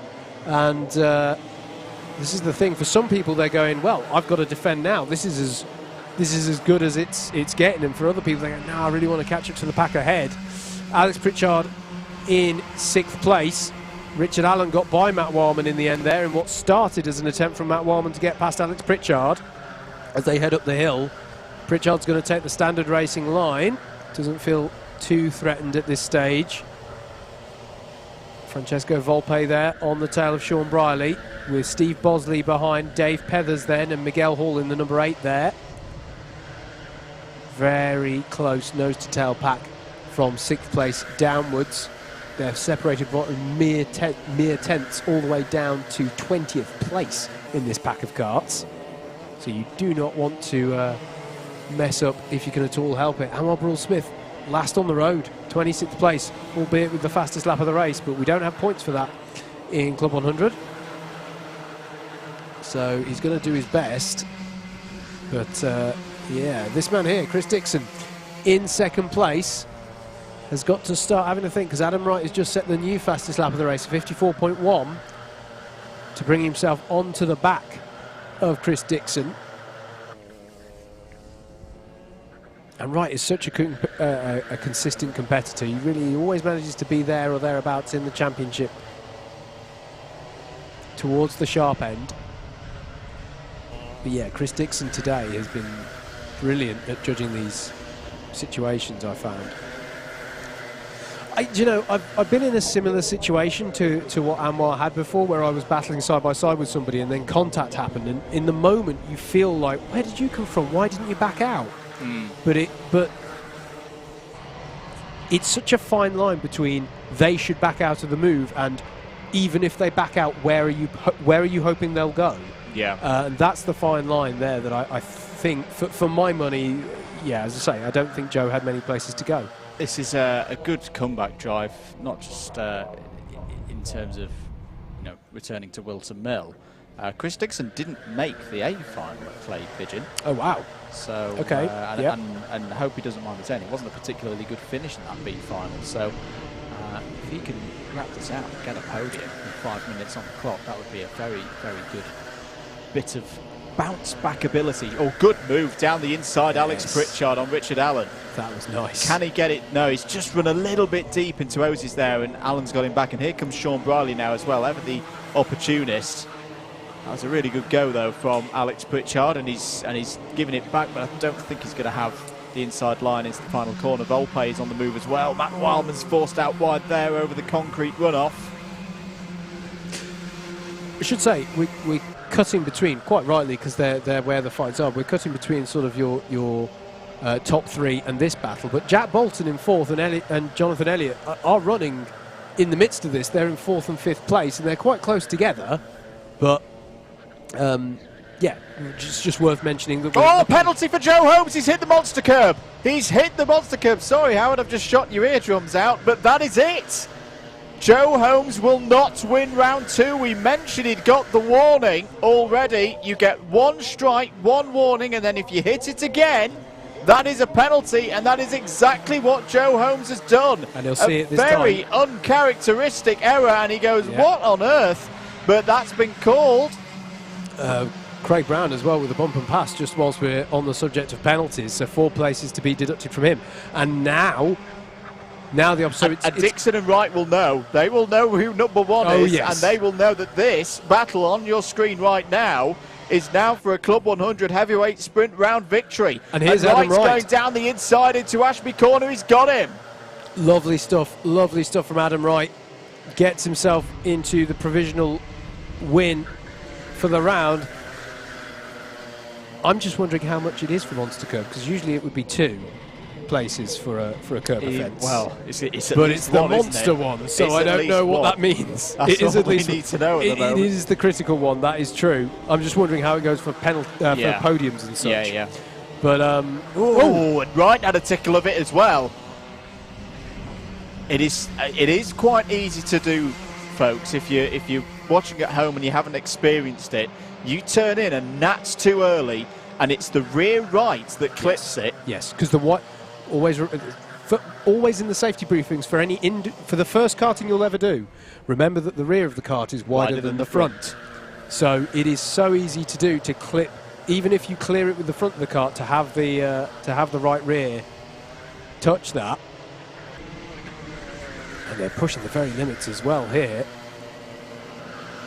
When you say they'll know that it's a penalty for Joe, Adam must know that. He's raced against Joe for many a year. I presume that Chris Dixon does as well, but they're not slouching here as Chris Dixon. I mean, I suppose Adam Wright has to push because of the pressure that's being applied here.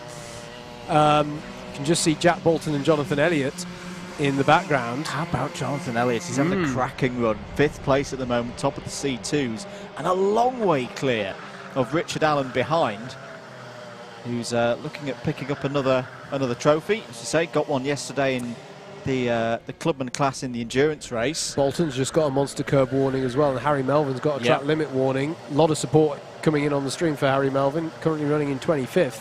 He has got to be careful. He doesn't want to get a penalty for that. There is Jack Bolton and Jonathan Elliott. We haven't really looked at them this race, but they are pushing hard there, and you could see the gesture from Jonathan Elliott there to say, yep, work together, mate, because I think they may also know that there's penalties in front, or even if they don't, there's podium opportunities. Big points on offer. Points when you're in the top 10, especially at this early stage of the season. Anwar Brawl-Smith, if you're wondering, has recovered to 19th so far, having been right at the back, so he is doing some incredible work. And credit to him that he's still circulating yes. out there. You know, I've seen many a driver just quit and go home after that kind of incident, and the likelihood is that this will be a drop score for Anwar come the end of the season, but he's still cracking on. Saying that, he has just got a contact warning, and 37 seconds of this one to go. Oh, Adam Wright is really pushing hard now. Didn't see anything come in terms of curb warnings. Nope. No, I don't think I've seen anything. Here's the fight over 6th place. Alan Briley and Alex Pritchard in there as well. Penalty for Tom Fuller. That's bump and pass, so that's going to be costly for him as well. You know, for some of these drivers who are running in those 20-something positions, they're going to gain from a few here, as we are presumably going to go on to the last lap. So it is Joe Holmes who leads them onto it, but has critically the penalty. So this is your battle for the round victory. Adam Wright leads Chris Dixon up the hill. He's going to surely go super defensive here, but Chris Dixon is going to take the conventional racing line, going to try and get the switchback. He won't have the inside line though through Boxing Day and Inkermans, but he might have the overspeed to try a braking move into Ashby. Adam Wright is wise to it and closes it off on the inside, runs all the way over the concrete. That's fine, that's allowed. Again, Chris Dixon will look to get a good run through Wilkins to see if there's an opportunity into Ozius, but again, Adam Wright will go super defensive. Will the switchback give Chris Dixon the overspeed to give him an opportunity into the boot? Joe Holmes is entering that boot now, but it's these two we need to keep an eye on for the round win. Adam Wright is going to have to position his kart so carefully because Chris Dixon clearly is trying to get the switch back through the second part of the boot. Can't do anything with it though, and you can see a little slap of the steering wheel there in frustration. But there is Adam Wright, who takes the win for round 2 in the heavyweights at Whilton Mill in the Club 100 sprints for 2021. Chris Dixon finishes 3rd on the road, but 2nd. Jack Bolton finishes 4th. I'm going to provisionally say I think that Joe Holmes will round out the podium. I think it's only going to be 2 positions he's dot. Jonathan Elliott finishes 5th at highest place of the Class 2s. Richard Allen in 6th, 2nd of the Class 2s. Sean Briley in 7th. Francesco Volpe in 8th will be 3rd of the Class 2s. Matt Warman and Kurt Holmes rounds out your top 10. Andrew? Some major movement in C2 towards the end of that race, and here come the penalties, here come the contact warnings. The O was called by Alex Pritchard, fell all the way down to 18th, and thank you very much, David Whitehouse. Pritchard forced wide in boot and went grass cutting. Wow. So that is not the way the number 77 would have wanted to finish what up to that point has been a very, very strong round.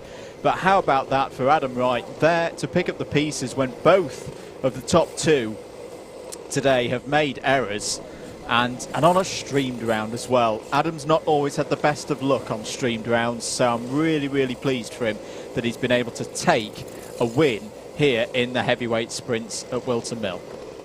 Yeah, absolutely. That was a really enthralling race, really enthralling round, and so many of the comments that have come in today, and I completely agree with them. Whilton Mill just produces some fantastic racing, really good stuff. And yeah, it's congratulations to Adam Wright, who was the fastest lap of the race, by the way. Yeah. 53.986, so signing off in style. As I say, I got to the end of the top 10, I think, with Kurt Holmes. Mark Ridout finished 11th. This is all on the road. There are penalties to come into play here. Dave Pethers finished 12th. Bradley Shears 13th. Jordan Salter in 14th. 15th was Oliver Moss. Anwar Barul Smith in the end recovering to 16th. 17th was Miguel Hall. Alex Pritchard in 18th. 19th was Tom Fuller. 20th for Stephen Jennings. Mikey Nichols was 21st. 22nd for Steve Bosley. Lewis Reed in 23rd. Stuart Jones in 24th. Harry Melvin in 25th.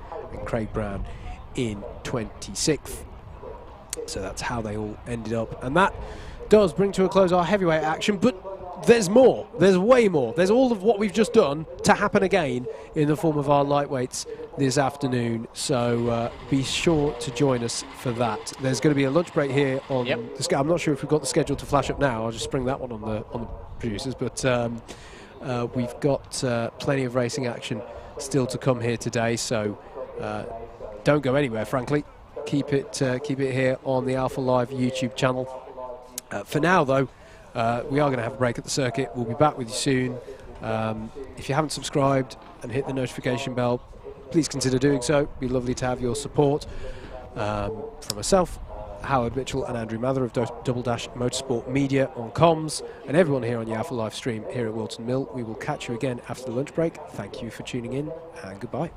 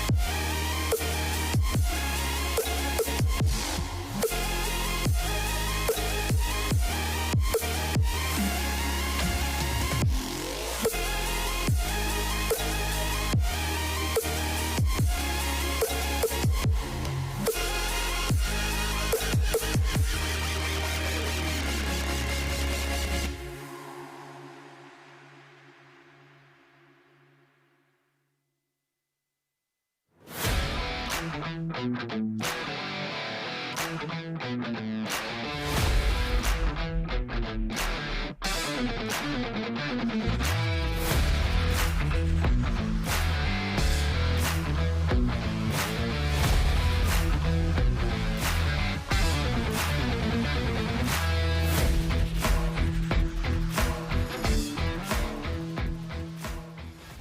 yes, Club 100, we are launching the first ever high-performance two-stroke arrive and drive series for young drivers.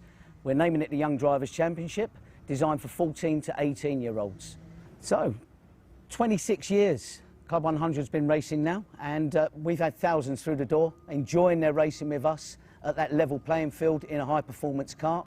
Most of the drivers have tended to be sort of 18 plus, even going up to 70 years of age. And I think the awareness has not been there for the last couple of years that we can take drivers at the age of 14, in the year of their 15th birthday, they can race. So we thought it would be ideal to introduce something that attracts the younger driver and have them all racing as a group together, separate from the main Club 100 championships on a separate weekend. So young drivers out there looking at this video may be thinking, how does it work? What's it going to cost me? £1,400 is what it's going to cost you for a full season. 7 rounds of racing in the Young Drivers Championship with absolutely no hidden extras. So you're probably thinking, well, if we damage the kart, do we have to bring our own fuel?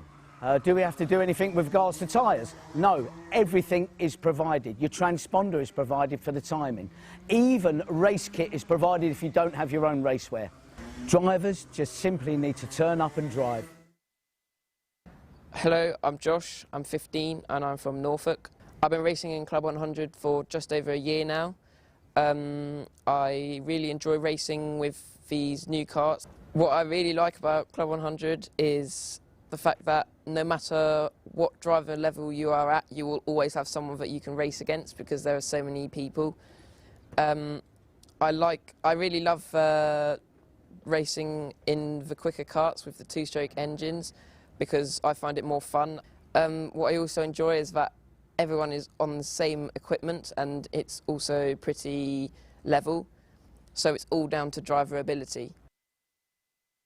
I'm Bailey Morgan, I am 14 years old and I am from Hastings. I started karting when I was 5 years old and I've been in Club 100 for about a year now. What I love about Club 100 is the sheer speed of the karts and how the brakes are really good at the same time and how each and every track is different in its own way.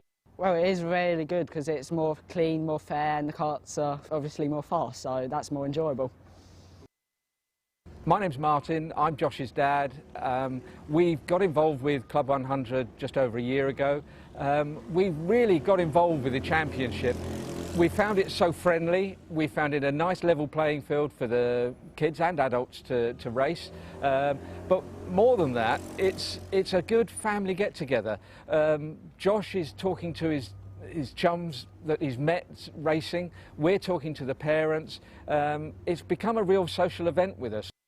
My name's Chris, I'm Bailey's dad. I go to all the races with Bailey in the current championship of Club 100, but we've got a new concept coming out next season called the Young Drivers Championship. It will put Bailey and other youngsters that are currently in Club 100 into the same bracket. It's a brilliant idea, and you know, to bring more young people into it, and hopefully, you know, they then move on to the bigger championship, you know, when they feel you know, they're at the appropriate age and readiness, really. So Motorsport UK, the UK's governing body for all things on 4 wheels, right up to Formula 1, they recognise Club 100 and they think the Club 100 concept is a good thing, and they really do want to get involved in the Club 100 Arrive and Drive concept. So for the first time for next year in the Young Drivers Championship, which we're introducing, drivers that take part in the full season will be able to achieve their full race licence with Motorsport UK. I really look forward to racing in the Young Drivers Championship next season, as I think it will be nice to race against people my own age. The Young Drivers Championship is a brilliant concept. We're really looking forward to coming. Joshua, to be able to race with people his own age on a level playing field, is second to none. I can't wait to race in the Young Drivers Championship. So if you want to get involved in the Club 100 Young Drivers Championship next season, just head to the website www.club100.co.uk or find us on Facebook, Club 100 Racing. Welcome to Alpha Live, the live streaming service where you can be part of the action from home. You can watch via your smart TV, phone, tablet, or even your gaming console. We've got you covered. Just head to the YouTube app on any of your devices and search for Alpha Live. Here you can watch all of the events as they unfold, or you could choose from our vast library for those lazy days in, all in beautiful HD. Be sure to hit that subscribe button and click on that notification bell so you don't miss out on any future videos.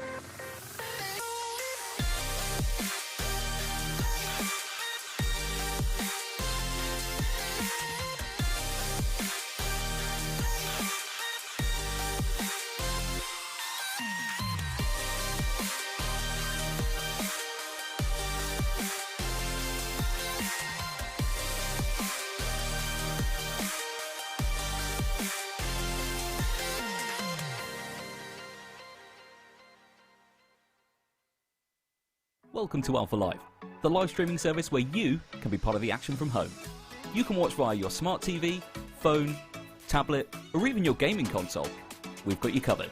Just head to the YouTube app on any of your devices and search for Alpha Live. Here you can watch all of the events as they unfold, or you can choose from our vast library for those lazy days in, all in beautiful HD. Be sure to hit that subscribe button and click on that notification bell so you don't miss out on any future videos.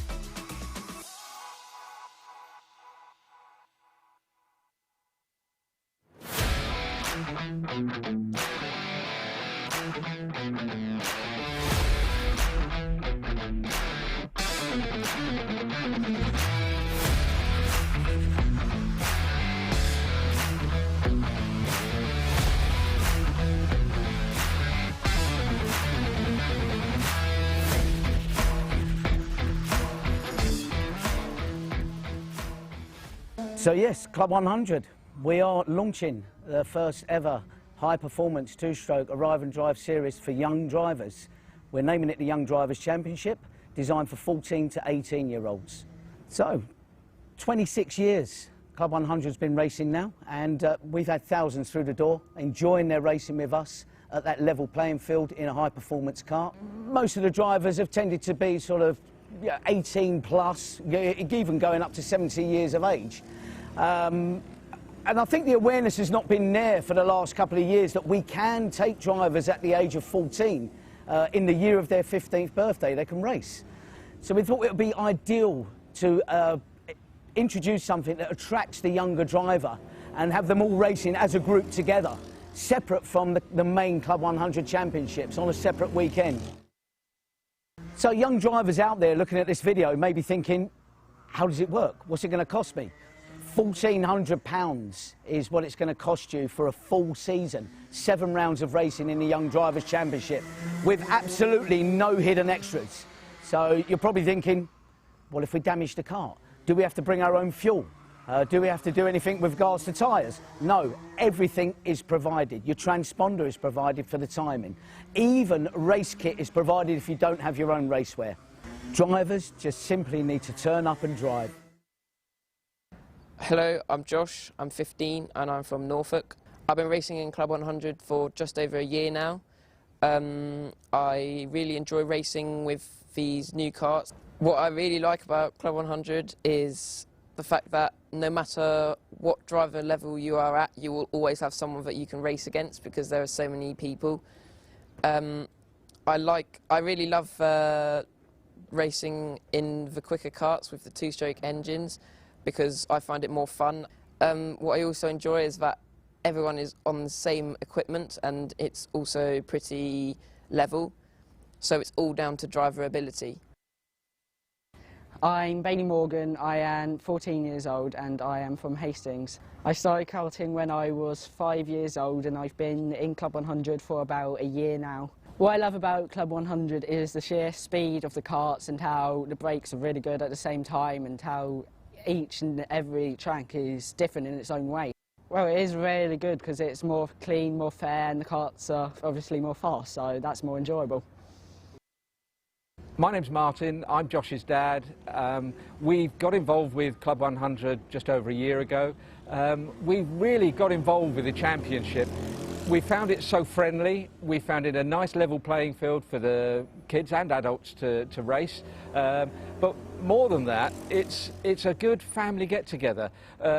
Josh is talking to his chums that he's met racing. We're talking to the parents. It's become a real social event with us. My name's Chris, I'm Bailey's dad. I go to all the races with Bailey in the current championship of Club 100. But we've got a new concept coming out next season called the Young Drivers Championship. It will put Bailey and other youngsters that are currently in Club 100 into the same bracket. It's a brilliant idea, and you know, to bring more young people into it, and hopefully, you know, they then move on to the bigger championship, you know, when they feel you know, they're at the appropriate age and readiness, really. So Motorsport UK, the UK's governing body for all things on 4 wheels, right up to Formula 1. They recognise Club 100 and they think the Club 100 concept is a good thing, and they really do want to get involved in the Club 100 Arrive and Drive concept. So, for the first time for next year, in the Young Drivers Championship, which we're introducing, drivers that take part in the full season will be able to achieve their full race licence with Motorsport UK. I really look forward to racing in the Young Drivers Championship next season, as I think it will be nice to race against people my own age. The Young Drivers Championship is a brilliant concept. We're really looking forward to coming. Joshua, to be able to race with people his own age on a level playing field is second to none. I can't wait to race in the Young Drivers Championship. So if you want to get involved in the Club 100 Young Drivers Championship next season, just head to the website www.club100.co.uk or find us on Facebook, Club 100 Racing.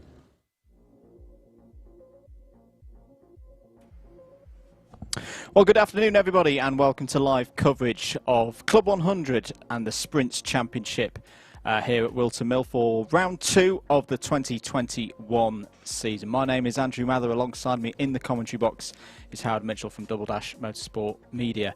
As we mentioned, we're at Whilton Mill, just outside Northampton and Daventry, on this great circuit, 12 turns, 1.2 kilometres, a classic circuit here on the Club 100 calendar, a regular favourite for many of our drivers.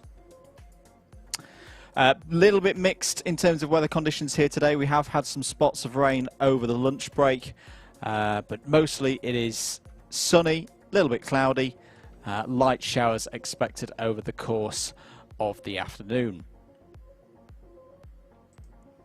In terms of a running order for today, we've already had our heavyweights competition out this morning. If you want to go and watch that back, you can. Make sure you're subscribed to the Alpha Live YouTube channel for all the information on that front.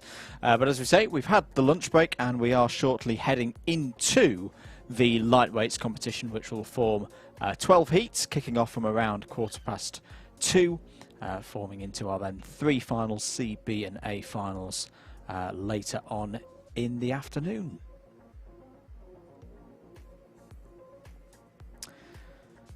So that's the format of today.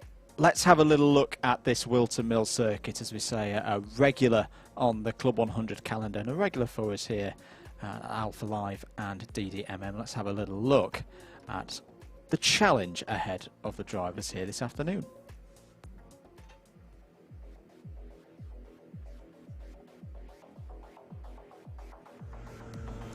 So, a lap of Whilton Mill on board here with Alistair Irvine from Warwick University, heading on to the pit straight then for the first corner, which is Oblivion. A fast left-hander immediately leads into a fast right-hander known as the Crook, then a slight kink up the hill through Fine Lady. So try and take as much of that curve as possible, thread the needle through the Crook and then get on the power hard as you head up towards Christmas Corner, one of the best chances to overtake around this Whilton Mill circuit, and crucial to get the exit of this corner right as we go through what we're calling Boxing Day, the corner after Christmas, and then Inkermans. We're on the international layout today, so Inkermans is a flat right.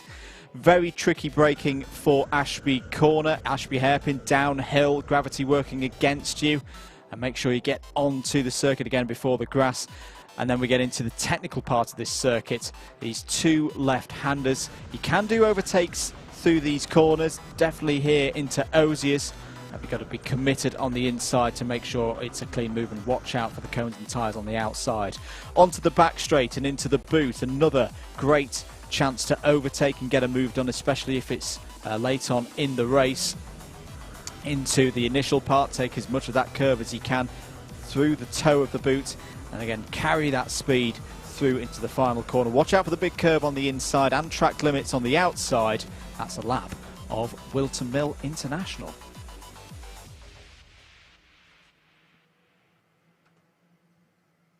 So moving into the lightweights competition.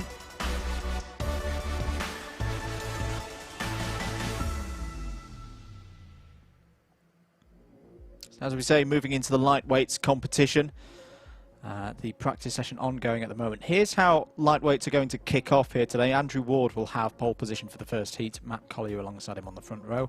Christopher Powell and Rob Langthorpe will start their day from row number 2. Alistair Irvin and Rogerio Mendez on row number 3. Bailey Morgan and James Martin start Heat 1 from row number 4. Andrew Ravage and Callum Brule, who knows this place very, very well, are on row 5. Archie Hobson and Ramanas Sakauskas are on row number 6. Adam Wheeldon and James Browning start from the middle of the pack there on row 7. Matthew Cliff and Matthew Cockram are on row 8. And then Ross O'Brien and Russell Cooper are on row number 9. Luke Dunnett and Liam Rogers on row 10, 20 karts in the field for the first race. If this is your first time tuning in for the sprints, or you need a little bit of a recap because it's the start of a new season, all of these heats, 12 of them in total, each driver will race 3 times. And essentially, if you're in C1 and C2 classes, which we'll come on to more in a minute, there's your current weather forecast. It'll say drizzle in the air, 11 degrees, so it's not overly cold. As we say, little bit of precipitation in the air, which is going to mix things up this afternoon. But the heats format, as we say, each driver competes in 3 races. So if you're following a particular driver and I did not read their name out in that grid, don't worry. We're just waiting for them to come out in one of the later heats. But essentially, you start 1 from the front, 1 from the middle, and 1 from the back. All drivers in classes C1 and C2 have the same average grid position. And we should mention the C3s as well, which is our novice class. This works in a very similar principle to cadet racing in owner racing in Motorsport UK sanctioned events. If you're a C3 driver, a little bit less experienced, you will start your heats in a C3 mini grid at the back of the field. And again, across your 3 races, you'll start one of your C3 mini grids from the front, 1 from the middle, 1 from the back. The idea behind that is we don't want to put new drivers, less experienced, getting up to speed right in the midst of all the big boys as they battle it out at the front of the field. And it's a system that works pretty well. Out on circuit at the moment is a practice session, so don't worry, you're not missing any competitive action, but for what it's worth, I can tell you that Tom Dix is currently the fastest driver in this session on a 53.610. Darry Sims second, also on a 53.6, and Jonah Barker third. As you say, we have had a little bit of rain during the lunch break, but not enough to completely wetten the circuit. Lap times are still very, very quick. And at this moment, I'll reintroduce back onto the stream my DDMM partner in crime, Mr. Howard Mitchell. Howard, how was your lunch break? Oh, it was lovely, thank you, mate. Yeah, it was really good. Good to talk to a few people around the paddock as well and stuff. But yeah, hello Andrew, hello everybody. Thank you for joining us for this round 2 in our Club 100 Sprints Championship, and I will reiterate what I said this morning. It is so good to be back streaming Club 100 Sprints again.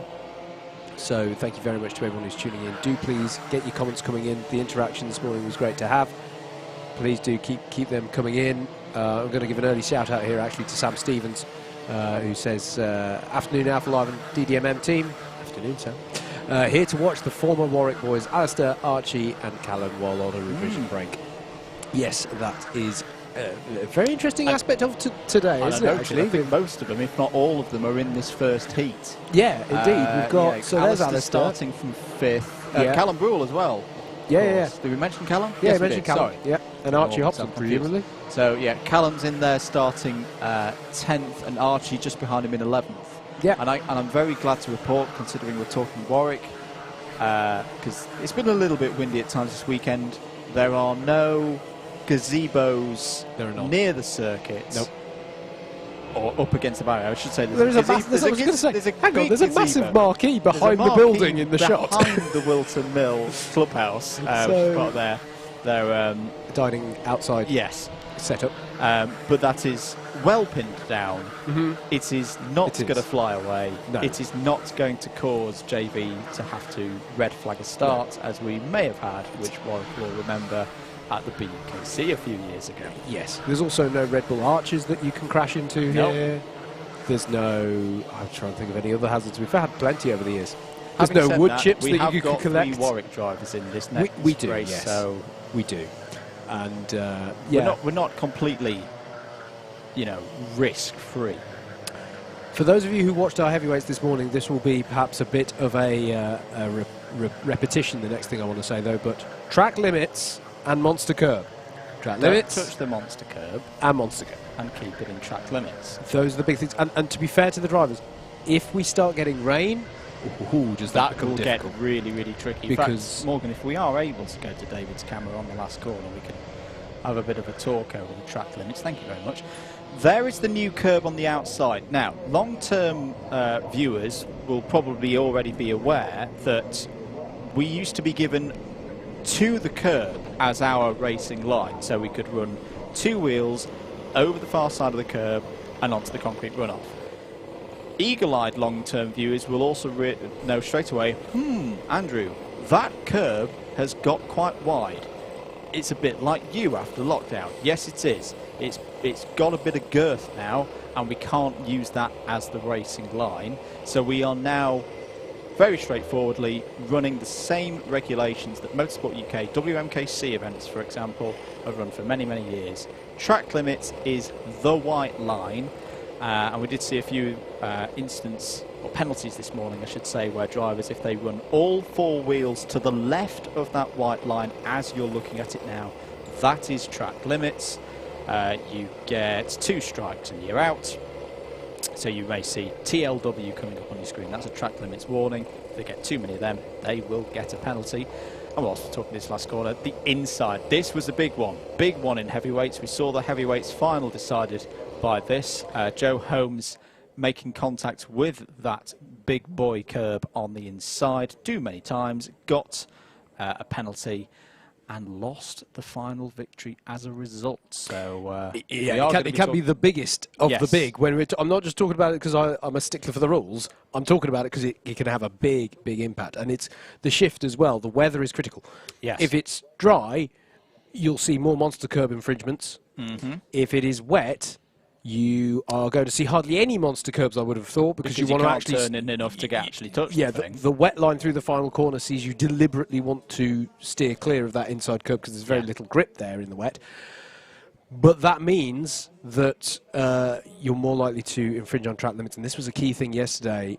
Andrew and myself, we were in the endurance series here yesterday, which was good fun, but my goodness, was it difficult on the track when it was getting damper and the track when it was getting dry. You've got to make the judgment call. When do I switch lines? When I do switch lines, if it's too early, if you go, do you know what, I'm going to try the inside line this lap, I can see a bit of dryness forming there. If you've misjudged that and it's still too wet, you are going to go straight on. And to rein that in such that you don't go over the white line, it's like the analogy I was going this morning for anyone who watches racket sports. The rules are like a tennis line.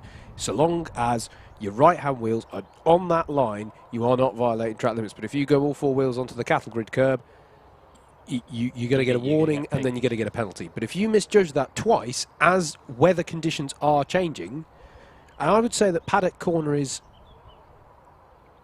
one of the hairier corners when it's wet here. The hairiest corners are probably 1 and 2, because they're the last to dry out and they're high-speed corners. If you get it wrong in there, you are going to go off into the rest of Northamptonshire. I would go with Ashby personally. Ashby, yes, but I tend to be all right if we. This is where we're having a debrief from yesterday, effectively. I found it was all right around Ashby, so long as you just keep it wide. Osiers is hairy in the wet because it is so wide when it actually starts to turn in. Yep. By that it means, ladies and gentlemen, the line that you take. Yes. You do a proper wall of death around the outside of Osiers, which is the second of the left-hand of the circuit. Indeed. To be clear, I'm not talking about how much the difference is between the dry line and the wet line. That is, I mean, Christmas Corner has a massive difference between the wet line and the dry line. Well, I'm talking about the ones where you just sort of go, if you get it wrong, you sort of clench up in the seat and go, oh God. Right, Paddock is one of those where if you've done it wrong, you're suddenly, and also if you get it wrong, you're aware of it if someone's right behind you because they've just done it better. Yeah. So all those stressful aspects to it means that you're more likely to make the mistake and go over the line and all that sort of stuff. So it sounds like a bit of a dry subject, but No pun intended, but it literally decided who won a round this morning in the heavyweights. Look out for my mate Colin. He's sat there on the curb. Colin the Cone. Looking out over if the vista. If anyone, that's probably the safest cone on the whole track, because if anyone hits that one... He's got some of his other mates, other Collins, around the circuit. Don't be messing with my mates Collins, because they'll sort you out. And also look out for their cousin, Terence the Tyres, which someone in this room had an altercation with yesterday. Indeed. Have we covered what happened last time out in the lightweights? No, we haven't. Because it is a certain Jack O'Neill who leads this championship. I really hope that I've said that before I brought up the table, so I really hope I'm right. I am right. There we go. Jack O'Neill won this last time out at Clay Pigeon. So we pick up the streaming here at round 2. Unfortunately, we aren't able to stream every single round of this year's championship, but things got underway at Clay Pigeon in Dorset a few weeks ago, and it was Jack O'Neill who took home the spoils on that occasion. We said this morning Joe Holmes had a round at Clay Pigeon that you couldn't really beat. I lied. Jack O'Neill beat it. He took the final victory, 2 heats and a second in the heats that he didn't win. Yes. Because he was being a bit shoddy in that one. Daz Teal, who always runs well round Clay Pigeon, currently is second in the championship. So Jack O'Neill on 189. Daz Teal on 185. Ed Bars, reigning champion, didn't have as good a time in the final as he would have wanted. He was only 5th in the final, but did have good heats results. Season 3rd on 183. Dan Healy, who always runs well in a streamed round, or at least he did in 2020. He's 4th on 182. And Stevie Hicks is 5th on 181, who we shall say is a bit of a Whilton Mill specialist. He is that, yes. So look out for him today. C2, so this is C1s are our top Premier drivers, or what would previously be known as our Premier drivers. C2 drivers are your kind of clubmans / top of the Open Championships as they used to be. In terms of C2 at the moment, Alistair Irvine currently leads C2. He's 10th overall. He's on 169 points. He's actually been matched at the moment by Peter Knight, also in C2, also on 169. Darry Sims, former lightweight Open Sprint champion. He's 14th overall in points, 3rd in C2 on 161. Let's also pay attention to C3. We go down to 31st overall to find Samuel Essery, who's top of C3 at the moment on 133. And you go quite a bit further down to find the next C3, which is Russell Cooper, 46th on 115. Matthew Cockram, 3rd of the C3s, 49th overall on. Whoops, there goes the computer in a bit of a strange direction. 111 points. That's your championship situation. As I say, still very early stages. That almost feels like reading out the league tables at the end of the first week of the football season. Yes. Still a lot of racing to go. For those of you who are unfamiliar with this, we have got 2 subclasses here. Andrew was just referring to the Class 1s, your Class 2s, your Class 3s. They all get scored together, but there is still silverware and a championship on offer within each of those. But the significance of them all being scored together is that every position counts. Yep. You want to fight for every single position in spite of what class everybody is in. Red number plates on the carts denote Class 1 runners. Black number plated carts are either Class 2s or Class 3s. As you're watching them on the stream, drivers keep their numbers for the entire season. So if you are supporting a particular driver, it does well to learn their number just for quick reference. And the other thing, I don't think we covered the format that we're doing. 12 heat races. Every driver will take part in 3. Fair enough, we did do that. Sorry, sir. I was looking at things. What we haven't mentioned, though, is we've got a hashtag not biased situation. There is Andrew Ward. Yes. In the number 46. The only good bit of the DDMM Barnstormers on yesterday's performances. The only pole position for this race. How's he swindled that one? I don't know. He'll claim it's randomisation, but I don't know. I don't buy it. I have to say, he's the only member of the DDMM Barnstormers team who did not get a track limit or cone running all day yesterday. Stop saying these things.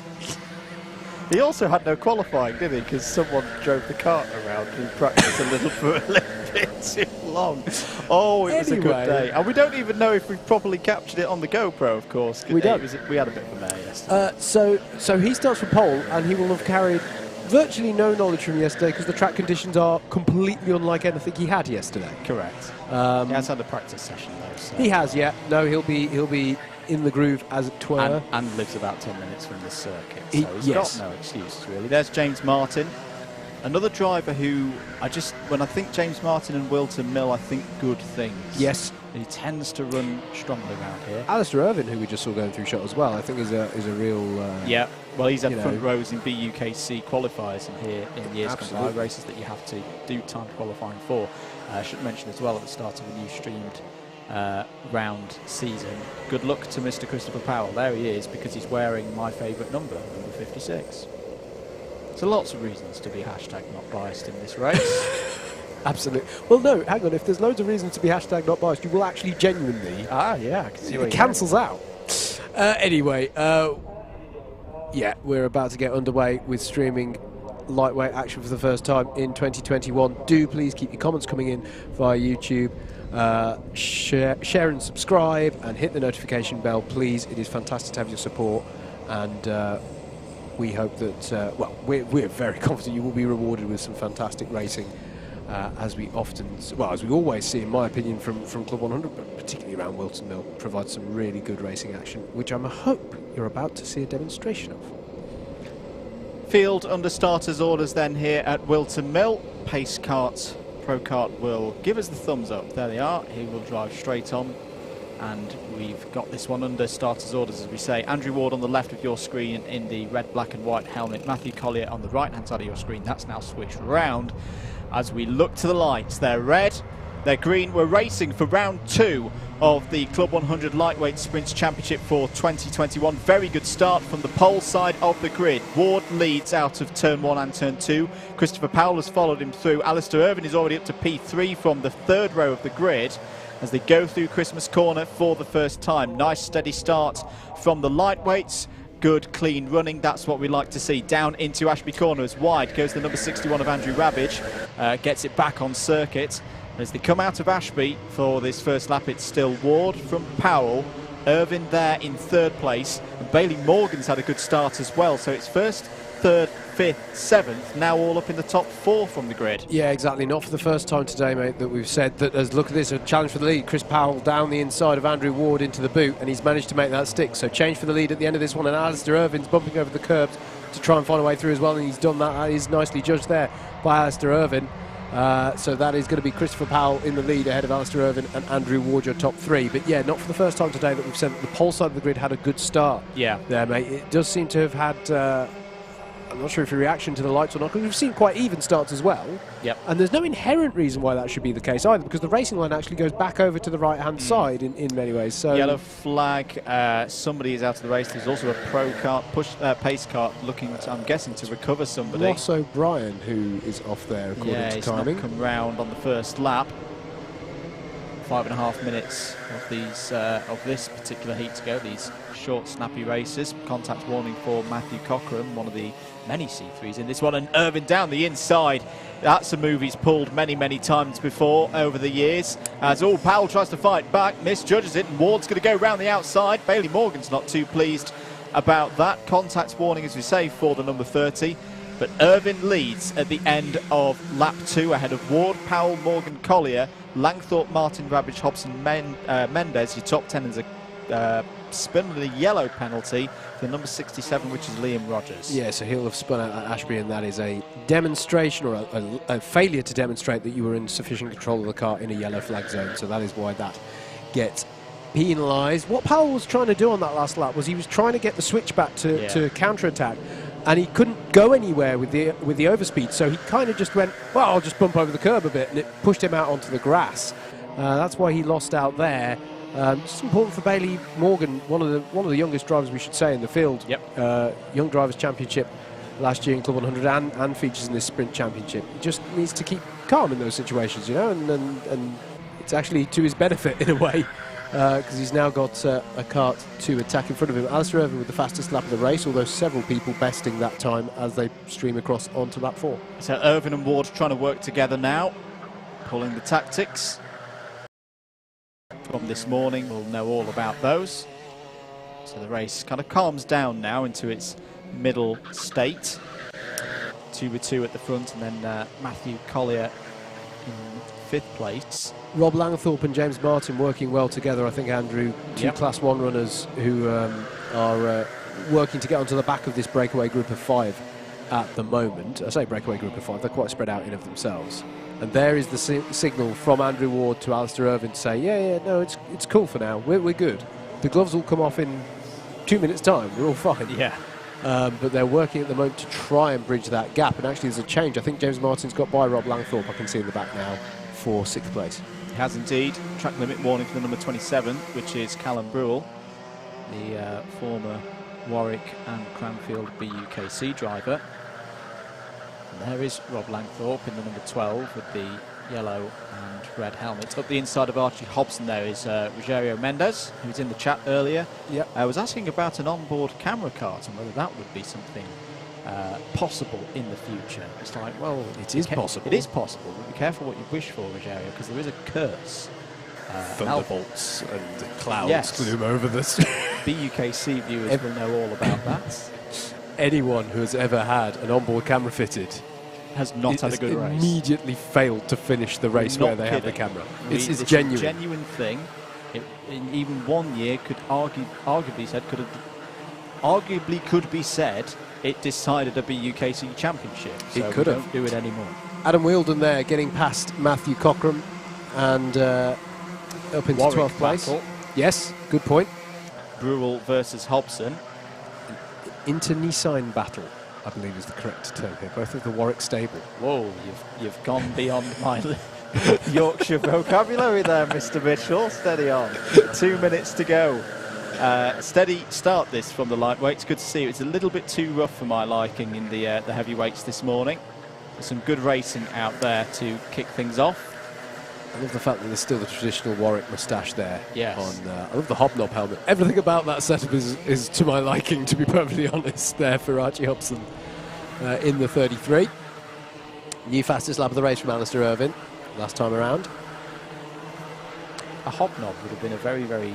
Oh, that's going to be a monster. That was a monster curb hit, and Mr. Brewell will know all about that when he next comes around and there's a showing of his race number on the screen. Down the inside of the number 61. It's defending. It's defending. So, in fact, this is Andrew Rabbage having a really good go here.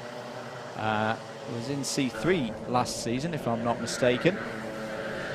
Showing some great progress to be fighting here with Rob Langthorpe, who's, again, a bit of a veteran at this now. He's raced in the Sprints Championship for a good few years. Another BUKC graduate, formerly of Newcastle University. Racing very well there is Andrew Rabbage, currently running 4th in C2. Fastest lap of the race has just gone in from Bailey Morgan, 53.773. Still as you were at the front of the field, by the way, as we go on to the last lap. Irvine from Ward from Powell. Here is that fight for 2nd place. So Ward may have to go defensive here. Jesus, just has got good speed up towards Christmas Corner. But Alistair Irvine has this one under control. More than half a second clear of this trio, who will be thinking at this stage as well that finishing in this top 4, this is all good points. All these heats are about qualifying well for the finals. That's where the big championship points are, and if you're not in that A final, you're not going to get big points. Ward will continue to defend though, as Powell's trying to go round the outside. Oh, doesn't quite have his nose up the inside into the toe of the boot. But Alistair Irvine's going to come round to take a race victory here at Whilton Mill. He takes race number 1. Andrew Ward finishes in 2nd place, and it was very tight on the line there between Powell and Morgan, but Powell holds out. James Martin, good drive to 5th place for him. Matt Collier, a strong 6th. Rob Langthorpe next to the C1s in 7th. Very good drive from both Rogerio Mendes and Andrew Ravish, who are in 8th and 9th. Archie Hobson wraps out the top 10 and takes 2nd place in the unofficial Warwick category for today. Good race that. Good race to kick things off here at Whilton Mill for the lightweights. We're going to take a short break. Race number 2, heat number 2 is up next.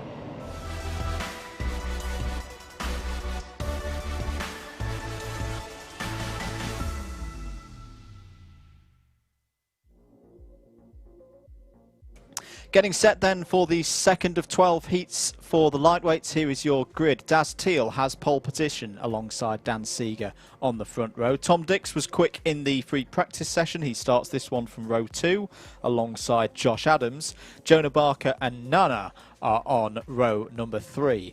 Garrett Berry and Peter Knight, who ran incredibly well here last time in October, are on row number 4 on a streamed round. Daniel Healy and Jed Toole are on row 5. Chris Woodger and Steph Theodoru are on row number 6. Sam Morris and Samuel Essery are on row 7. Peter Sharp and Simon Sharp are on row 8. David Hamer and Alex Brandom are on row number 9. That is your field for this one. 18 karts in it. Good afternoon to Mr. Super GT, Steve Brown. Make sure you win it on turn 1, Mr. Steve Hicks. Hicks, you'll be out later. Good to hear from you, Steve. Yeah, important thing. We're all missing you, genuinely missing you here today. There's been a lot of people asking how you are. But keep doing what you're doing. Absolutely fantastic work. And I'm not going to say what it is, but very, very much looking forward to what's coming up in the next couple of weeks for you. Important stuff from Steve Hicks as well. Due to COVID 2020, this is Hicks' family new dog Lottie's first karting event. She's hooked already. Excellent. Good stuff. Let's say stuff. Steve Hicks. There's a lot for new viewers. There's a lot of BUKC graduates in this this lightweights class. Hicks himself and Tom Dix as well, formerly of Loughborough University, BUKC champions back in the day, quite a few years ago now. I want to say 2008. I know it trends on polling days because you're not supposed to talk about anything else, but can we get dogs at kart tracks to trend in the same way as you get dogs at polling stations? At Double Dash MM on Twitter. Got a dog? Go for it. Dogs at kart tracks. Let's make it happen. But yeah, no, it's going to be interesting to see how Steve Hicks gets on. As Andrew was saying, very, very successful driver around this Whilton Mill circuit. Hello to Dakota Whitehouse, he said. He says hello from Ohio, regular viewer here on Alpha Live. And if you're new to the Alpha Live YouTube channel and you want to become a regular viewer like Dakota, well, make sure you've got the subscribe button pressed and the notification bell activated. Nice waves there from some of the people on the balcony here at the circuit. Yep. Fantastic to see. Obviously, we're still running this in COVID safe, under COVID safe measures. So you see a lot of we'll see people distancing, the one-way systems that we've got here, and masks, etc., that we're doing to make sure that this event can go ahead. It is nice to see, though, that as things are opening back out again, more spectators allowed. So it is lovely to see the people here today to cheer on and support competitors. Do hope you're having a good time, and it is fantastic to see people returning back to the circuits. And touch wood, as of the next round, although we're not streaming it down at Lid, even less restricted. You know, for example, MSV circuits around the country are opening up as of next weekend. That being said, though, I do just want to do a shameless plug of something that was born out of the lockdown, but has gone on to be really good fun and successful. That being the Legends of BUKC and Club 100 iRacing Championship. The next round of which will be on Wednesday evening. Wednesday evening, 7:15 PM. The broadcast begins on the Double Dash Motorsport Media YouTube channel. We should also say, we should make a thing that it is actually 1 year old now. It's a good point. It's 1 year since we did the first test race where we thought, let's just do this. And we put our hands up and said, should we try streaming it? Yeah. It'll probably be in potato cam, and it was. And it's gone on from there. And so we've got regularly 35 plus drivers in each round once a month. So yeah, make sure that you subscribe to the Double Dash Motorsport Media for YouTube channel for that. And good afternoon to one of our drivers, Michael Preston. Somebody make sure Steve Higgs's kart is fuel and it as he forgot on iRacing yesterday. Yes, I've heard about this. I've heard about this. Higgsy had an F in the chat, didn't he? Anyway, we're going round again. It's a full start. I thought I was talking about iRacing, then we were about to have a race start. Oh dear, Higgsy. I can't laugh too much though. I don't have a particularly good record in team races, do I, on iRacing? Let's not mention, you know, Sebring and pulling out the pits. There's no. I was going to say there's no pit stops in this format for racing. No. And do you know what? Even on the fuel, I think some team yesterday in endurance may have missed the fueling window in the practice quali session as well. But there we go. It was fine. It worked. Yeah. Anyway, there will be fuel in Higgs's car because it's not in his control. No. It's in Jimbo's control. It's in Jimbo's control, and Jimbo's a dab hand at fueling karts. So the Club 100 crew will do a perfectly proficient job of that, I'm sure. But yeah, good luck to Michael as well. Heat number 2 ready then. Daz Teal, number 6, in the black suit and the yellow and blue helmet with the St George cross on the top. He's got pole position. Dan Seeger, another BUKC graduate, on the right-hand screen in the blue and white. Under starter's orders then. Watching for the digi-flag, waiting for the lights to go green. Away we go then. Good start for Daz Teal into oblivion for the first time. Can Dan Seeger hold around the outside for P2? Yes, he can, although Tom Dix is doing all he can to try and nip through. On the way up to Christmas Corner, down the inside goes Seeger. Big move on Daz Teal, and it's good for the lead of the race as they come down through Inkermans for the first time. I think it's all clean towards the back of the field. That was a lightning start and a lightning run to Christmas, Howard, for Dan Seeger. I want to say, apologies if I've got this right, I want to say it's the first time we've seen that today. Yes. A second place driver, and you know what I think was key? I'm not saying not everybody's been doing this, but it's difficult to tell a driver's eye line when they've got a helmet, of course, but I reckon Seeger's eyes were pinned on the right foot of Daz Teal. Yes. On that start-finish. You could just see his head cocked to the side slightly, and I think he was watching for when the leader first squirted the accelerator pedal. As Chris Woodger there getting by on Dan Healy towards the end of this lap. Yeah, Dan Healy, runner-up in this lightweight sprints championship last season. As we mentioned when going through the grid, had a tendency to really raise his game on a streamed round. Will he do the same again today? Peter Knight is on the move, the 102. Having a good fight there with Daniel Cohen, another BUKC graduate, formerly of Aston University. Chris Woodger now goes down the inside of him, going for an overtake for 7th place. A little bit of bumping and barging. Dan Healy cuts through as well in the number 2.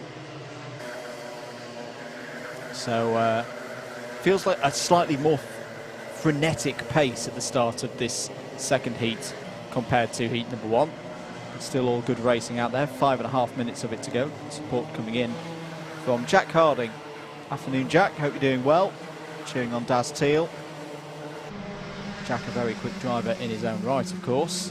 A couple of drivers running wide at the last corner. Yeah, that looked like Jed Toole and Sam Essery battling away there. And this is still Woodger and Healy. Yeah, Woodger just pointing Healy through there, and Healy thanking him for it. That may seem a little bit strange to newer viewers. Why would a driver deliberately point another driver through? Healy is probably a little bit quicker, and Woodger's identified there that sitting on the rear bumper of Dan Healy could be a good tactic to pull himself further up through the field in the race later on. I mean, it's worth, Dan Healy second in the championship last year. It's worth noting that, these drivers have been, some of them, racing against each other for years. They'll know, where a driver is strong, and if it's advantageous in the moment to let a driver through, then that's what you'll do. Yep. Here's your lead group then. Dan Seeger at the front of it. Daz Teal there in second place. Tom Dix, and then Jonah Barker having a sterling run here. Another C2 driver, and Peter Knight trying to cross the gap as well. All the old boys are tuning in now. Good afternoon, Jonathan Lissiter. thank you as always for the great coverage. Pleased to bring it to you. Mr. Lister, this battle though, raging on at the front of the field. And if we can keep this four together, this is going to be very, very tasty towards the end of this race. And as I say, Peter Knight, who kind of took the Club 100 world by storm the last time we had a streamed round here. Which I was going to say, it was at Whilton Mill that happened. Yeah, he was in the C3 category at... Teal trying to look down the inside here for a move on Seeger. There's a little bit of pod-to-pod action, and Tom Dix is trying to take advantage of this as well, going around the outside through Inkermans. Jonah Barker's up the inside, they're nearly 3 wide. Tom Dix has gone for a bunny hop, but it's all getting a little bit rough down there, and somehow, contact and a bit of a rise in the air there for Jonah Barker. Yeah. Teal leads off the corner. Peter Knight has hopped through into second place, and the gloves are off now. And what's happened here as well is it's brought a slew of Class 1 runners onto the back of it as well. So Josh Adams, Dan Healy and Chris Woodger are now all in on this as well. Having tried for several laps to get in on the action, they're now right with this pack with Dan Seeger. Here they are, trying to join into the battle. So it all just starts. It's always interesting how the rhythm can get upset in a race. Yeah, and it was a decent earnest attempt there, but it just all got a little bit shaky and towards Ashby, you know, going 3 wide and almost leaning on each other into the braking zone. It's always going to be a little bit shaky there. Dan Healy will be liking this. He thrives on these situations as Teal defends from Peter Knight. But as I say, Peter Knight was in C3 at the Bayford Meadows streamed round last year as we came out of lockdown number 1, and was then bumped up to C2 immediately because he showed he was more than quick enough to race in amongst the big boys, the more experienced drivers. There's somebody's up there, Sam Morris, yes, who's retired from the race. And for a while, it looked like, I mean, as a C2 driver, was going to win the round. In the end, I think he finished 3rd on that day, but very much impressed us here in the commentary box. He's impressed us here again as he's taking on Daz Teal. Teal defends into Christmas Corner. 1 minute and 14 seconds to go. Adam H, absolutely spot on. Lovely patience from PK to take advantage there. Yep, just picked his moment, didn't send it in there, let the others trip over themselves, and gained positions from it, and potentially a race win here. Still good stuff as well. Jonah Barker, considering he ended up on the grass, as here's the move, here's the look from Peter Knight down the inside of the boot, and that was clean and tidy there. It's always difficult to defend into the boot. I did think that Daz Teal might have had a bit more of a response there, but it was a clean move, good move, and it's on to the last lap for Peter Knight. Either way, Daz Teal is looking good for a tidy haul of points to get his day off to a start. Is he going to attack into Christmas Corner? Peter Knight does not feel the need to defend, and Daz Teal does not feel the attack is on. But further back, there's action here. This is Chris Woodger and Josh Adams. And Josh Adams has got by now with Tom Dix looking to capitalise. This is all in the battle over 6th place, and ahead of them, Dan Healy here side by side with Jonah Barker as they try and chase Dan Seeger over 3rd place. Lead us on the back straight now. This has been again a very, very impressive performance from Peter Knight as he comes through the final couple of corners. He's going to take his first heats victory of the season here in Club 100. Picked his moments, kept it out of trouble. Peter Knight takes heat 1 here, heat 2 rather, in the lightweight sprints. Daz Teal from pole position, good haul of points, 2nd for him. Dan Seeger recovers to 3rd, Jonah Barker 4th. So it's all about the C2 drivers in that one. Dan Healy 5th, Josh Adams, Chris Woodger, Tom Dix down to 8th. Dan Cohen, a good result for him in 9th. Steph Theodori wrapping up the top 10. Sam Essery, your top C3. That was heat number 2. Another short break. Heat number 3 are heading out right now.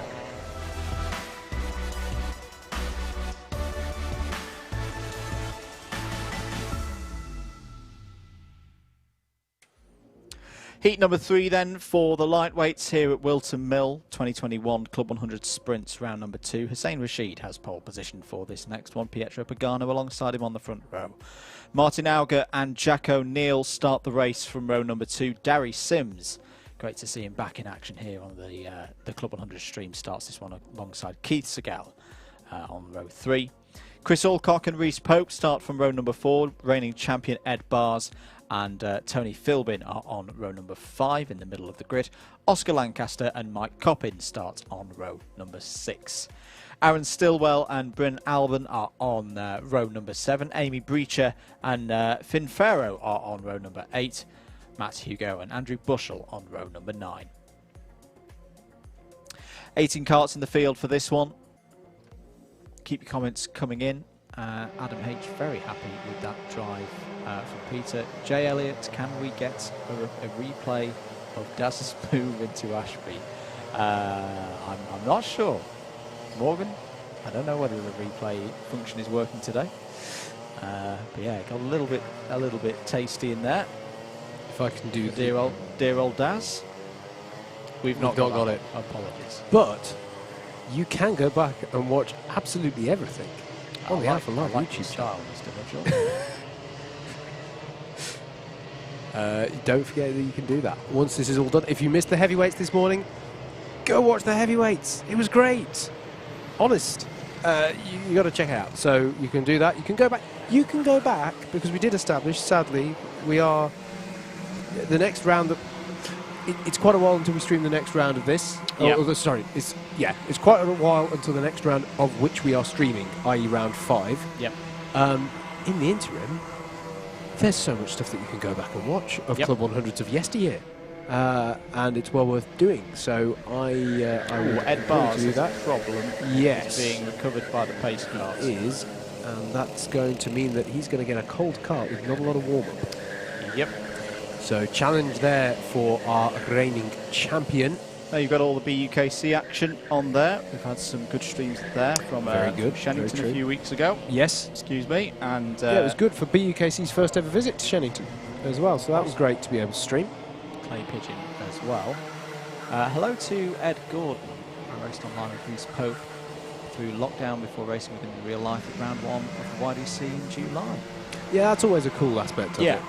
You know, when you can. And I think it is something genuinely new that's come out of the last 12 months. That there's always been a great sense of community in the Club 100 paddock. We've now got like these slightly different communities within the Club 100 community, like all the GT Sport boys.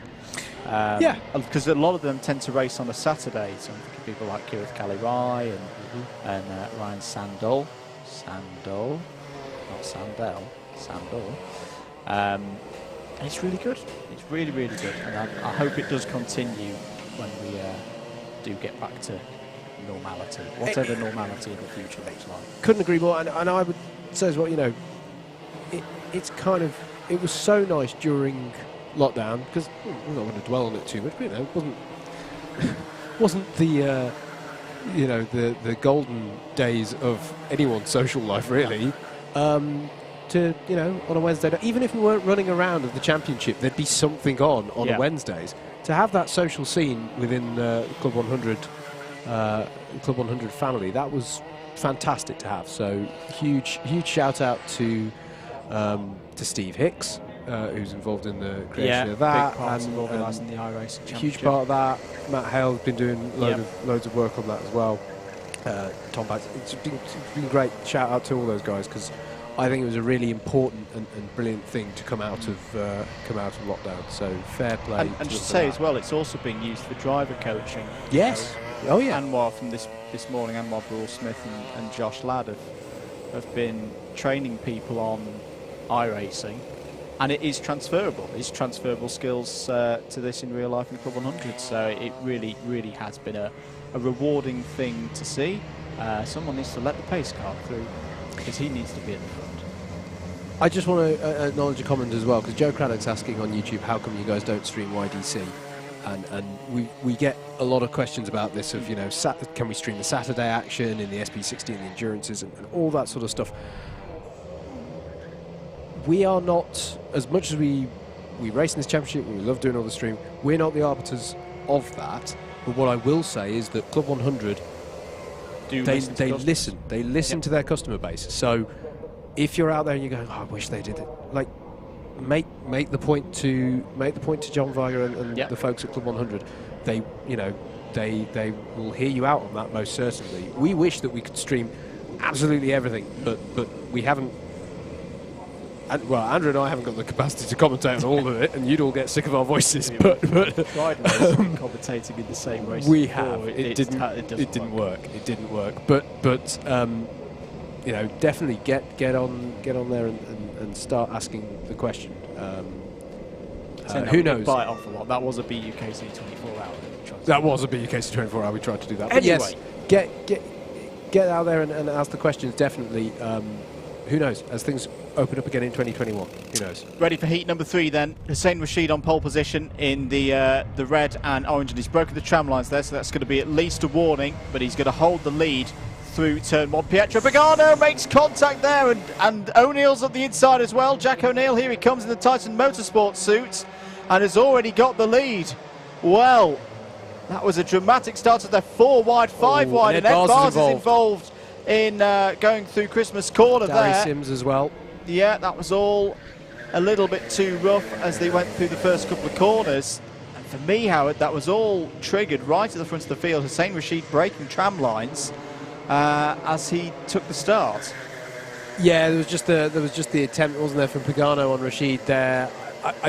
To be frank, I'm not sure how much the tram lines being broken led to the incident, because the incident was really at the apex of 2 in many ways. But yeah, it was a robust attempt from Pagano to take the lead, and a robust defence from Rashid, because he knew that, you know, there were going to be people likely there. So I don't know, a bit of a racing incident for me, but the end result was for Jack O'Neill to get to the head of the field, as there's a penalty for Mike Coppin. Not a good first lap for Applewood independent drivers. Both of them have got penalties. As down the inside there goes Pagano on Rashid. Yeah, Chris Alcock as well then, absolutely, mate. The Applewood crew with each with a 4-place penalty. Not a good start there, and I presume that's because they were involved in the incident that we saw Gary Sims and Ed Bars involved in. Yeah, they were in that region of the pack, but for what it's worth, Mike Coppin has got himself now up to 4th place on the road, ahead of Rhys Pope. Good support coming in for Amy Breacher in this one as well, currently running in the top 10. Number 59, as Coppin and Rashid go side by side, and who's going to win out of this one as they go into Paddock Bend? Rhys Pope in their wheel tracks as well, looking to capitalise. It's going to go 3 wides over the start-finish straight, and I think that's Mike Coppin realising he's got that penalty. But it is Rashid who comes out on top in that one. Track limit warning for Amy Breacher in the number 59. Rashid goes defensive now. Coppin going this way and that. Just behind them, the number 68, Martin Auger, is making a move and making contact with Keith Segal, the number 58, and that's going to allow Aaron Stillwell through. Aaron Stillwell, a C3 driver, is up to 6th place. Ed Bars is trying to, well, he's got bandits at all angles at the moment, trying to fight his way through. Of course, he was involved and taken out on the first lap. He's on a bit of a recovery drive now. And it's interesting, isn't it, Howard, how these days, in terms of you know, the psychology play themselves out as that's round for Keith Segal. Yeah, that was Chris Alcock making contact with Keith Segal, and I think there may be a penalty because of that one coming up. But no, the playing out of this championship, yep, there it is, take out for Chris Alcock as Rhys Pope side by side with Mike Coppin. We've seen Dan Healy have a pretty good first race. Yeah. And, you know, be in a good position. You've got Jack O'Neill at the front of this one. Already feels to me like the pressure's building on the reigning champion Ed Bars, and we're only 5 races into the season. Yeah, I mean, as Martin Auger gets a penalty for forcing a driver wide. Yeah. Just trying to think if we saw what that was for. As in, if we saw that I'm not happen sure. on the stream. Yeah, I'm not sure we saw it. It might have been for contact with Keith Segal up at yes, quite possibly. So, yeah, I know what you mean, mate. Ed Bars here in amongst the... I mean, to be fair to the Class 3 drivers that are around him, they're doing great Class 3 in this one. Stillwell up in 6th, and then Amy Breacher in 8th, Andrew Bushell in 9th, albeit Breacher's just had a contact warning. They're doing brilliantly as Chris Alcock gets by on Stillwell. I'm also quite glad to see Chris Alcock's got a new helmet. And wide there onto the curbing goes Andrew Bushell. But I think that's it, right? These are still Class 3 drivers who are maybe still... I mean, the whole point of Class 3 is where you cut your teeth. It's where, you know. Ed Bars needs to pick his way through clearly on these these people, you know. And he's very good at running nose to tail with predictable drivers he knows and he's raced against for ages. Yeah. But he's got to pick his way here through drivers who are in that Class 3 novice round. He has got potential to recover this in a not too bad position if you consider that both Alcock and Coppin ahead of him have penalties and big penalties. And hey, this was his mid-start position. He started this one in 9th. He might well end up, I mean, as you say, if penalties are applied at the moment, he would be classified as 8th or 9th. So, hey, he's converting, he's not going down, he's not going backwards from his good slots, and there he goes again. Side of Andrew Bushell there for 9th place. But that puts him in the range of benefiting from Chris Alcock's penalty. But it's not the clean run, you know, if you look at his scoreline from last season, it was win. You know, 2 heat wins in a round. And very stuff like rarely that. was he outside the top 3. Exactly that. So there is, I know what you mean when you say there's just this feeling of additional pressure there. That was a great move from Darius Sims on Andrew Bushell into Ozius, which is putting him up to net 10th, I want to say. Battle going on here between the number 62 of Aaron Stillwell and Amy Breacher. This is the top C3. This is for the win in C3 in this heat, and they've got the reigning champion up behind them now. Track limit warning for a few drivers coming in. Contacts warning for Red Bars coming in as well, so that's not a penalty, that's just a warning. That's your race leader. Haven't seen him in ages, but that was him. But you know what? This has been such a Jack O'Neill race. We've seen him and the Titan Motorsport crew do this a lot in endurance racing and some of the other formats run on a Saturday as well. Don't often see it on a sprints, but I do get the feeling Jack's really going for the Sprints Championship this year. And he's just taken off. He's got a lead of 4.4 seconds. The pace that the Titan team had yesterday in the endurance. They won by a lap, ladies. I mean, I was genuinely becoming convinced they had treaded tyres in the damp. And they didn't. To say as well, that was a lap in wet conditions. So that's not 52, 53 seconds. That's getting up towards 1 minute 20. It was domination from them yesterday. Here's a good battle over second place on the road between Mike Coppin and Pietro Pagano. And Reese Pope's going to try and get involved in this as well and maybe have a bit of a cutback. Coppin, of course, has a penalty to be given to him post-race. And Pagano's fighting this one hard. Can he keep himself in front? Yes, he can. Robust defence there from Pietro Pagano. We are on the last lap. The leader is coming into the boot now. And what a start for Jack O'Neill. He really is in some great form. Round the final corner, Jack O'Neill has won, and Mike Coppin trying to say, no, don't overtake me, I've got a penalty, you're going to gain the position anyway. But Pietro Pagano second, Mike Coppin third, Reese Pope fourth, Hussein Rashid, and whoa, big massive moment there for the 52 out the final corner.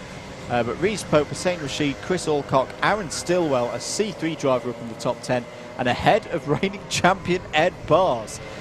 Wouldn't have guessed that result at the start of this race. Darius Sims 9th and Amy Breacher in the top 10.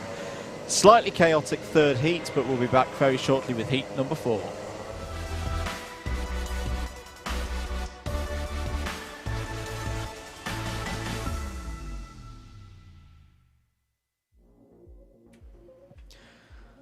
Last heat of the first rotation then. Heat number 4 grid looks like this. Ashley White has pole position alongside him on the front row is Ned Douglas. Jason Bradbury and Adrian Mertens are on row number 2. Joshua Halloran and Cameron Ross make out the top 6. Dom Cliff and Steve Hicks start on row number 4. Rhianna Percox, another Whilton Mill specialist here today, starts alongside Stephen Westwood on row 5. Thomas Barrett and James Wattis are on row 6.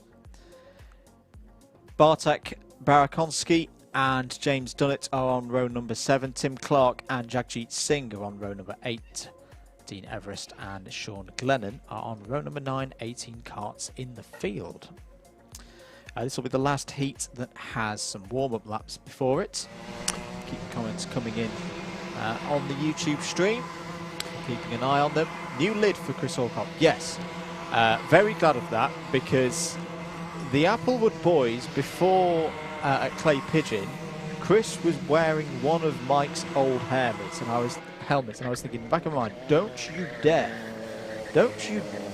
do that on a stream, Chris Alcock, because you will confuse the heck out of me. And he hasn't, because he's got a new lid. Some very, very nice colours on it. Confuse the heck out of it. We will just call you the wrong thing, to be fair. Yes. Apologies to Richard Allen this morning. He's got a new lid, or a recent-ish new lid. Yeah. That is a little bit Craig Brown-esque. So apologies, Rich, this morning. There were a couple of times that I said, "Is Craig Brown?" No, it's not. A lot of people coming in with this. Adam H, who was putting in the support for Peter Knight earlier on, he's a very good chance of being a front runner. And yes. Rogerio Mendes concurs with it to some extent. Peter has always been a great driver. I've raced with him for about 10 years. He certainly has the skill. He certainly has the pace. It's going to be really interesting to see how his season comes together. You can tell that is someone who's raced since very young and very much grown with the sport. Is the confidence that Peter has when he's seen the race here is very impressive. Yeah. We'll see him out again later, of course, though. As we say, we're getting ready for heat number 4. And as Andrew hinted at, last race of the rotation, every driver will have done one of their 3 heats by the end of this one. Just saw Sam Taylor, one of our testers, going through. He's another driver in the esports fraternity, and will be racing in the GT Sport competition, also on the Double Dash Motorsport Media, Tuesday night, 9 PM, week number 2 of their 4th season.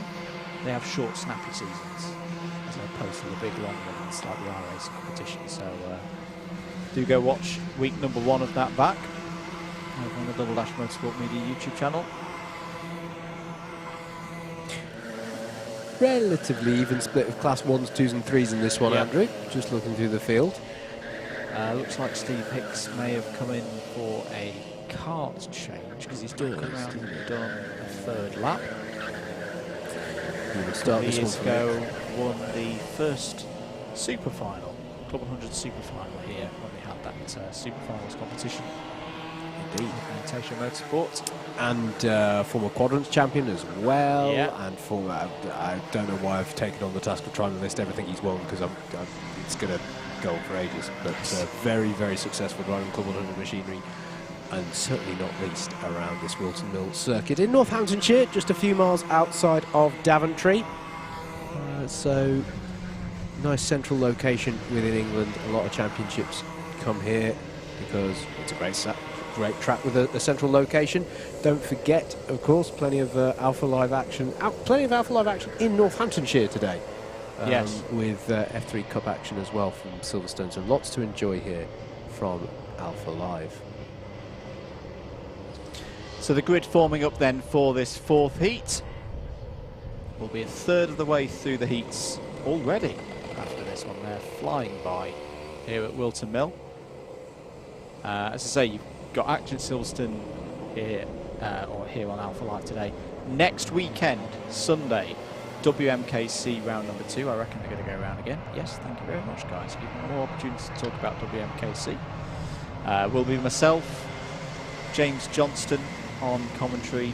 We will possibly have a special guest as well, formerly of WMKC. We'll wait and see. Also rolling back the years, I just spotted is Steve Hicks. He's got his old Tony Kart suit on. Normally wears his SCH orange and black. Oh, yeah. Maybe he was thinking that It's going to rain.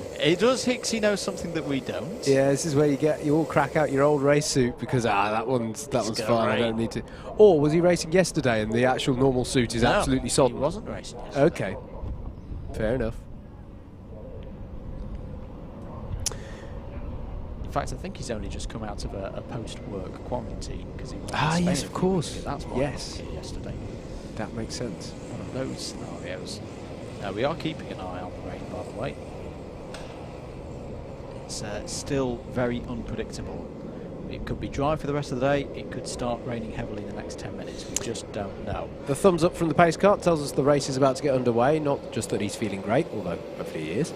He's in the pace kart, of course. Of course he's feeling great.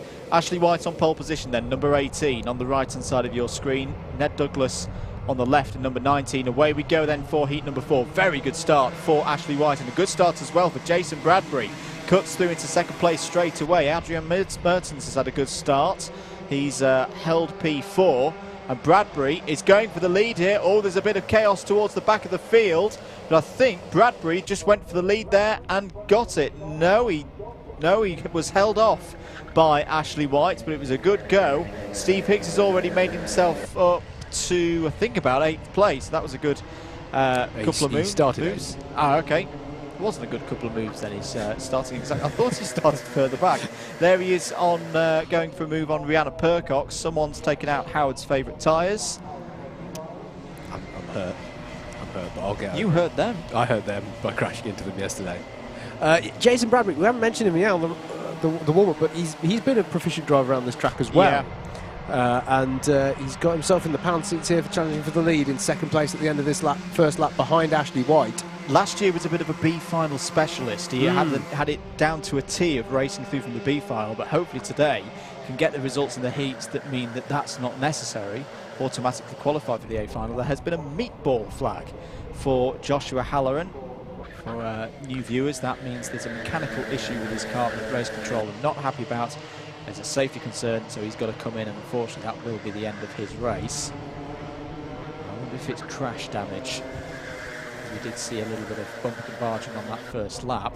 Tom Cliff's had a good start. He's in 5th place in the number 11 of our C2 drivers, up 2 spots. Yeah, Douglas right on the rear bumper of Jason Bradbury, but he had an attempt there and it didn't pay off, and it means he's now very much in the sights of Adrian Mertens there in the 57 kart. Rihanna Percox on the move, has got past Dom Cliff there for 5th place and is currently the fastest driver out there on circuit, 54.360 for Rihanna. There's a mistake by Cameron Moss, which means he's going to lose a position to James Wattis and possibly Steve Hicks as well. But Rihanna Percox always seems to run well here at Whilton Mill, whether that be in Club 100 or in her BUKC days for Birmingham University. Yep, has taken race wins here before, certainly in lightweights and back when we had the Clubman's Invitational class. She's taken wins around this Whilton Mill circuit. As we cut back to the challenge for the lead here, Jason Bradbury down the inside into the boot. Nicely done there. Will Ashley White have a response? Not through the rest of the booters. Meanwhile now, Adrian Mertens is the one under pressure this time around from Rihanna Percox, and Jason there giving the signal, let's work together here, let's bridge the gap, as there's a track limits warning for Steve Hicks, so he's going to have to be careful. Yes, that's one thing, isn't it, of him only getting into the kart today. He didn't have yesterday to get used to these the track limit rules on that final corner, so he's going to need to rein that in just a little bit as Rihanna Percox was down the inside. Late move to the inside on Adrian Mertens, but made it work brilliantly. That was a lovely move from Percox there through Ashby Hairpin. Just having a quick squiz at Jason Bradbury's results. He's on good form. He got 3 top 10s at Clay Pigeon in the heats and finished 12th in the A final. So he's comfortably inside the cut-off for that one. Track limit warning for Steve Hicks. I was about to say, I know you were saying about him getting used to it. He's Steve Hicks. He doesn't pay attention to the rules. The track limit warnings are coming through thick and fast, I have to say. If you're watching the live timing on live.alphatiming.co.uk, which I advise you do if you have another screen free, and there's a penalty for Jagjit Singh as well for hitting the monster curb, as it's being called. It actually comes up as a monster penalty. It has its own designation on the live timing for hitting that inside curb of the final corner. These drivers need to get used to it, as Rihanna Percox is attacking Ned Douglas over 3rd place, and she's going to be pushed onto the grass there because Ned Douglas ran out trying to close the door there. He did have the racing line to stamp that one home, and that one's not gone well, but Rihanna Percox has lived to fight another one. But Adrian Mertens going side by side with Dom Cliff as well behind them in the battle over the 5th. That was a bit of a heart and mouth moment for Adrian Mertens. Great. Brilliant. That was absolutely spot on from James Wattis, because whilst the driver ahead of him was tapping his helmet to say, think about what you're doing, he got done basically by James Wattis going to the other side and nipping through. Battle for the lead, number 17 and 18. Ashley White coming back at Jason Bradbury here as they go into the hairpin of Christmas, and has got the move done. Very, very good stuff from Ashley White. And we've now got a quartet at the front of the field. Douglas is going to go defensive again on Percox, but she's wise to that one. Is not going to put herself in that position that she did a lap ago. Jason Bradbury reassuring to me, Andrew, he wasn't defending too hard there. He has got that as now Rihanna Perkins goes down the inside, and Ned Douglas is going to take to the grass and go straight through the cone there. And also the number 11 of Don Cliff on the grass as well. There was a pass on the grass there. 2 wheels on the grass, technically within the rules. If you could go faster than the other competitor with at least 2 wheels still on the tarmac, then all right. But it's getting a little bit frenetic in that mid. The lights have beaten the heavies. That was a triple hit on Colin. Now leave him alone. That was a harsh moment there for the cones, and it was firm but fair move though from Percox. I felt going through Osiers. That was nothing wrong with the move by Rihanna. It is something that I am seeing a little bit too much of for my liking. Drivers trying to hold it around the outside of Osiers. It's not going to work. It's a corner that tightens on exit, and sometimes it's one of those where sometimes you just got to go, yep, that's a fair move. That's a fair cop. I'll slot in behind you going into the back straight. Indeed. Do not get us wrong. If it starts raining, give it a go. Yes. Because it's a completely different matter then. But no, I agree with you. You know, it's live to fight another corner. Yeah. You know, the thing is, the entry into the boot is a much better opportunity to get back at somebody than trying to fight around the outside of Osiers. I mean, that's just my take on it. We are on to the final lap, though. We are. White ahead of Bradbury. Percox right there, though, and has got a run on Bradbury here. Oh, but Bradbury closes it off really, really well there. This is a difficult position for Jason. And Wattis as well. Don't count him out. He's right on the scene as well here. Having to attack and defend at the same time. Ashley White has got a bit of a gap, though. Has Bradbury conceded the win to Ashley White here already? He's just trying to hold on for second place now, as opposed to risking it all. Rihanna Percox down the inside. What a manoeuvre by Rihanna Percox. Takes second place. James Wattis is through now as well. Gains another position through some great driving and taking those opportunities. Ashley White, though, is away, though, at the front of the field. Is surely going to win the race. Who's going to come home in second place? It's still very, very tight, but Ashley White, round the final corner, is going to take heat 4. A brilliant victory. Rihanna Percox in second, James Wattis in third, Jason Bradbury in fourth. Good points for Adrian Mertens in fifth, Ned Douglas in sixth, Steve Hicks seventh. The kart change did not work for him there. He was not to his liking in that run. Stephen Westwood eighth, Cameron Moss ninth, Thomas Barnett 10th, Sean Glennon your top C3. We're going to quickly wrap this one up because race 5 is heading out right now.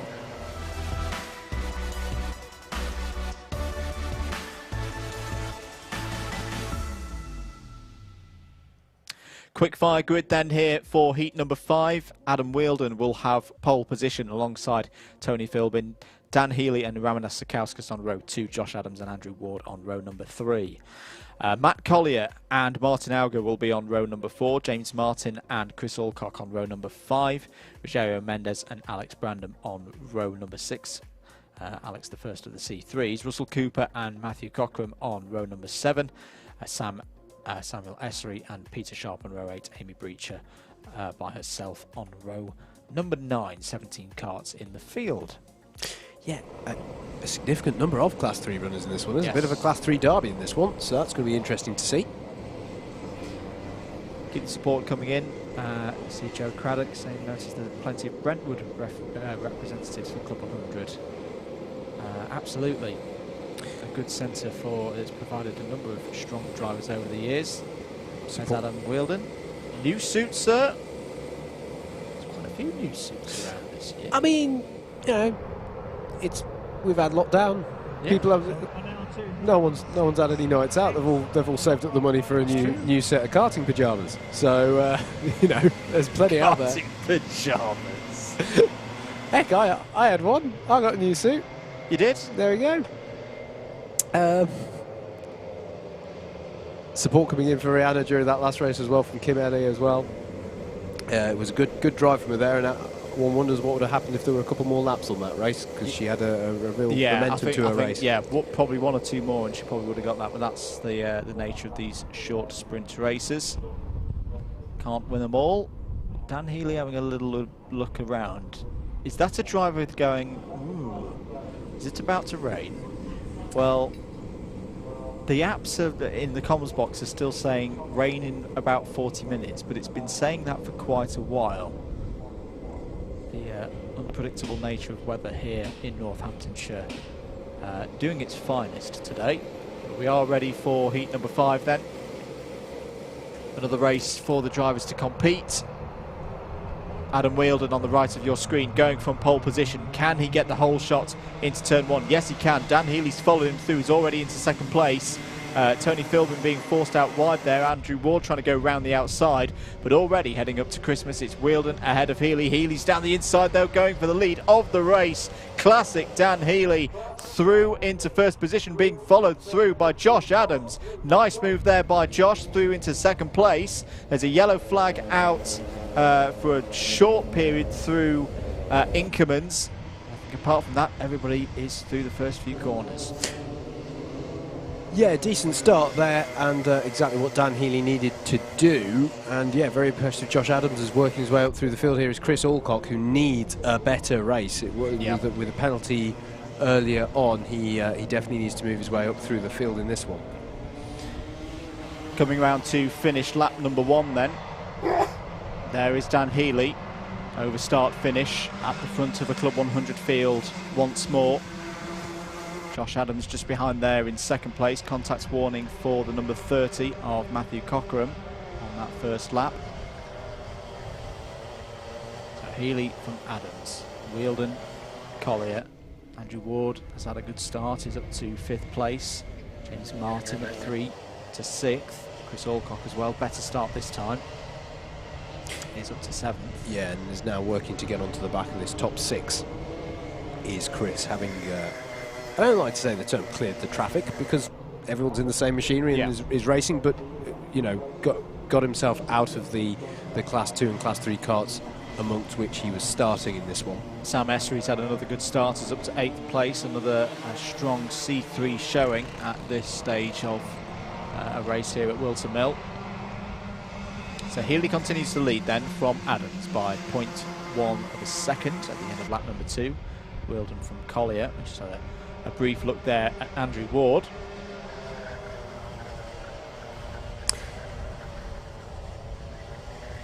Fastest lap of the race so far from Chris Alcock, 55.032. Track limit warning for Martin Algers. Ward goes down the inside there into Ashby Corner, and ooh, did I just see lap times have dropped a bit? Have we got another little bit of the wet stuff coming out of the sky? It's gone very, very cloudy. Yeah, by dropped a bit, we mean it's got bigger, longer, a longer lap time.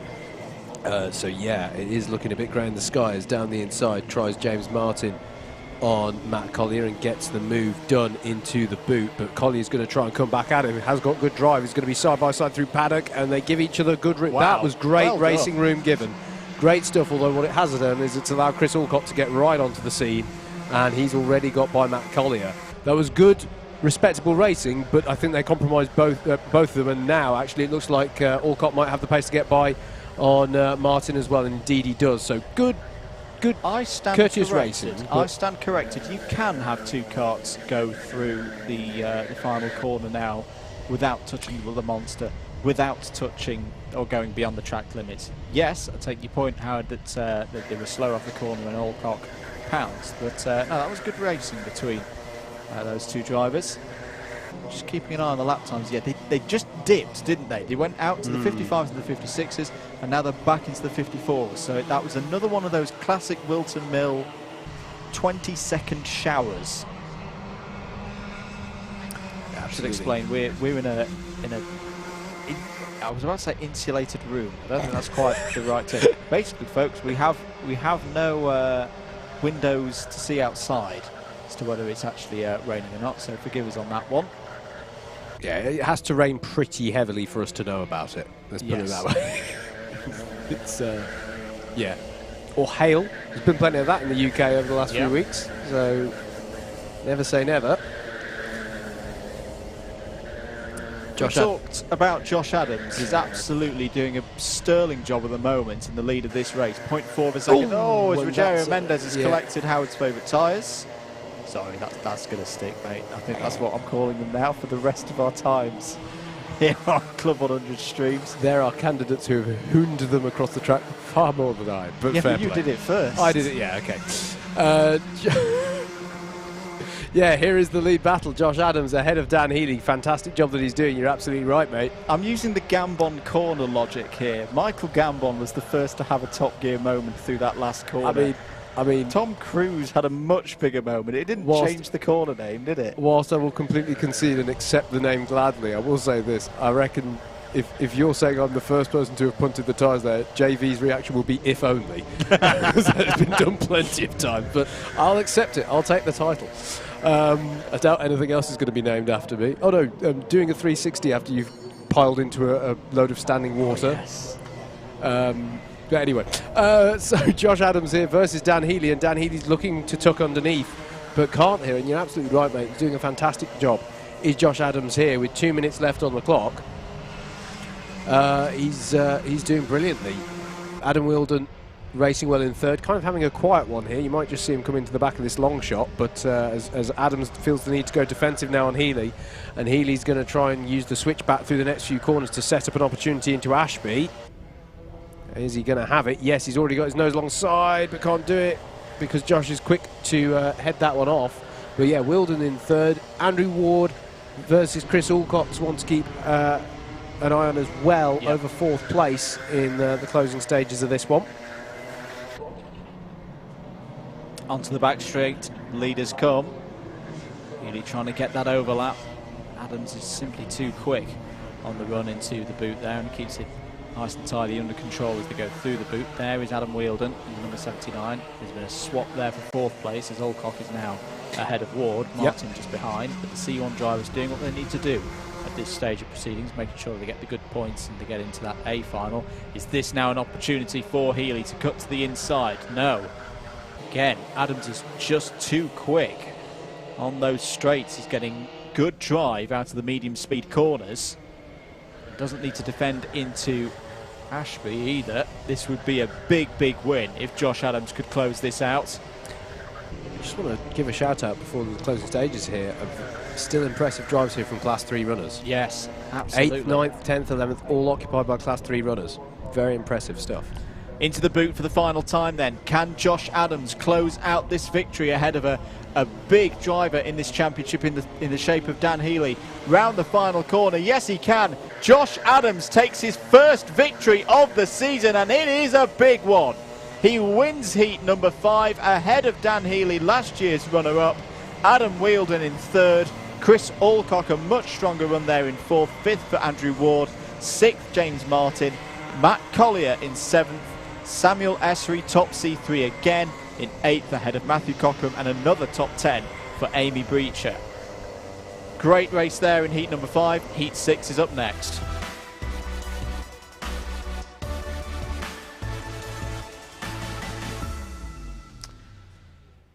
Let's look at your grid then for heat number 6 very quickly. James Wattis will have pole position for this one alongside Jed Toole on the front row.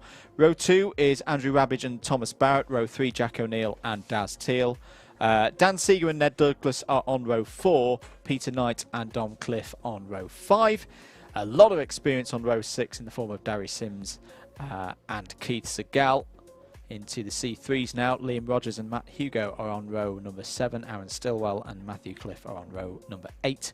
And then wrapping out the field, Finn Farrow and Tim Clark. And the R word, it is raining here at Whilton Mill.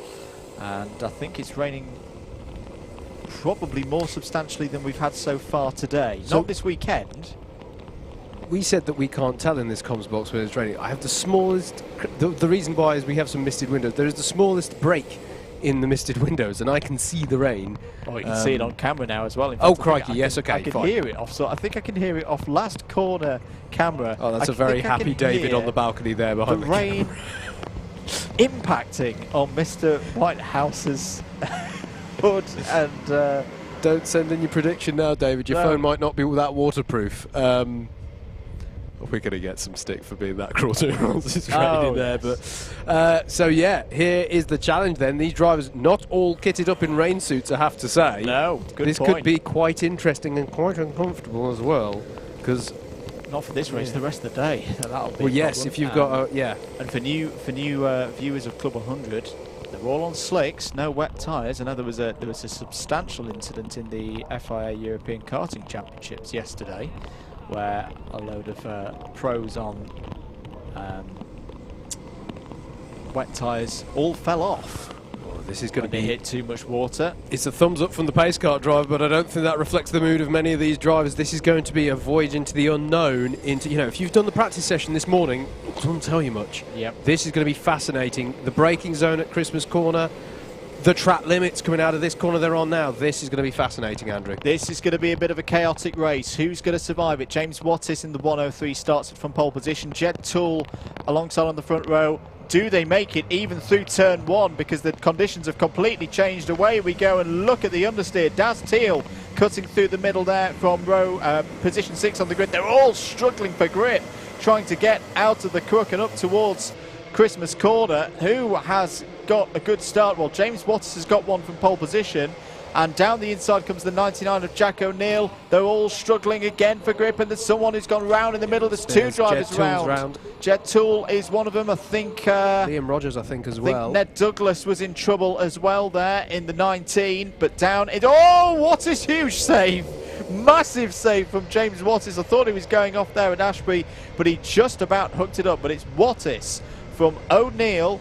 Teal, that's your top 3, but here comes Jack O'Neill. Now he's got an advantage, hasn't he, Howard? He will have seen conditions like this yesterday in the endurance race, and look at him, he's flying. Absolutely, and this is another thing I want to raise as well. Conditions for Clay Pigeon, do we know what they were? Because some of these drivers may not have been in the wet for a heck of a long time, and we've got 6 Class 3 drivers in this. I don't know how much wet weather running they'll have done in Club 100 karts, and if you've never driven in the wet on slick tyres, it's a very difficult experience to get used to on the fly.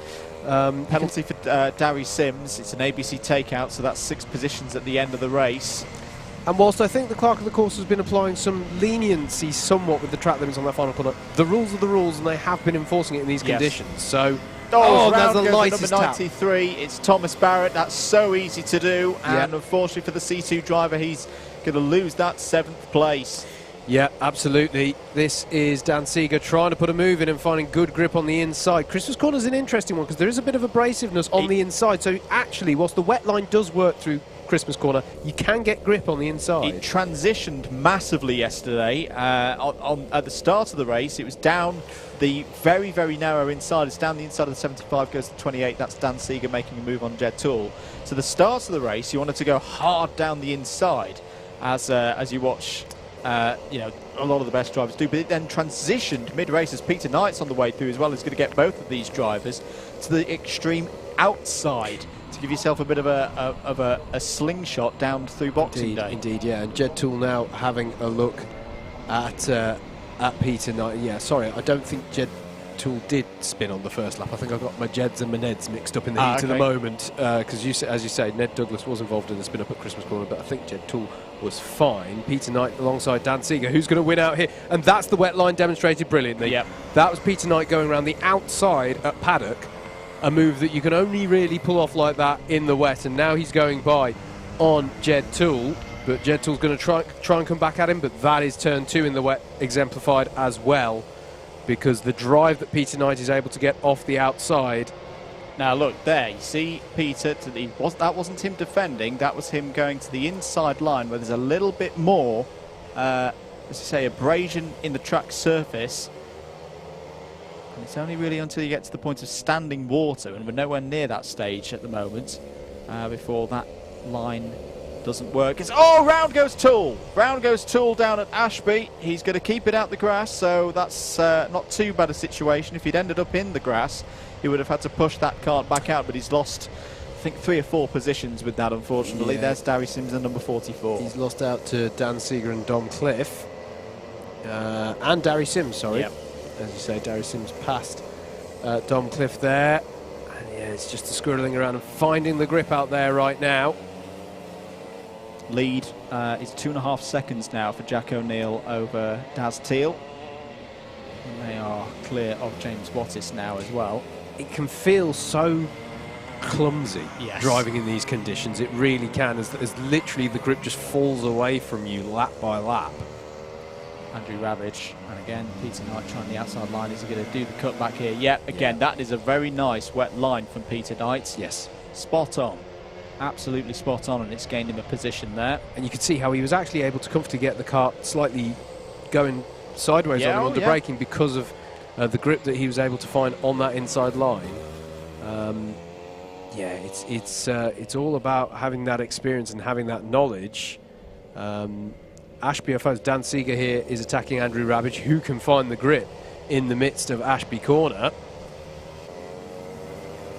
And these moves are so hard to pull off as well. Yes. You know, down the inside, don't know what the grip level's like. It's so easy to wash out on the front and collect the driver on the outside. And there is an element of trust. I mean, particularly down here into Ozies. For me yesterday, mate, when it was wet, it's almost blind faith that you just go, I'm going to brake, and the kart will turn in. It will find the grip. Yeah. Because the very nature of the wet line means that you have to push the limits of the track more, because like, well, I'm going to get turning, but it's going to be wide on the outside of the corner. And if I'm wrong about that gamble, the next option is the grass. Yeah. That's it. That's how the wet line really works. So it's all about finding those abrasive parts of the circuit where there's a bit more grip, where there's less rubber laid down, it's less slippery. Here is Daz Teal. Daz Teal is opting for the extreme wide, the conventional wide, wet line. Wide outside and then cutting back in, which actually looking at it, I think the rain has subsided. I think the cameras so as well. seem a little bit clearer on our screens here in the commentary box, and the lap times are starting to come down, and I think we're seeing that transition back again. And it does happen very quickly here at Whilton Mill.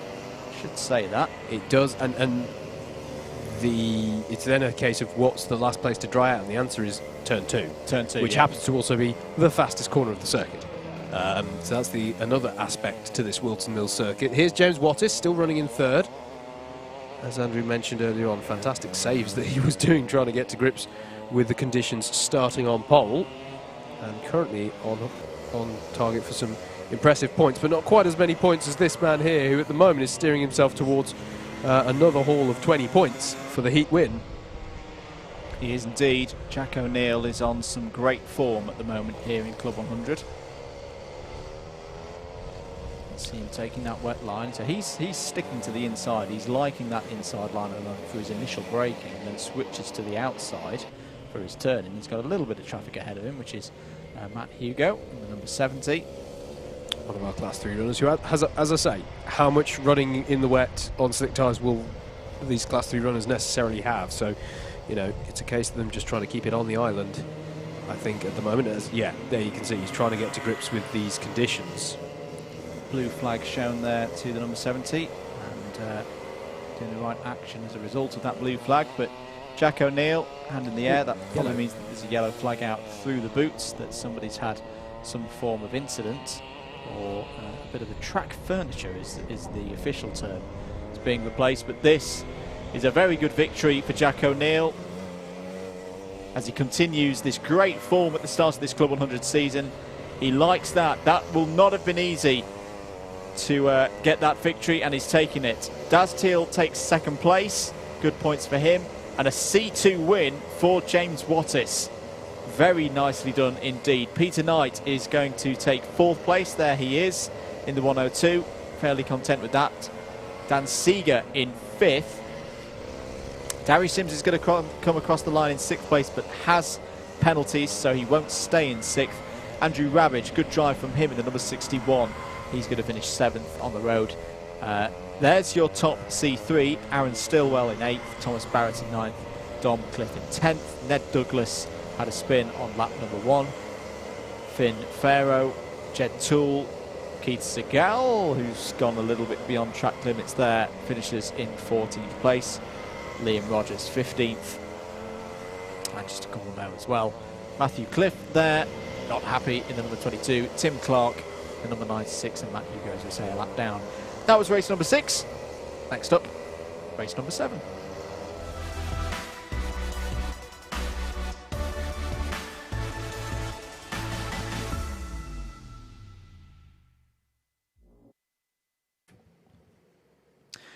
Here we go then for heat number 7. Mike Coppin has pole position for this one. Mike Coppin has pole position for heat number 7 alongside Archie Hobson on the front row. Rhianna Percox and Oscar Lancaster on row 2. Adrian Mertens and Hussein Rashid on row number 3. Pietro Pagano and Tom Dix are on row 4. Jason Bradbury and Reece Pope row 5. Garrett Berry, Joshua Halloran on row 6. Cameron Moss and Sean Glennon row 7. David Hamer and Sam Morris on row number 8.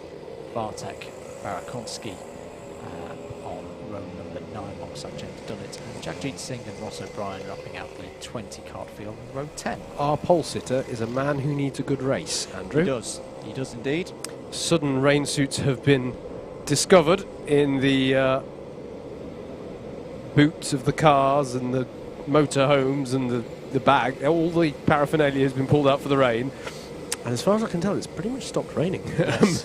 But no, there will be some spray created in these conditions, make no doubt about that. Eyes on the lights, engine notes rise, and away we go.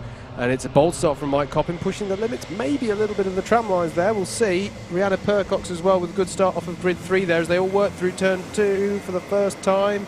Squirreling around a little bit. Jason Bradbury looked to have had a bit of a hard time on that on the outside, but look at the way that Mike Coppin and Rhianna Percox have gone away at the front here as the rest, currently led by Archie Hobson, are left to fight over the scraps. Saw a couple of spinners in the last heat in the wet conditions. Looks like this time everybody has made it through. Archie Hobson living on the edge there in the number 33. Hussein Rashid's got through into 3rd place. Now this has been a good start for Coppin and Percox. We had this semi-planned as well to just be at the front and pull away, get that gap, fight at the start. Number 43 getting a bit squirrely there. That was David Hamer. Oh, someone's gone back. It's Tom Dix. Tom Dix is off and in the grass now. If he can keep that going, that's okay. But if he stops, he's going to have to push that back on circuit. Come on, Tom. Oh, that is going to be stuck. Oh, he's got to get out. You cannot be spinning his wheels on the grass, but that means Tom Dix is effectively out of this race. 3 wide there through the boot. Andrew, a little bit of a tap on the rear there. And I want to make clear, as someone's gone very wide there onto the curb, but they managed to save that one. I want to make clear here, the boot is deceptively difficult in the wet because through the second part of the boot, there's a halfway line. You can see it actually in this shot, that line down the midpoint of the circuit. Going through the boot, the inside half of it, if you like, gets extremely greasy midway round, and you've just got to get very good at holding the slide, really. There's not really a good way of doing it. You've just got to sort of make it work. But it's very challenging as there's a light tap there on the rear of Lancaster into Jason Bradbury. Indeed. And Bradbury did well not to spin there himself, I think. Pietro Pagano now on the tail of Bradbury. And yeah, now the question is, right, if it's not raining, when does it start to dry out? And where does it start to dry out? As Bradbury's looking down the inside of Adrian Mertens now, but can't quite make it work. This little bit here is the bit where you can start to slide, but it looks to me like it's actually gripping up okay at the moment. Yeah, and they're still taking the dry line through paddock, notably. So, yeah, as there's a cone penalty for Jason Bradbury. Lap times are coming down. 1 minute 10.290, the fastest lap of the race so far from Mike Coppin, the race leader. 1.2 ahead of Rhianna Percox. Archie Hobson, as we see there, has been confirmed in 4th place. Is Bradbury trying to find a way past Adrian Mertens. The other thing as well with these things is when you're following another driver and you're trying that, we talk about how Christmas Corner has that slightly abrasive surface that can work for you on the far right-hand side of the track. If you're trying that and the other driver's doing the wet line, the bit where those two lines converge can be a bit of a heart-in-the-mouth moment for what would otherwise be a fairly conventional corner. So that's another thing that they've got to judge as well. So sometimes you'll see things that looks like a driver is trying a bombastic overtake, and actually they're just experimenting with a different line. And so long as there's it's one of those no harm, no foul things. You might get very close to making contact, but so long as you don't, maybe you learnt something that you can employ next lap to go faster. Pietro Pagano, just to mention, had a big save on that last lap. He's still holding there in 7th place, but nearly threw it all into the grass on the exit, to driver's left of Incomes. You can see how hard the drivers are working here on the steering. It's one of the things that you sometimes have to do in these damp conditions, to work the tyres, to get them to grip. Put that energy into them. You see Jason Bradbury locking up a little bit as they went into Christmas corner then. Archie Hobson still at the front of this trio in 4th place. And to me, this shot looks dry. This shot right here looks pretty much dry. It's not but notably it's drier than, you know, it is starting to dry out more than other bits of the circuit. Will be much more, if you compare a shot of that compared to turn 2. Bradbury's off. A long way off. Yeah. And has got back on the circuit, but will surely have lost a lot of time there. There's been a cone penalty for Sean Glennon, who's currently the C3 leader. So if another C3 driver finishes just behind him, they will inherit his position. As is currently the case. David Hamer in 13th. So yeah, and Paddock to me looks like they're confidently taking the dry line through there now. Yeah. So it's fascinating how these bits, and they'll go through into turn 2 now. And look how Adrian Mertens is going to have to work over the slippery outer line. You can see the dampness. Not standing water, it wasn't quite heavy enough to bring that about, but dampness certainly. And here are 2 different lines being trialled here, and that's what I was talking about, where lines can converge. Adrian Mertens might have had a slight sense then of, you are going to slow, right? The kart's going to... I'm trying to brake here. So yeah, Mike Coppin though doing exactly what he needed to do, isn't he, so far, Andrew, after that penalty-ridden race earlier on. Yep. To be leading this one as he is at the moment by 1.5 seconds, with Rihanna Percox as well. And their pace is just something else. They're 8 seconds to the good over Hussein Rashid in 3rd place. It's a confidence thing in these conditions. Yeah. And both of those drivers have got that in bucket loads. Tom Dix, by the way, is still circulating. We saw him have that incident early in the race. He's just got back up to 18th place. C1 driver, but that's costly Tom Dix, though, you know, because he needs to have, I can't remember what his result was from race number 1, his first race.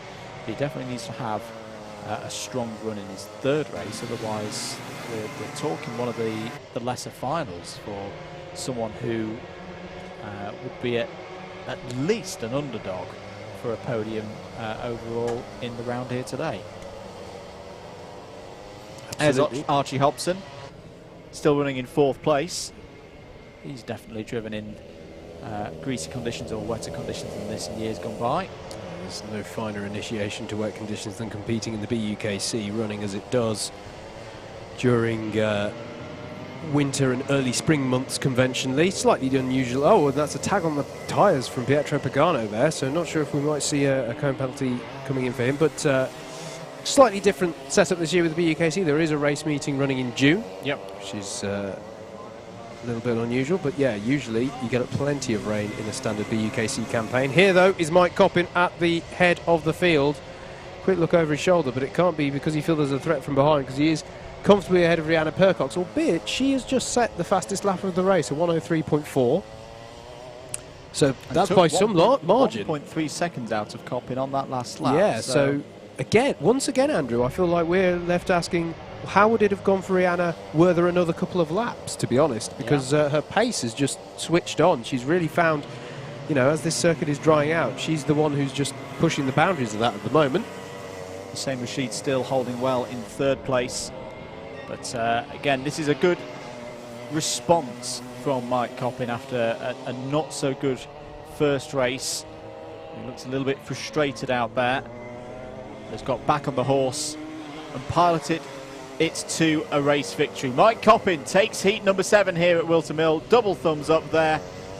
Rihanna Percox takes 2nd place, her second place of the day. And Pietro Pagano fighting with Jason Bradbury. This is over 6th place.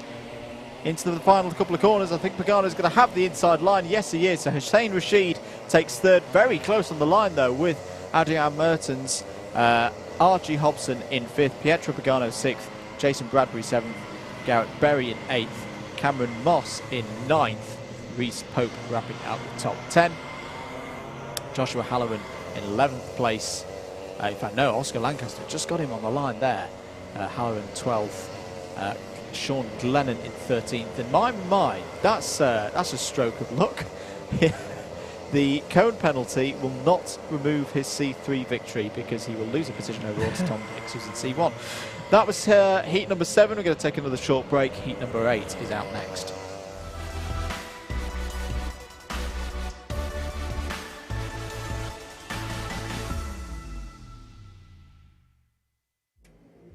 Here's your grid for the 8th of 12 heats here at Whilton Mill today. Steph Theodoru has pole position for this one. Stephen Westwood on the front row as well. Ed Bars needs a good result in this one. He starts on row 2 alongside Chris Woodger. Callum Brewell and Rob Langthorpe are on row number 3. Alistair Irvine and Ashley White start this race from row 4, so 2 heat winners going for second heat wins from that row. Chris Powell and Steve Hicks are on row number 5. Bailey Morgan and Jonah Barker on row 6. Dan Cohen and Andrew Bushell are next up. I think Nana has withdrawn from the event, so I'm reading out the updated grid here. Next up, you've got Bushell and Everest.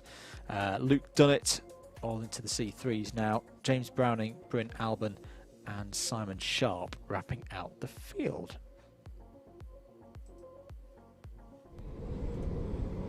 So the rain has stopped. Track drying.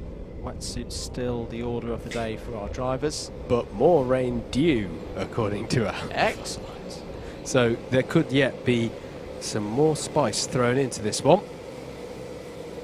We are ready to go then. This is the last heat of the second rotation. Steph Theodoru in the number 85 takes us from pole position and will lead into turn 1. Ed Bars gets a good start, has already got second place off Stephen Westwood. All the understeer in the world as they go through the crook for the first time. Steve Hicks romps away side by side with Bailey Morgan, but here comes Ed Bars down the inside, number 1 to P1. Good start there from Ed Bars. That is just where he wants to be. Yeah, and you can see that the circuit is certainly through this top section drying out significantly. As Andrew said, looking at the shot, although it looks dry, not entirely dry, but through this section of the lap, I think they are beginning to find a lot more confidence on that dry line. But they'll be discovering that anew, of course, because as Chris Woodger goes off onto the grass, and Rob Langthorpe as well is into the tyres there as well. So a little bit of a ruckus there. Steph Theodoru now coming under sustained pressure here from Stephen Westwood over second place. Callum Brewell in hot pursuit as well in the number 27 with Alistair Irvine. There's a bit of a Warwick stable motorcade there in 4th and 5th. Ed Bars leads, Steph Theodoru in second, Stephen Westwood, Callum Brewell and Alistair Irvine your top 5. As Westwood here is having a very earnest look for second place on Steph Theodoru. On his stern, you have 2 of the highlighter trinity from Warwick out on circuit there at the moment. The only one missing, Ben Simpson and his very bright green race lid. Oh, there's contact there between the 81 and the 85, and that was a little bit clumsy and may offer the opportunity to Brewell to get through, but he doesn't have the speed off the corner, so it's still status quo out there. Theodoru, Westwood, Brewell, Irvine. 5.5 minutes of this one to go. Ed Bars in full control of it at the moment. I imagine he's more than 2.5 seconds clear of the rest of the pack now after this battling on lap number 2. Lap times holding around 67 seconds for a lap at the moment, so they are coming down. Here comes Steve Hicks though on Alistair Irvine, and on the scene is the 2019 Super Finals champion here in Club 100. Very decisive move there, gives the point forward. Chris Powell as well as side by side again, and then more contact between Theodoru and Westwood as they go up through Christmas Corner. Down into Ashby, squirreling around trying to find where the grip is. Steve Hicks has split the 2 former Warwick BUKC drivers now. Can he make a move on Callum Brewell? Westwood's a little bit wide there. Everyone's bunching up onto the back of this. Bailey Morgan and Ashley White on the back of this train as well now, Andrew. So mistakes costing you all the more in many ways. If you go and select the wrong line for a corner, you may find yourself losing out quite heavily here as Steve Hicks begins to just turn the screw slightly on Callum Brewell here in the pursuit of 4th place. Yeah, and Westwood's been shuffled back in all of this. Keep an eye out for the number 18 of Ashley White. Already seen a race victory for Ashley White today. His pace is very good. 61, and oh, the track's come alive. The track's come alive. The lap times have just dropped by about 3 or 4 seconds, and wide goes Theodoru. He's saved it, but he's going to lose at least 2 positions. He's together with Westwood again. And Christopher Powell's trying to make hay with that as well. Yep. Gets by in the number 56 on Westwood. And Ed Barr's trying to do everything he can to hold this lead. 2.4 seconds he has in his pocket at the moment. Penalty for Ashley White, ABC bump and pass. Yep. So that's +4 position for him as Hicks down the inside of Brewell. A very nice move into the boot. Steve Hicks up to 2nd place, but Brewell, in fact, yeah, that's the sensible thing to do, Callum. Don't waste time trying to fight with Hicks. That was a little bit wide. That was a little bit wide. Track limits are a bit of a concern here. Amazingly, mate, for my money, the pace just went back up again slightly. Yeah. That was a slightly slower lap, possibly whilst everyone was battling away. It could be, or it could be that someone's run a little bit wide and dragged some water onto the circuit at a particular corner. That can happen sometimes. Yeah, Theodoru here struggling. I think he's lost a bit of rhythm to his race, and he's now just lost out to Ashley White and to Chris Powell there. As Chris Powell is nerfed onto the grass a little bit there by, I don't think that Ashley White knew he was there, and actually that's allowed Steph Theodoru to go right back past again. Yeah, that's one of the things that you've got to be aware of when you're in these conditions, and you know, doing those lines as Irvin's, that's a great move. If didn't quite get it done on the exit. Couldn't get the traction, it's still a bit damp there. Get the traction out the corner, that was the trouble when you go inside. Yeah. I liked the commitment there. Side by side between Dan Cohen and Stephen Westwood going into the boot. Cohen wins out in that duel. Brayley Morgan in there as well in the number 14.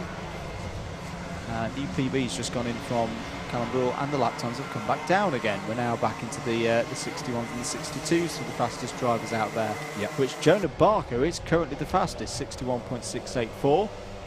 Which means he's onto the back of this train as well. So look out for the number 63, who was just at the back of your shot, as Alistair Irvin and Bailey Morgan go side by side through Christmas Corner, and Dan Cohen would like to get involved in that as well in the 34, but so would Stephen Westwood, funnily enough, and Cohen's a bit on the grass, got to bring that one together, and has a slight sideways moment, and there's pod-to-pod contact as well for good measure. It's all kicking off here. Meanwhile, back at the front, suddenly Ed Bars is under pressure here from Steve Hicks.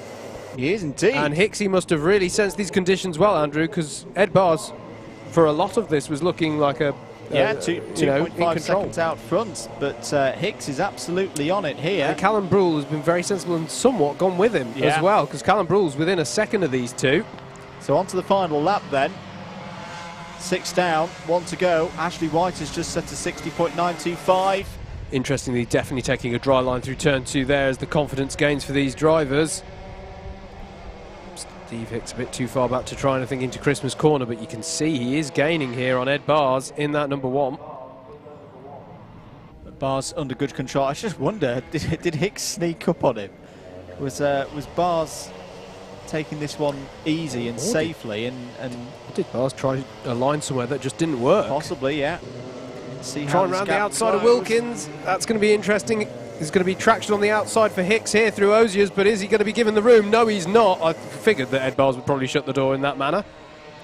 Yeah, and there was a cone touch as well, so this may be maybe a penalty post-race, but Ed Bars is going to hold on here for a race victory. He had to fight for that and work for that in tricky conditions, but the reigning champion gets another win in Club 100. Second on the road is Ashley White, third Steve Hicks, Callum Brewell. Callum Brewell maybe sat on a second place there if a penalty is handed out for the cone hit.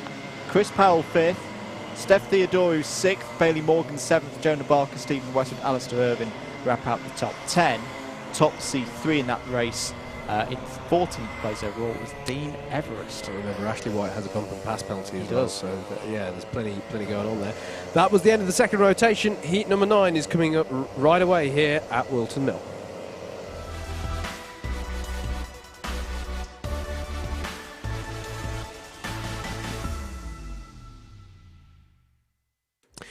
Let's take you through the grid then for heat number 9 of this lightweight round 2. Keith Segal will start this one from pole with Chris Alcock alongside Reese Pope, and Joshua Halloran will make up row 2. Row 3 is Thomas Barrett and Mike Coppin.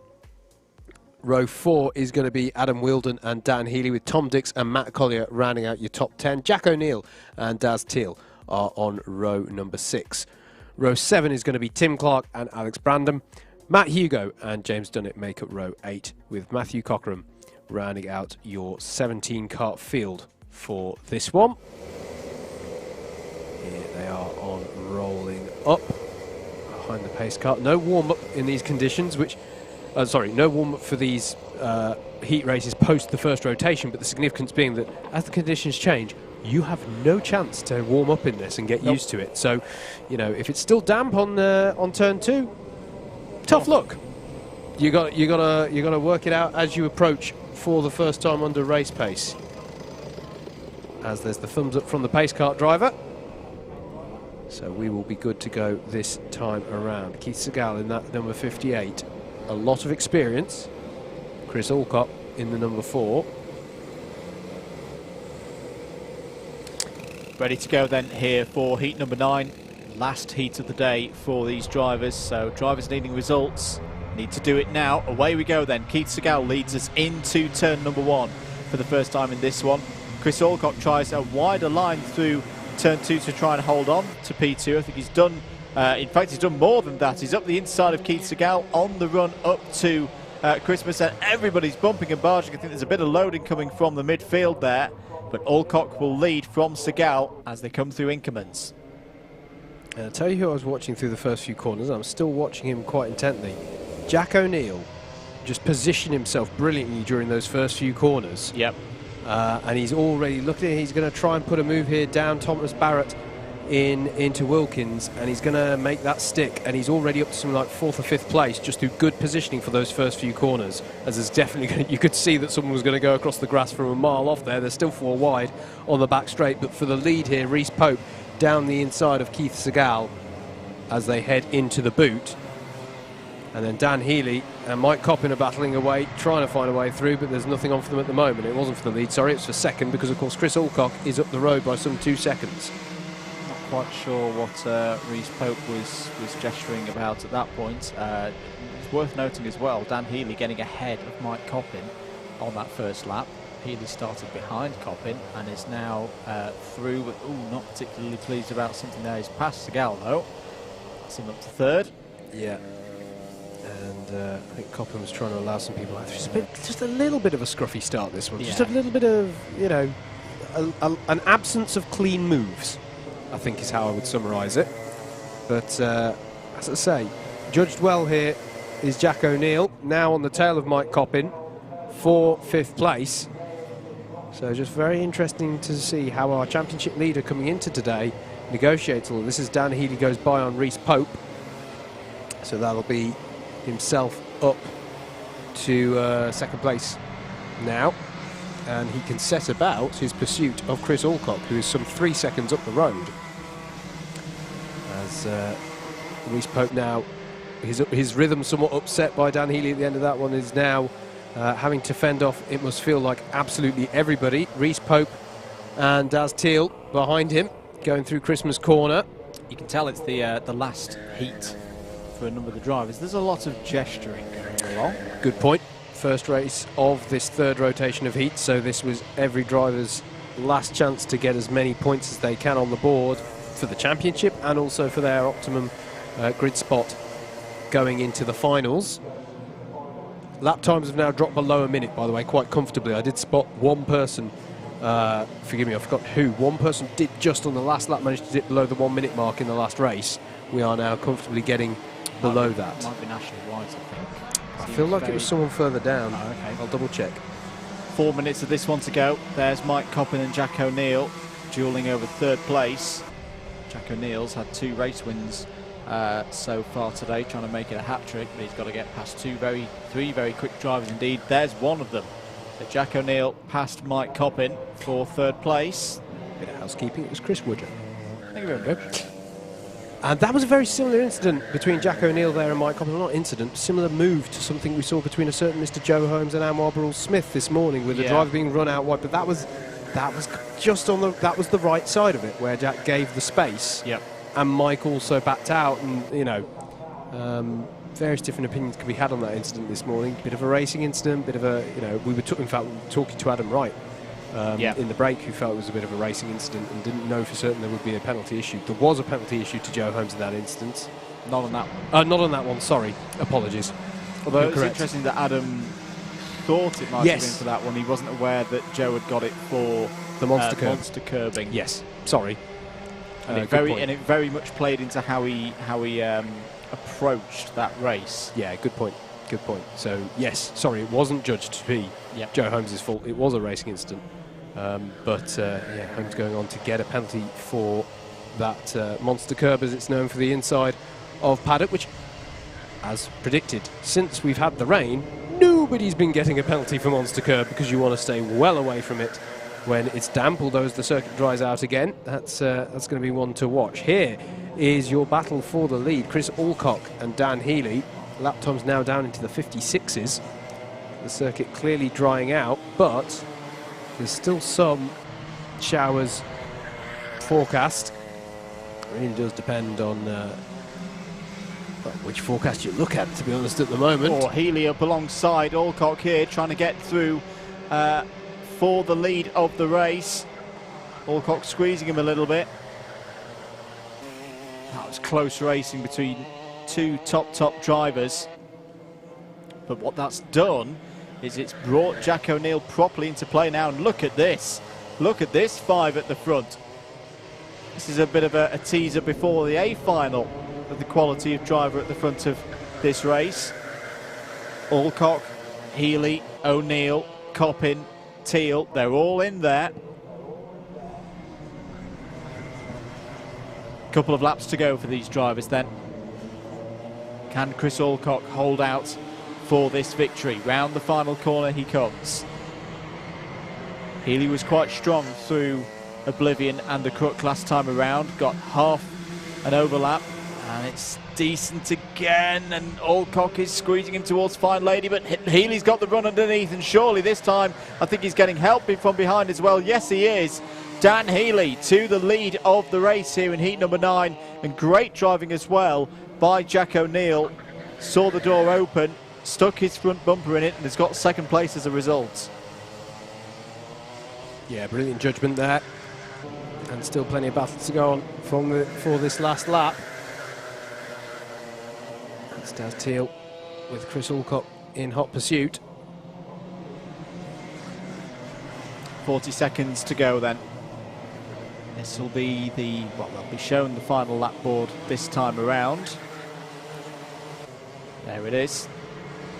Can Dan Healy hold on for this one? Can he stop Jack O'Neill getting... I'm pretty certain that Jack O'Neill, with these results, even as it stands, is going to have pole position for the A final. But can Dan Healy stop Jack O'Neill making it a hat-trick of victories across the course of this afternoon? It would be our first hat-trick of heat wins in either heavyweights or lightweights of the season. It's not something you see all that often, but he is going to have to get by Dan Healy if he wants to make that happen, and he's running out of opportunities here, Andrew, as they come onto the back straight for the last time. Yeah, only a couple of opportunities into the boots and through the boots, you'd imagine, but O'Neill is simply not close enough, and Dan Healy is going to take a very, very good victory, a boost for him and arguably the field. Jack O'Neill can be beaten here today. Dan Healy takes heat number 9. Jack O'Neill second, but the fastest lap of the race on the last lap, 54.921. Mike Coppin, another strong result there in third. Fourth for Daz Teal, fifth Chris Alcock. Tom Dix in sixth. Will that be enough to see him through to the A final? We'll wait and see. Thomas Barrett, top C2 in seventh. Reese Pope, Joshua Halloran and Keith Segal all up in the top 10. Matthew Cochran, the top C3 there in 11th. We'll see all those drivers again in their respective finals later on in the day. Next up out on circuit is heat number 10.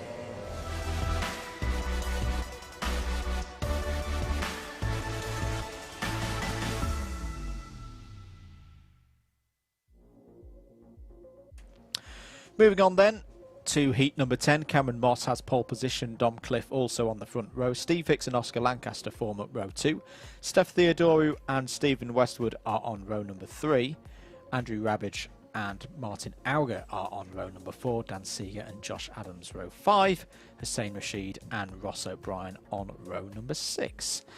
Simon Sharp and Andrew Bush will start this race from row number 7. Liam Rogers and Bryn Albin are on row number 8. James Browning and Bartek Brakonski are on row number 9. 18 karts are in the field.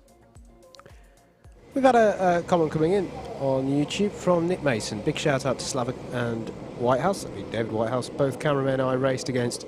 Also keep up the good work with the coverage. Thanks, Nick. And yeah, a shout out to David and Slavic. And also to Jack, who's on the cameras as well today. Yep, he is indeed, Jack Mitchell. All the effort to bring you the coverage that we hope you're enjoying a lot here. Here we go then. Cameron Moss in the 55 leads them away, but it's a strong start from Dom Cliff there in the 11. But Steve Hicks gets an even better one there from third on the grid and manages to get the better of him through the crook as they head up the hill for the first time. Still though, Cameron Moss under braking into Christmas corners. Somebody's going well off there. That was Oscar Lancaster, and that's been very costly for him because he had to gather it all up. I say well off. He did actually manage to keep it on the grey stuff, but it's put him far back into the field. Unfortunately, he's going to have to recover that one just a little bit. As Cameron Moss now coming under serious pressure from Steve Hicks, who's thinking about it down the inside, and that's a bold move as well there from Josh Adams.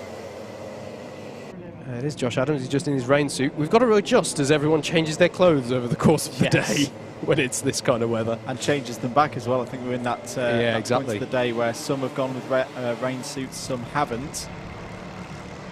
So Steve Hicks, has he got the run up the inside into turn 1? Oh, side by side through oblivion.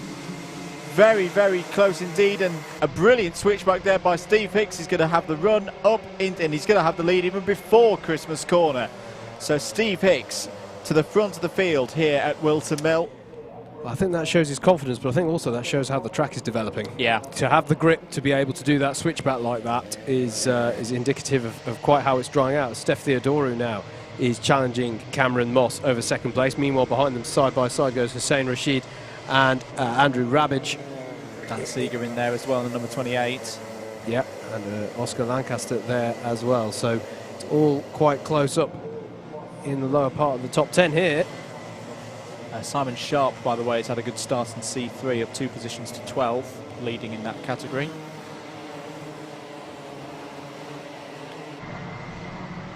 Over start finish we go then. Steve Hicks confirmed as your new leader, 0.8 of a second ahead of Cameron Moss. Steph Theodoru, and then this driver here, Hussein Rashid, in 4th place, side by side for 2nd place. Here comes Steph Theodoru up the inside of Cameron Moss, and through he goes. Steph Theodoru will be looking forward, I think, to the next round, which is down at Lid.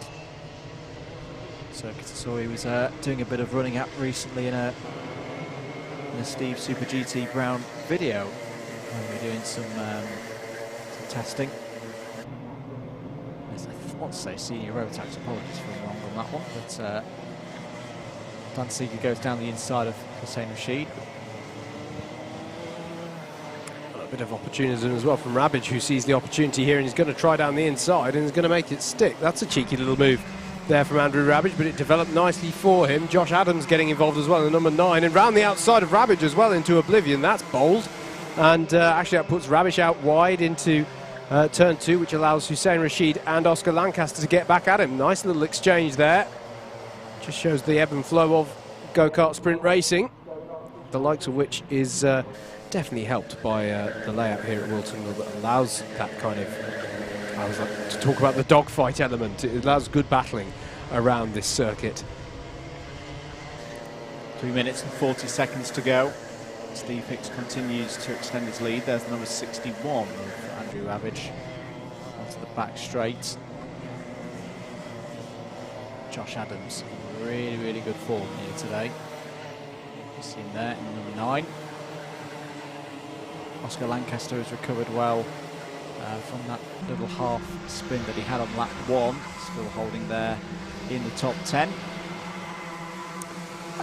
I do just want to comment how good it is to see how many Class 3 runners we have here today, as Dan Seeger's going down the inside of Steph Theodorou and makes it stick. So that is an exchange for second place there.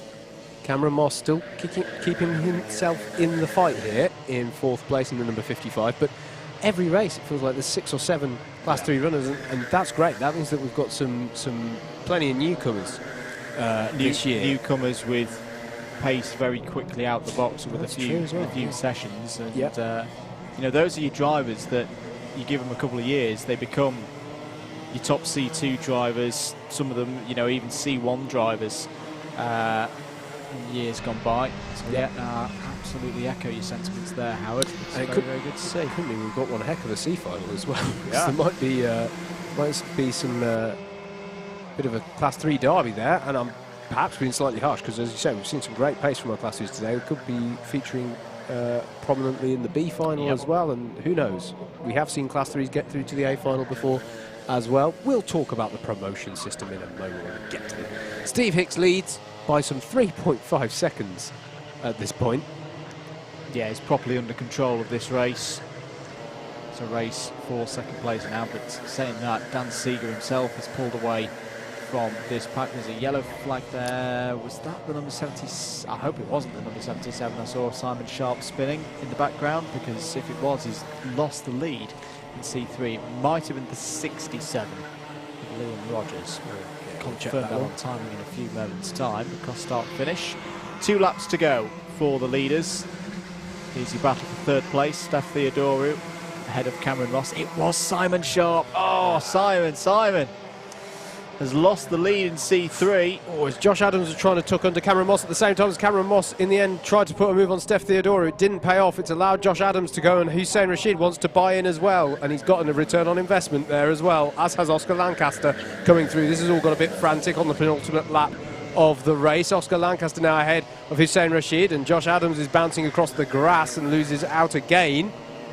Oh, frantic stuff here. You can, as you were saying earlier, you can just sense that it's the last heat race for these drivers. They want the best points, the best position they can get into those finals, and well, they might. This could be the difference between, the C final and the B final, the B and the A, And you see two drivers, they could be in one or two mindsets of protecting the points. They could be on the basis of, I've had 2 okay races, I really need to go for it in this next one to get myself into an A final. Otherwise they're going to be in the B. I think it all starts to play into these races and makes them a little bit more rough and tumble. I think that was Andrew Rabbage and Cameron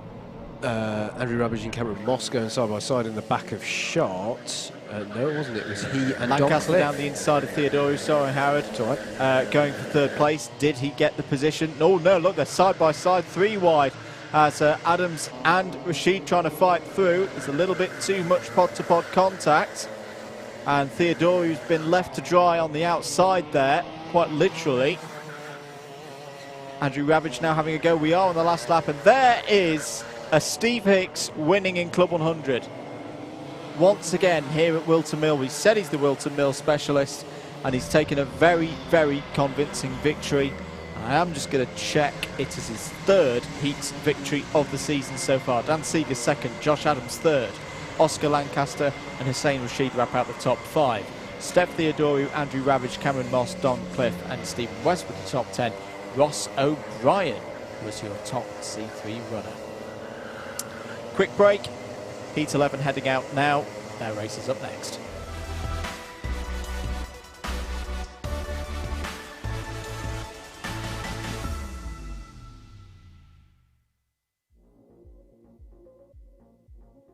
Here's your grid for heat number 11. Rogerio Mendes and Garrett Berry are on the front row of the grid for this one. James Martin and Darry Sims, row 2. Chris Woodgett and Callum Brewell are on row number 3. Tony Philbin and Archie Hobson are on row 4. Rihanna Percox and Jason Bradbury, row 5. Pietro Pagano and Rob Langthorpe on row number 6. Adrian Mertens and Peter Sharp form up the 7th row of the grid. Finn Farrow and Luke Dunnett are on row number 8. Russell Cooper and Dean Everest are on row number 9. And that's Samuel Essery and Aaron Stillwell are on row number 10. An ultimate heat then for our lightweights. And looks like we're going to be good for a start this time around. Mendes in the 101. Has been nice and interactive with us on the chat today. He has. So thanks for that. And let's Not see now, how he gets on. obviously. No, don't. If you interact now, I shall be slightly perplexed and concerned. But no, do keep your comments coming in. Green lights there for heat number 11. Away we go. Mendes and Berry into turn 1. It's a great start for Garrett Berry. He's going to lead as they run up to Christmas Corner in this one. Unusual. Darry Sims has also got up second, so very rare. The anti-pole side of the grid. Getting a flyer. Callum Brewell up the inside of a driver and goes into 4th place. James Martin on the move as well. Jason Bradbury trying to make a move on Chris Woodger. It's all happening there in the midfield. That's a great start though, Howard, for Berry. He's going to be very pleased with this lead. Absolutely, mate. Who's Harry? Conflation of Berry and Howard, to be fair. I wonder if there was an issue maybe, or Mendes' kart just bogged down, because it wasn't just, oh, the pole side didn't get away as well as we've been seeing. James Martin from grid 3 did fine. Yeah. He just seemed to really not have the grunt up the hill there for Mendes. So I wonder if just his kart bogged down or reactions. I don't know what it was, but it was not the start that he would have wanted to that one.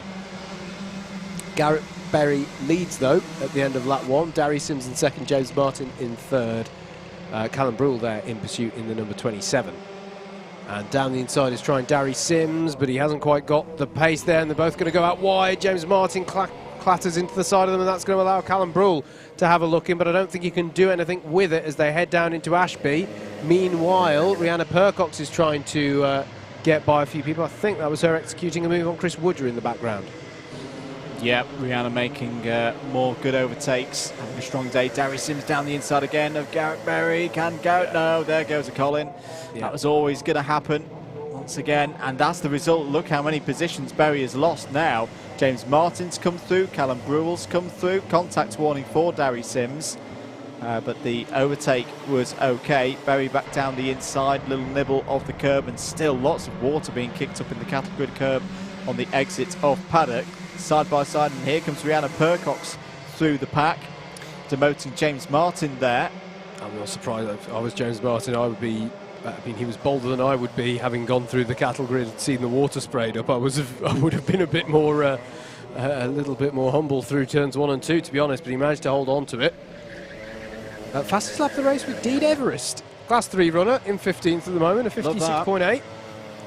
As everyone improves their lap times, the conditions improve here. Rihanna Percox fighting away with Garrett Berry, who gets as close to those tyres without hitting them that I've seen all weekend. And Chris Woodger goes for the joker lap. Very, very nearly takes out the cone on 2 counts there. The cone living a charmed life on that particular lap. Darry Sims, though, it's quite different from all other laps. Yes. Darry Sims has not had a heat win so far this season. He did take a 2nd place at Clay Pigeon. Yep. There he is in the lead of this race. Callum Brewell just behind. I've got to say, whose best results in a heat so far, well, at least before today, was a 6th place. Yep. Got to say, for 2 of her heats so far today, we have been there going, if there was another few laps, Rihanna Percox might have won. This time, she's in 3rd place quite early, as we're looking at James Martin and Garrett Berry going side by side, but Berry's able to hold on to it for now. Driving well so far, I have to say, is Garrett Berry in the number 60. As Adrian Mertens there tries down the inside of Archie Hobson. Hobson's going to hold on to it there, unless Mertens can tuck underneath. He can, and he's going to make that stick. That was perfectly executed.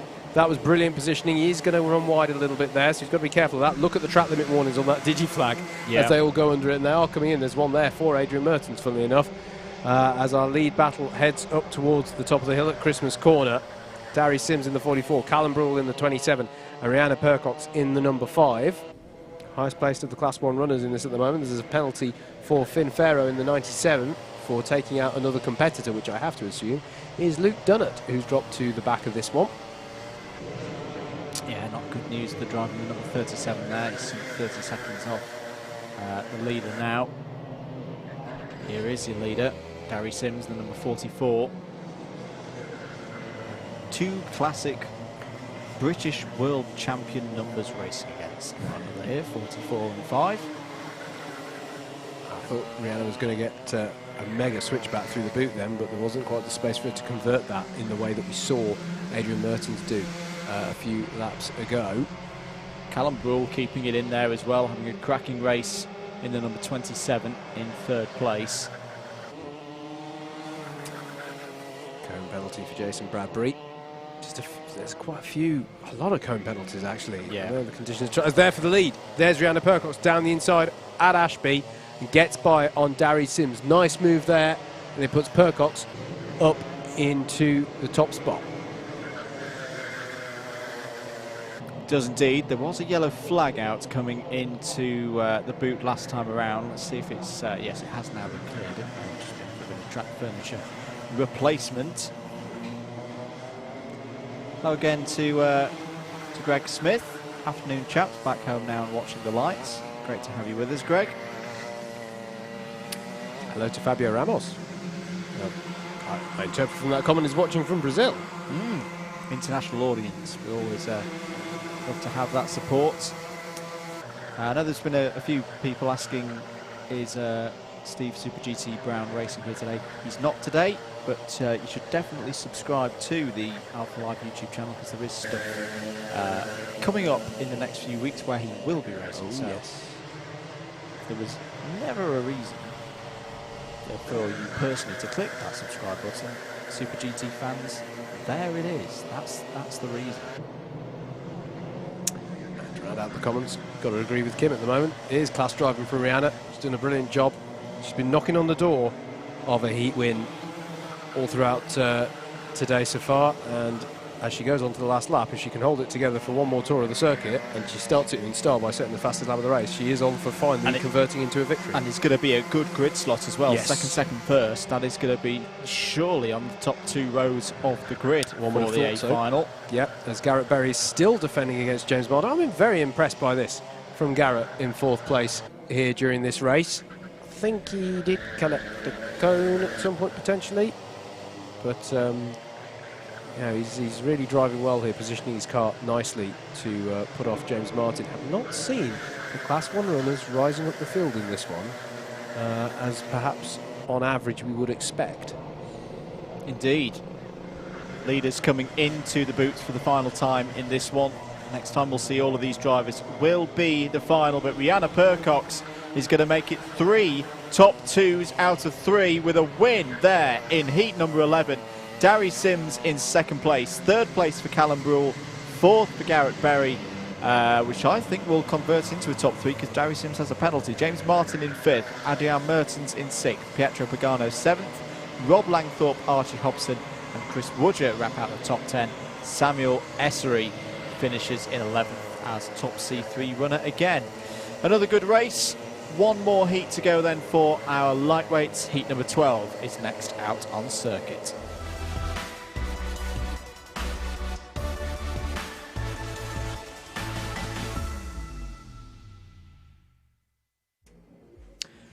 Last heat of the whole round.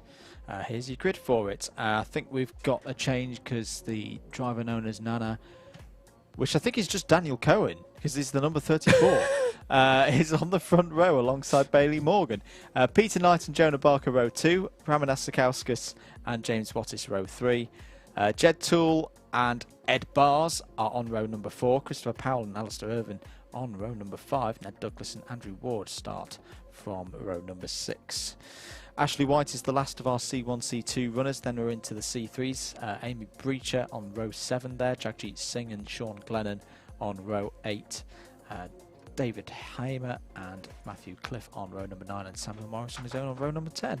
Does that mean that Nana is not real? Well, I didn't want to ask this because I don't want to disrespect anyone, but it doesn't just stand for not applicable on the name entry, does it? Is it like first name, last name? Because you know when we sign on, yes, virtually, if you're not bringing a spectator, they just say, write NA in the box. Could be. Anyway, there we go.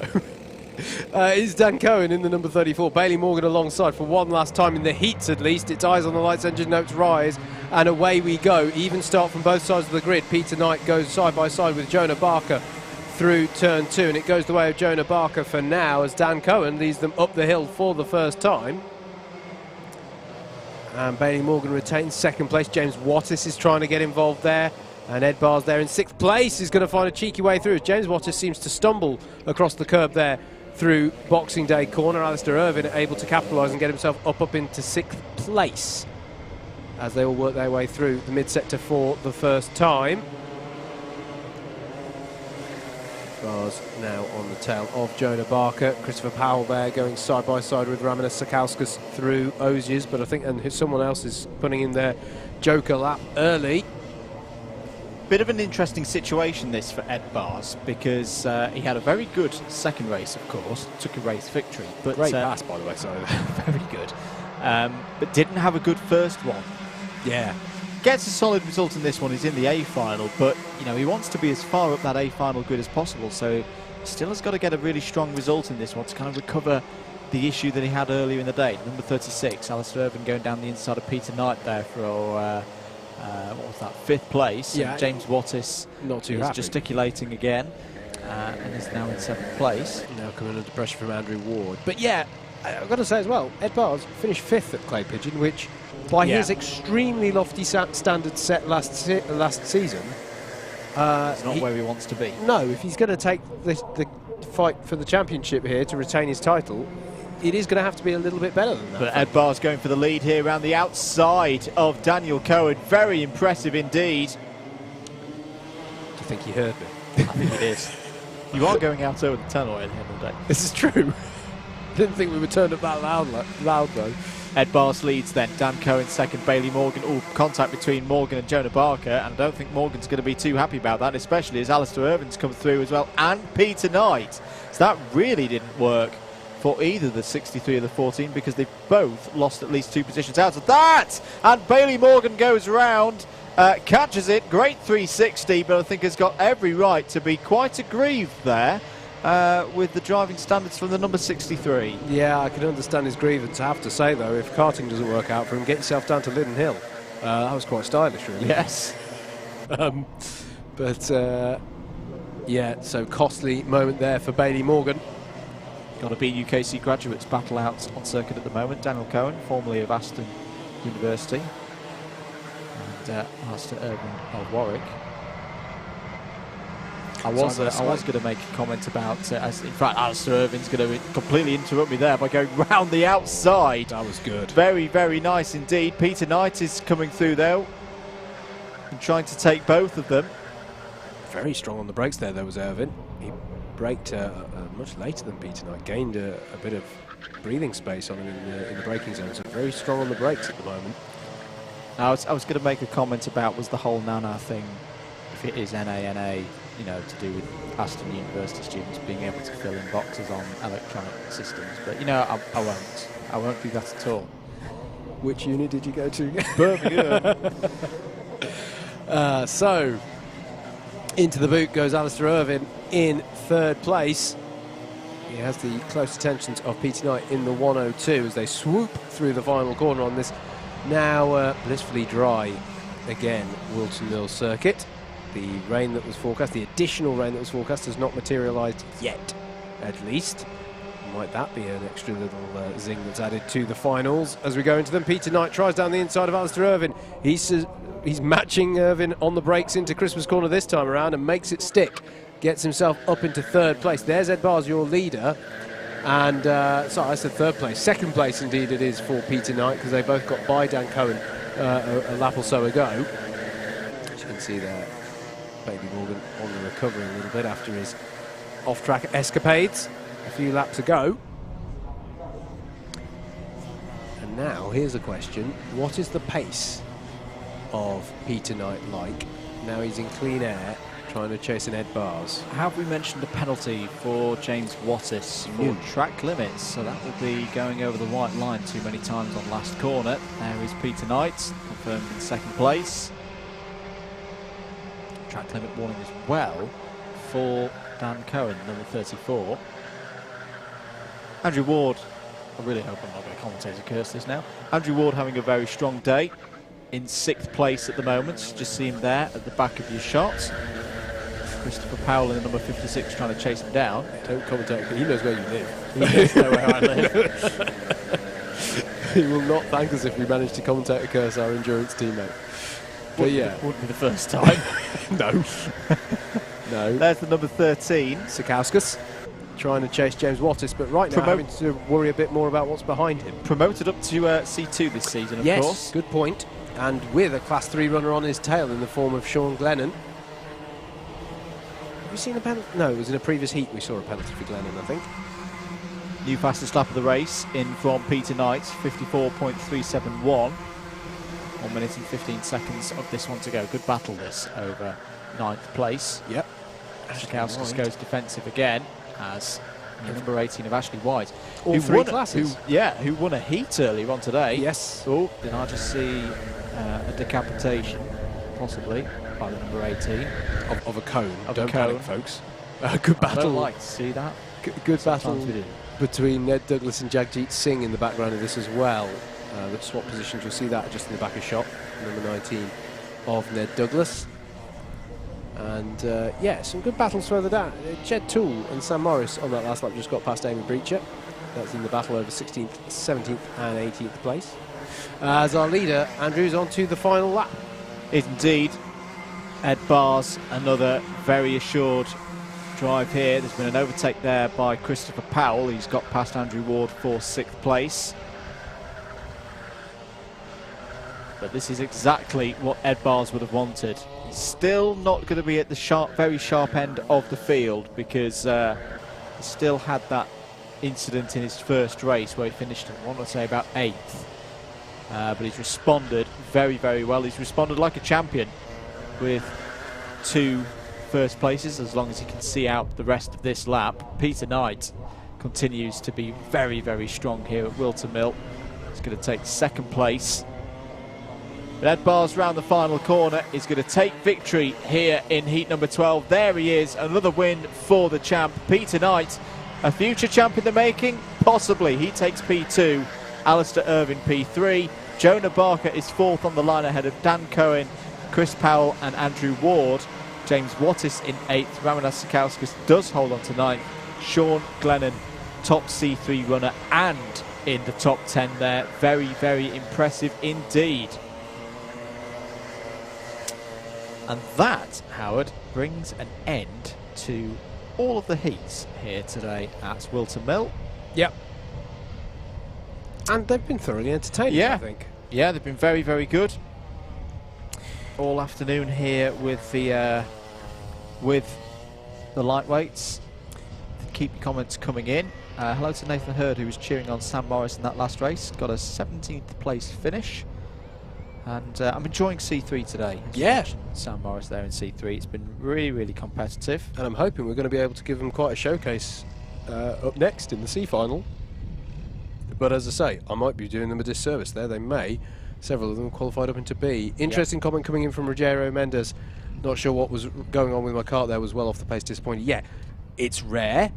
Yeah, it has to be said. It's very rare, and amongst Club 100 crew do a great job of race preparing these karts. But yeah, we did see Mendes very slow up the hill from that pole position start. We noted that at the time. So some kind of issue there that befell him with that one. And yeah, do keep your comments coming in. It's great to have the interaction with people via the stream. Do keep your comments coming in. Do let us know who you're supporting. And if you're not already, please hit the subscribe and the notification bell on the Alpha Live YouTube channel. And whilst you're doing so, why not? Why not give Double Dash Motorsport Media the old subscribe as well? You won't regret it. You shouldn't regret it over the next week. We've got plenty of esports action coming. Yep, Tuesday night, 9 PM, Gran Turismo Sports, Club 100 drivers who have their little championship organised by... I say little, it's not little at all, it's a 2-division thing now with promotion and relegation. It's quite big. Organised by Sam Dimolo. So that's Tuesday night, 9 PM. Division 1 will be on the DDMM channel. Division 2 will be on the DW Media channel, hosted by David Whitehouse. Who stood behind this camera.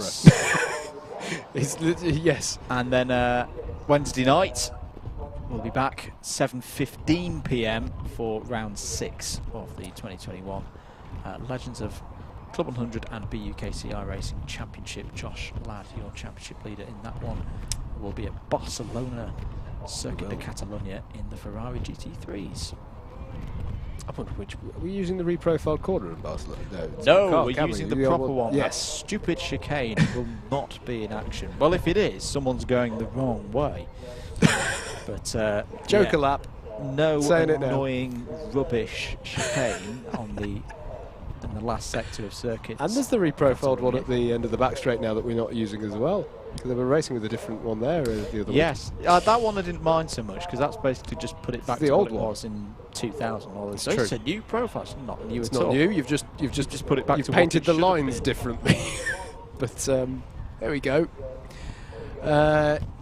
Shout out to my nephew Jagjit Singh coming in from here at 89 SSR. Yeah, he's doing all right in that one. He had a good few battles and was the second highest Class 3 runner in that last heat. So be interesting to see how he lines up on the grid for the C3, the C final. If you're wondering, by the way, we are waiting for the grids for that. That's what's happening at this point. That's why there's a pause in proceedings. Everybody has their points tallied up and they work out the grids for our A, B and C final. Great to see the healthy grid sizes that mean that we have all 3 finals very strongly populated, as you will see. If you've been watching, I said this with the heavyweights this morning, if you've been watching here, but this grid only has 17 karts and 18 karts, what do you mean it's really healthy? I've seen more karts than that race around Whilton Mill. Wait to see how long the grids are when we get into the finals, because suddenly it all makes a bit more sense then. We've had a few new subs on the DDMM YouTube channel. Unfortunately, because of the way YouTube works, it's not telling me who you are. But if it is you, thank you very much. Works there is used as a loose term. The way YouTube operates on that particular aspect of it. Moving Sorry, swiftly I won't on. say that, Moan, sorry. That particular aspect. But yes. We do wish it would tell us. But yes, I think we've got grids anyway for the lightweights finals. So whilst that's being loaded up, we'll bring things to an end here in the heats. Next out on circuit is going to be your lightweight C final.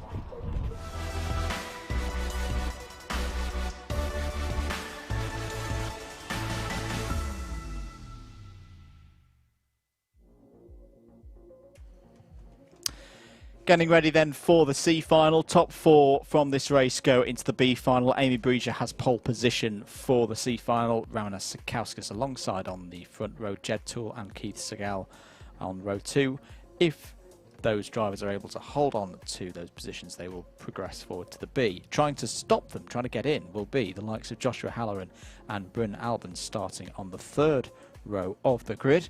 Martin Auger and Dean Everest start from the 4th row of the grid.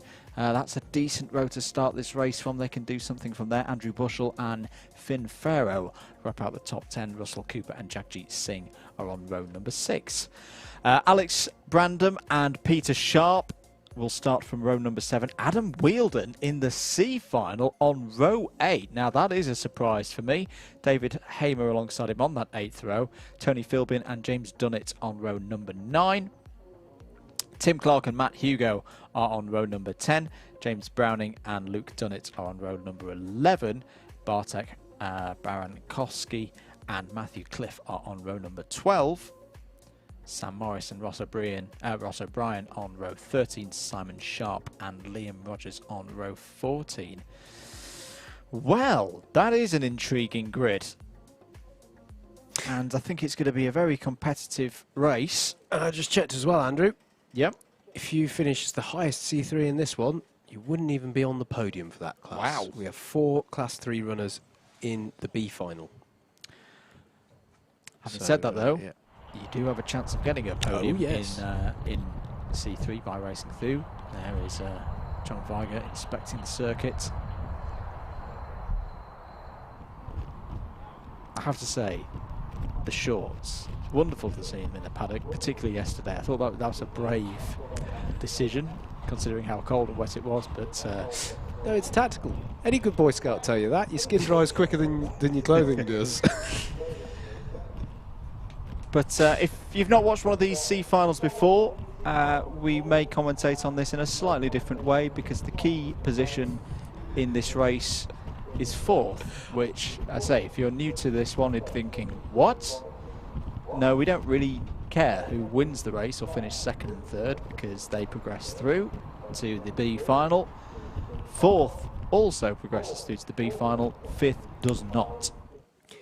So I'm just reflecting on the fact we're going over the tannoy. I don't know if JV's questioning his life choices. He's now getting fashion praise on a tannoy at a major UK karting circuit. But there we go. So we saw some interesting tactics this morning, which actually worked out for the driver in question. It was Jason Bear, who was being very, very defensive in 2nd place. I was like, oh, you don't want to do that. But he made it through. He did. So yes, it'll be interesting to see how the lightweights play this, but essentially I'll still stick by my tactics of if you're 1st, 2nd, 3rd or 4th and there's a gap behind you, if you've gapped 5th place, work together, progress up the road, solidify those top 4 positions, have a little battle by all means later on in the latter stages, but get the qualification into the B final secured first. That's the important bit about this race. I think that's why I'm so interested by the sheer number. Have we ever commentated on a race that's got a grid this large, but with a proportion of novice drivers this big? And are they going to know that tactical play? Well, it's not. I mean, they're not. I would say they'll have probably watched around before, but you know what I mean. There'll be. Will there be as much tactical thought behind the race here, or will it be all about getting the points?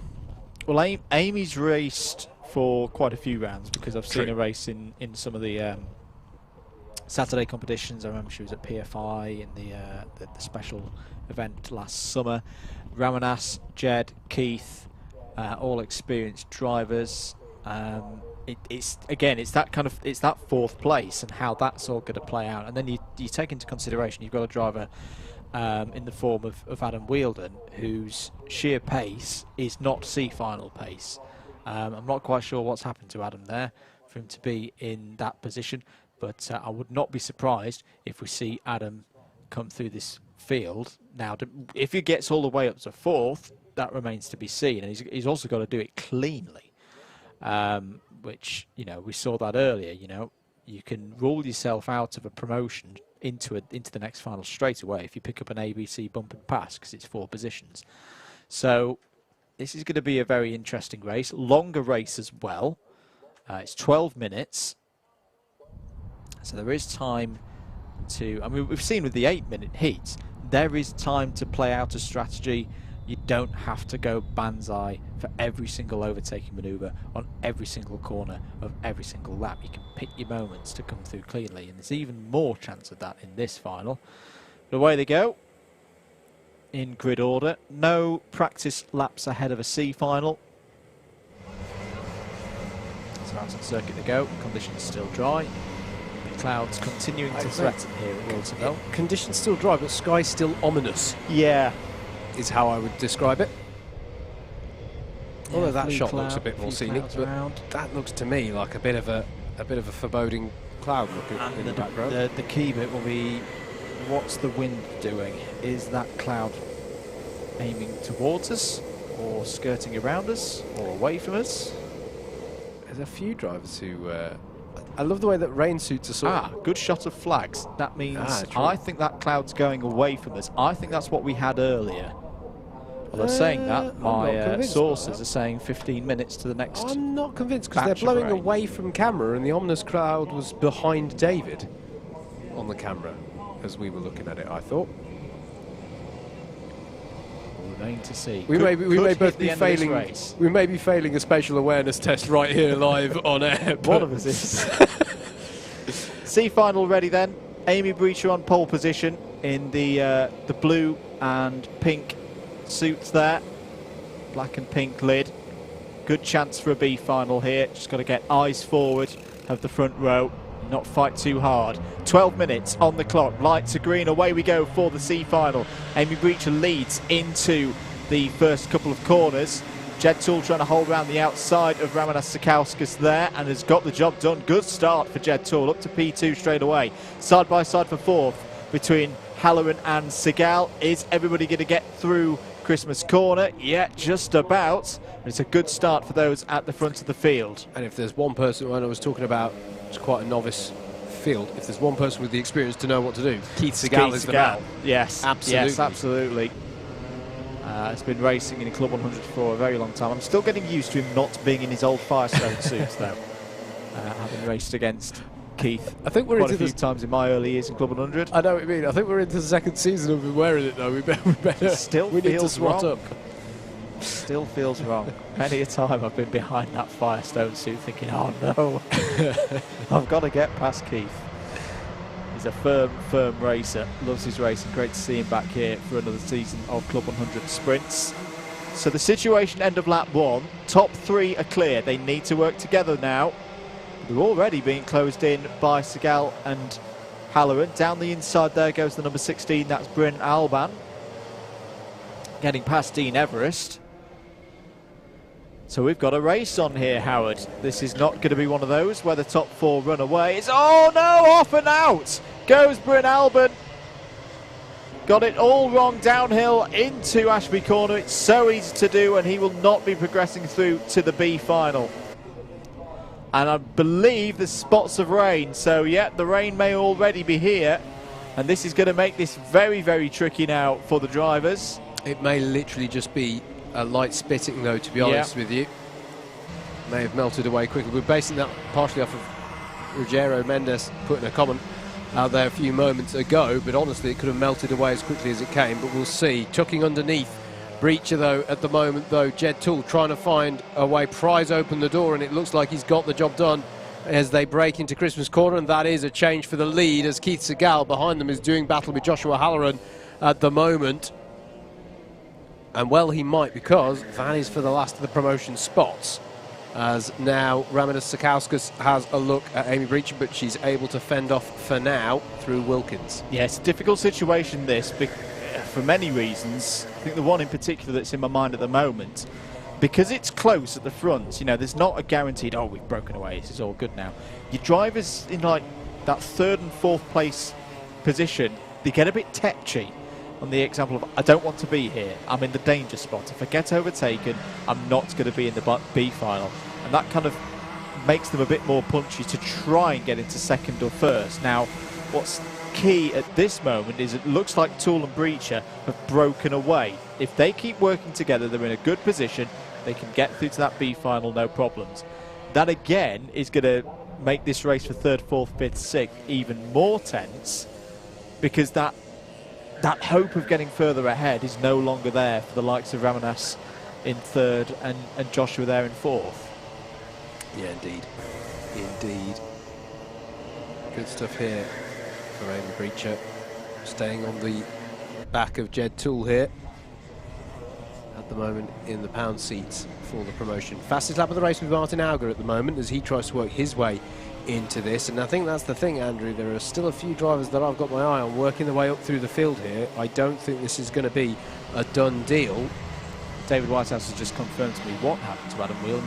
He was DQ'd in one of his heats for being underweight. Oh dear. So that is why he's that far down the order and not even in the B final at the moment. It's only 11th place for the C2 driver. But did just move up, got past Luke Dunnett a couple of laps ago, I saw.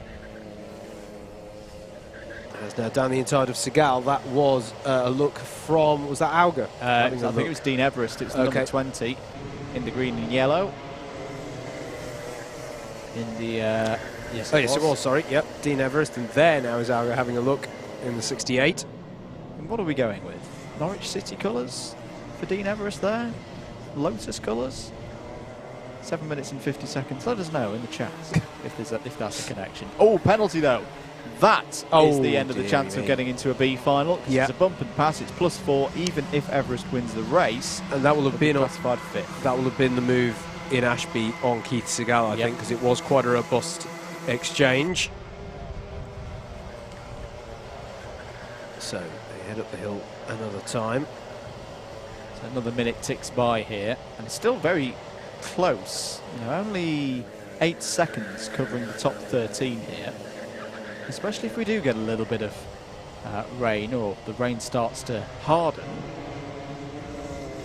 This is all still very much in play. Further down the order, Simon Sharp has just got past. And what's happening? Is this traffic? Have we hit traffic already? 66. Yes, we have. Is there an issue for Jagjit Singh? Yeah, that was him just. Or is that very compliant? Yeah, I think he was just hopping out of the way there. But yeah, we've got traffic already. That's Bryn Alban, who span out the race earlier on. Oh, so the job gets even harder for the leaders then. Close pack, rain coming in, traffic. This is a real test of a driver's skills in this C final. But the top two continuing to do a really good job here. Not fighting, just keeping the pace up. They are stretching out the field at the front of it. So you can see Ramanas Sikauskas has got his own little bit of breathing space. Josh Halloran's got likewise. And if they can just keep doing this, especially now that Everest has a penalty, they should have this top four sewn up. Key thing to bear in mind, though, only person who probably the only person to know that Dean Everest has a penalty is Dean Everest. Correct. And us, and yes. you at home and around the circuit. But those on track won't, unless they've memorised everyone's number and recognise everyone's race suit, they probably won't know that. So he's still very much a physical element in this battle on track. I think we've both been in that situation in years gone by, where you're that focused on what's going on your little bit of the circuit. You're not concerning yourself with stuff like that. Yeah, quite frankly, if you see a penalty on the board, you care if it's your number. Yes. In the first instance. Yeah, that's definitely an aspect to bear in mind. Fastest lap of the race that last time around, Jed Toole, a 55.0. But Amy Breacher also setting a PB on that one. But there isn't a lot of incentive to break ranks and start battling on this one. Still too early. Yeah. Way too early. Way too risky as well. We are looking at the 96 of Tim Clark. We are indeed. Running in 14th place. Finn Farrow on his tail in the 97. And that is Simon Sharp versus Sam Morris. I like this as well. We've been talking about iRacing a lot today. This is very iRacing now. Yes, because on timing he's Tim Clark 2. Yes. That is very iRacing. Yes. That'll be a Club 100 and BUKC database thing. We'll have a Tim Clark beforehand. Now we've got Tim Clark 2. Doesn't work with Chris Powell's though, because one of them's a Christopher. Yes, there you go. That is actually, we've got to say, there are certain regulations about you have to have tested a Club 100 kart since the year, you know, they have to maintain a database of everyone who's driven a Club 100 kart since 2001, I want to say. Yep. In order to know that you have successfully completed a test before going into a racing situation. Here we are, though, back at the front. Now, this is a particularly galling situation for Bryn Alban. He's a lap down, but he's clearly got very, very good pace. Yes. And if he'd not spun off, I think would have been good for getting a top four here. Yeah. Has to be said. So, yeah, that spin on the outside of Ashby. 72 there, fending off the 20. That is still Joshua Halloran and Dean Everest. But bear in mind that Dean Everest has a 4-position penalty.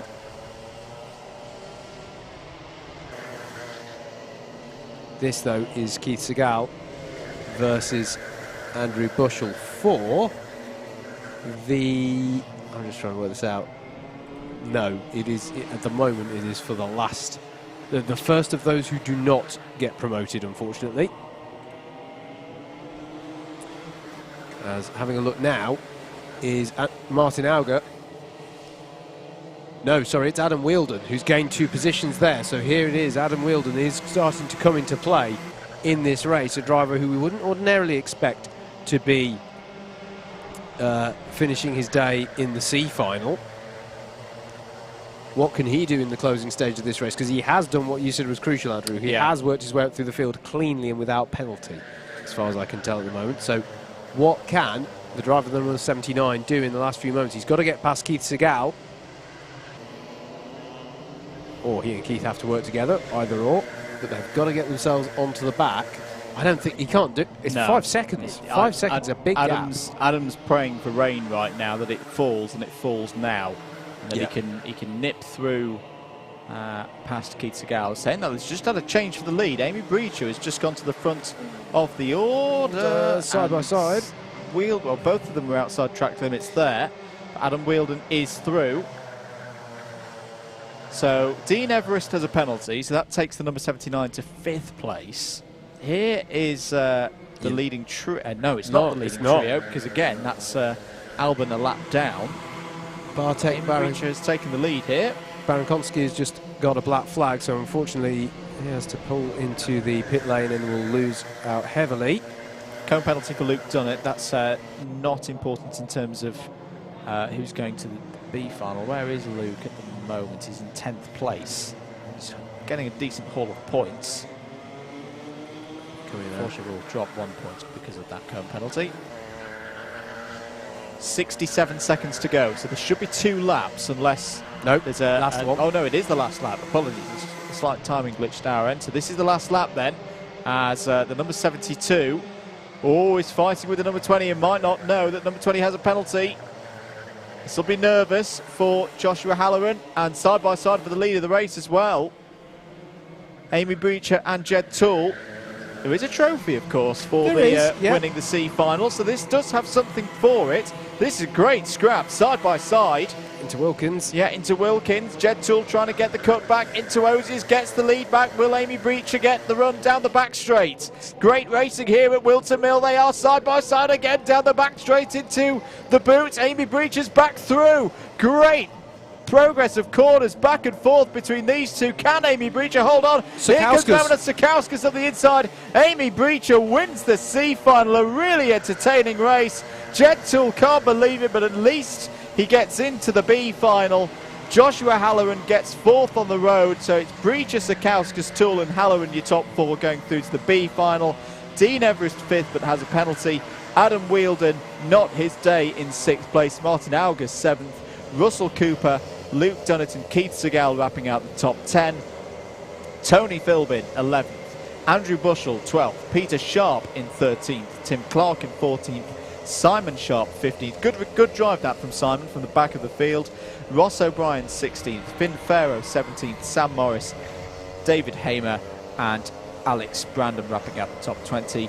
Matt Hugo, James Browning, James Dunnett, Liam Rogers, Bryn Albin, top 25. Bryn Albin, unfortunately a lap down, and also had the fastest lap of the race, 54.675. It's an opportunity gone, I think, for the number 16.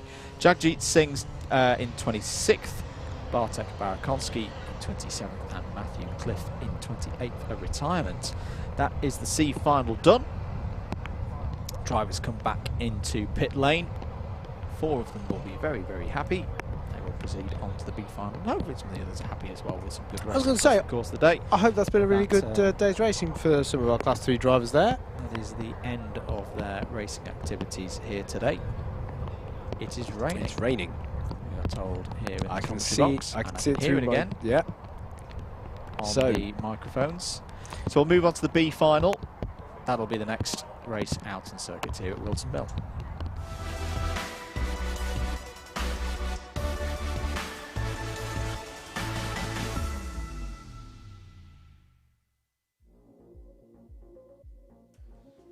Getting ready then for the B final here for round 2 of the 2021 Club 100 Lightweight Sprints Championship in association with Rotax. Andrew Rabbage has pole position for the B final alongside him on the front row, hoping to proceed through as one of the 2 promotees from this race is Darry Sims. Archie Hobson and Chris Alcock. Wow, Chris Alcock in the B final. That's one I wouldn't have predicted at the start of the day. They are on row number 2. Oscar Lancaster and Jason Bradbury. He's going to need his B final skills again here on a streamed round. He starts on row 3. Thomas Barrett and Bailey Morgan on row 4. Cameron Moss and Tom Dix on row 5. My goodness, there's some big names in this one. Matt Collier and Stephen Westwood are on row number 6. Dan Cohen and Ned Douglas on row 7. Chris Woodger, another big name. Rob Langthorpe, another big name on row number 8. Dom Cliff and Aaron Stillwell. So here's where we're getting into some of our C3 drivers in this one. They're on row number 9. Samuel Essery and Rogerio Mendez are on row 10. Matthew Cockram and Sean Glennon on row 11. And just to confirm, our 4 promotees from the C final repechaging through: Amy Breacher, Ramna Sakauskas, they'll be on row 12. Jed Toole and Joshua Halloran wrapping up the 26 entrants in this now rainy B final. There it is, folks. And that's more than drizzle. It is. That's rain that wets you. It is. The question is how long for. I think is the critical one here. Shout out to Matt Hale, who's commented, say, good luck if it rains. It was super slippery in the endurance yesterday. Yes. Yes, it was. I agree.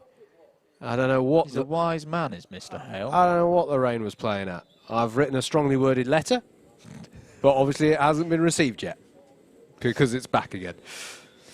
So, just to go over the housekeeping, top 2 go through from this race and have spots at the back of the A final grid is what we're playing for here. But as I say, there's some names in this. Some of them C2 drivers, but you know, drivers you'd go, yeah, on a good day they'll make an A final. And then there's some drivers in here really you'd be like, what on earth are they doing in a B final? And for me, the names of Chris Alcock and Tom Dix were not names that I was expecting to be reading on a B final grid at the start of the day. I'm just going to double check this. Well, Chris had He a had bad penalties, first race didn't because he? of penalties. That Yeah. probably demoted him a long way down the order. And Tom had one race, at least one. He got the race where he was stuck down at Osies, wasn't he, when he was off the road? So that's why they're in this race. It was the 10 positions of penalties Chris Alcock had in his first heat of the day, which saw him finish. He classified 16th in that one. 12 minutes again for this one. Rattling through these races. It's penultimate one of the day here. Do hope you've enjoyed the coverage. Coming to you courtesy of Alpha Live with commentary from Double Dash Motorsport Media. We look good for a race start. We do indeed. Thumbs up from the pace kart driver. Can Andrew Rabbage close out this race and get through to the A final? Can Darry Sims do likewise? There's 24 other drivers trying to stop them. Away we go then for the B final. There is no grip at all through the first couple of corners. Rabbage will lead them though. Off and round, half round, no, saved it, goes the number 93. But Barrett's going to lose a lot of positions as a result of that. Rabbage leads up towards Christmas Corner. Jason Bradbury's had a good start. He's already up to P3 and there's somebody round in the middle. Yeah. And everyone's trying to find their way through. I think Amy Breacher just did a 6-car overtake just by being on the outside of the circuit there, to be perfectly honest. Rye House style, we like that. And down into Ashby then, as Bailey Morgan nearly falls off the road. Indeed, working, and he's out there on the exit apron as well, trying to bring it back on. He's got the job done. Lost out a bit there, and it's Darry Sims who's at the front in all of this, ahead of Andrew Rabbage. Third there is Archie Hobson, as they all decide, as often the grass there is Ramona Sakauskas in the background. He's possibly finding that traction on wet grass is poor in these at best, as Jason Bradbury goes down the inside of Archie Hobson here at the boot, so that's a change for third place. And is it still? Yes, it is definitely still raining out there. Penalty for Sam Essery for advantage by contact bump and pass. So a bit too robust a manoeuvre there as deemed by the clerk of the course. So Darry Sims has found his way to the front of the field and has got a 1.4 second lead over Andrew Rabbage. So if the race was to finish right now, those two drivers would be through to the A final. Yep, it is the 2 promotion spots rather than the 4 that we had in the C final. Jason Bradbury down the inside of Rabbage. And Rabbage, is he going to be able to hold on to it? Yes, manages to find that more abrasive surface. That is wet weather driving panic exemplified oh my goodness, can I do this, can I do this? Oh, finally the kart bites and I get some grip and I can recover and gather myself up, ready for the next one. Well, Jason Bradbury, we say he's a bit of a B-final specialist. We saw him come through the B-final both here at Whilton Mill in October last year. Great driving there from one of Sam Essery. Running now, I think, 5th. Yeah. Maybe as higher. Maybe higher. I'm going to have to check this at the end of this lap, but having a great run there as one of our Class 3 runners. But yeah, Bradbury, he did it at Bayford Meadows. He did it here in October last year. He has a knack of getting through these B finals, and it is a knack. It's not the easiest thing to do, to keep yourself calm under the pressure. You can see how far everyone is off of that monster curb now on the inside of the final corner. It's just not, I mean, you don't want to go there under dry conditions, but you don't want to be near it in wet conditions, because that's just not the fastest line through that corner. It's great drive up the hill from Chris Alcock here. A couple of questions actually coming in on the comments. Do keep your comments coming in, your questions about wet tyres and why slicks. Yes, wets are expensive. They also don't last in the dry. Yes. They really, really do die very, very quickly, and that is the reason why we're running slicks, because if you had a situation, if the rain stopped now and they were all on wet tyres, and it dried out, as we've seen across the course of today, it dries out very, very quick.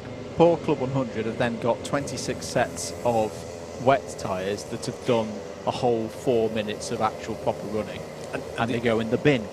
The other side to it as well, I think the other big reason worth saying, you've seen how packed a schedule it is. It's just not practical to change tyres. You can't change them on a fleet of, you know, we've got 26 karts out on circuit, and there's a few. You've seen drivers do kart changes and things. They've got several spare in the pit. Fleet so size is about 40. About 40 karts. You can't change to wet weather tyres on 40 karts. By the time you've done it, your weather might have changed back again. So it's just not practical to do. Club 100 mechanics are quick. They're not that. They're not. They can't work miracles. There's only about 8 of them as well. Anyway, track limit warning for the number 93 of Thomas Barrett, who had that half spin on lap number 1.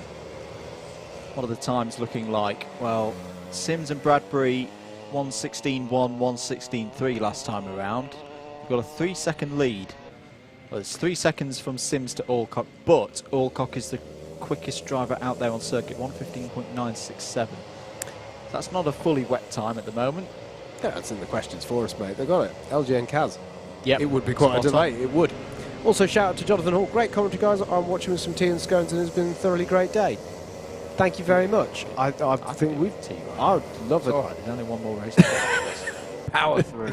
But it's fine. We're glad you're enjoying it. And it's been a great day, hasn't it? Great day of racing here in Club 100, and it's been thoroughly good fun to be streaming it for you all again. So good to know that you're enjoying it out there, folks. As Chris Alcock navigates his way through Paddock Corner in his pursuit of Jason Bradbury, and more importantly, perhaps from the perspective of Chris Alcock's day of competition, in pursuit of that final He's qualification. just taken a huge amount of time out of Bradbury, a best part of a second, and the gap is now only 1.1. Lots of penalties coming in. What has happened out here? We've got at least 2 takeouts for Joshua Halloran and Sean Glennon. Yep. So I think some drivers have been sent to the Shadow Realm. I think one of them is Rogerio Mendez. And it's not quite all come together for Rogerio today. So this that we're seeing on screen now, this is about as consequential as it gets in your C and B finals. This is an out-and-out battle in damp conditions for the final promotion spot into the A final. And neither of these drivers, they're both Class 1 drivers, they've got the red number plates on the car. Neither of these drivers want their day to end here. No. It's... Darry Sims as well, I say, racing in C2 because he's been away for a while.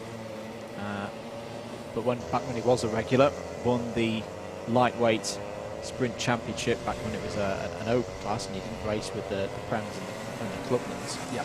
I want to say that was 2016. No, yes, it was 2016. Correct myself, it was my second season. It was the one where the big one happened. That's side by side. Here we go, around the outside. Great move by Chris Alcock. And a good demonstration of the grip differences in these conditions. And actually, Tom Dix is on the scene as well, isn't he? So this one isn't done yet. So there we go. At the moment, Chris Alcock has been able, like a happy child from a Roald Dahl novel, has got the golden ticket to get up into the A final. Good battle there. Chris Woodger as well, with Rob Langthorpe in hot pursuit as well. I think Chris Woodger's just got past Oscar Lancaster on this lap, actually, so potentially up into 8th place. Good drive as well so far from our Amy Breacher, up to 15th place. What a move that was on Dan Cohen coming off Osiers. One of our promotees from the C final, having won that one. So really good drive up to 15th place so far. It is confirmed. Chris Woodger did get up to 8th place. It's actually quite a good day to progress from. Big moment for Bailey Morgan. Bailey Morgan is. I hope he can get that stopped. And that's how wet the grass is, ladies and gentlemen. That wasn't Bailey not getting on the brakes. That is just. It is so moist out there. If you go off at speed, you don't stop. Was there any contact with? He was running alongside Jed Toole there, and was there any contact? A very odd incident there, by the looks of it to me. Not sure about that one. We're looking here at Ramanas Sakauskas against Amy Breacher, and Breacher just took the position back off of him there. And here is Chris Woodger trying down the inside of Archie Hobson, which will be for 5th place, I believe, if he can make it stick. Bailey Morgan getting going again, I think, there. Just having another look back at it on our internal monitor. I just wonder if he snatched a break, or maybe, it was something in the braking phase as he was sandwiched between there. But it's not been the day Bailey would have wanted. Cone penalty for Thomas Barrett. One position to be docked from wherever he finishes on the road. This is a good fight here at the front of the field, though, because they've closed in on Darry Sims, Andrew. So Tom Dix has come out of nowhere. He's kind of similar to Steve Hicks earlier in one of the heats, has snuck up here. And all of a sudden, you've got the two drivers who in previous rounds have been fighting for race wins, and they're closing in on Rogerio Mendez, who's a lap down, has been shown the blue flag. Through goes Darry Sims, and Rogerio gets out of the way, but up the inside, here comes Alcock going for the lead of the race. He's got it. Great move by Chris Alcock through to the lead, but Darry Sims is going to fight this one, and Tom Dix is in there as well, so it's 2 from these 3, and they're 3 big hitters at the front of this field. Absolutely. Any 2 from these 3 could go through, and all 3 of them will feel that on pace they would ordinarily expect to get up into the A final as Tom Dix goes for it. They're almost 3 wide coming off of Christmas corner there, but it stays as they were. Chris Alcock in the lead, ahead of Sims and then Dix. Dix is looking for an opportunity into Ashby there, but it's just not on there. Jason Bradbury is some 3 seconds off the back of this, with Chris Woodger a further 3 seconds back, so it takes something quite incredible at the moment for them to come into play. But everything we talk about sprint racing, bide your time, no, this is the time to fight. This is the time to battle. If you're Tom Dix, your day ends here if you cannot execute a pass. And actually, they've allowed Chris Alcock to just pull out a bit of breathing space here at the front of this one with 2 minutes left on the clock. Yeah, this is really good from Chris Alcock. He's punched in a big lap there, 59.351. He's pulled out 6/10 over these 2 drivers, and here comes Tom Dix. It's very, very close. He's on the curb as they're going up the hill and into Christmas corner. Can Tom Dix get the move done? Yes, he can. They've both gone out wide. Very, very close. Both of them nearly in the grass, but Tom Dix is through. Something's happened to Chris Woodger on that last lap, Andrew. He dropped down 8 positions there as Tom Dix is feeling the need to defend heavily, and well he might. Bit of an awkward thing for Rogerio here, because he's like, well, I'm on pace compared to you guys squabbling. Do I unlap myself? I wouldn't recommend it. I would not recommend it, but I would be savvy to Jason Bradbury, who's coming up behind him and is closing in on this battle quite a rate of knots. What about this corner? Is there anything on this time? There'll be one more lap after this one for Darry Sims to try and regain his ticket to the A final. Jason Bradbury's going to be doing his best Sebastian Vettel impression at the moment, calling for those blue flags. We're on the last lap now. Chris Alcock has a 2-second lead. He's gone, he's clear. He just needs to get round one more lap and he's in the A final. But who's going to join him? Is it going to be Tom Dix? Is it going to be Darius Sims? Is it going to be Jason Bradbury? Because he's still not that far behind. Rogerio Mendes still in the middle though. I don't think he's actually received any blue flags, so I'm not going to blame him for not getting out of the way. There goes Alcock. There goes Dix. Sims still there in 3rd place. Just trying to see back through. I don't think we've got any penalties coming into play amongst this top 3. And Bradbury, unfortunately, don't think he's going to get the opportunity to attack Sims or Dix here. I don't know if well, it started wet this race, and it's dried out, and it was all about who could turn on in the conditions as they changed. Chris Alcock was that driver, and he takes the win in the B final, a big win. Tom Dix joins him with a great drive through the field. Darius Sims, your heart's got to go out to him. He finishes in P3. Jason Bradbury gave it a good go in P4. Samuel Esri has a penalty, but finishes high enough, which means he will be the C3 winner here at Whilton Mill today. Very impressive drive to 5th there on the road. Oscar Lancaster 6th, Archie Hobson 7th, Andrew Ravage in 8th, Dom Cliff in 9th, Jed Toole in 10th, and also the fastest lap of the race on a 56.108 on the last lap. All good results for those drivers. Rob Langthorpe and Chris Woodger 11th and 12th, Dan Cohen in 13th, Ned Douglas 14th. Really good drive from Amy Breacher, who gets 2nd in C3 from the C final. Brilliant effort. Fantastic stuff. Ramanas Sakauskas in 16th. Stephen Westwood was next in 17th. Sean Glennon holds on to 3rd place, just beating Matthew Cockram there to that position. Thomas Barrett in 20th. Now we're into the drivers who all had problems of some form or other in that race. Bailey Morgan 21st, Joshua Hallen 22nd, Cameron Moss, Matt Collier, Aaron Stillwell and Rogerio Mendes wrapping out the 26 runners in that one. And the pace kart is bringing back a former cone that is no longer in service, shall we say. I am sorry to report that we only have one more race left in the day, in the weekend here at Club 100 Round 2 at Whilton Mill, but it is the feature race. It is the A final coming up next for our lightweights here at Whilton Mill.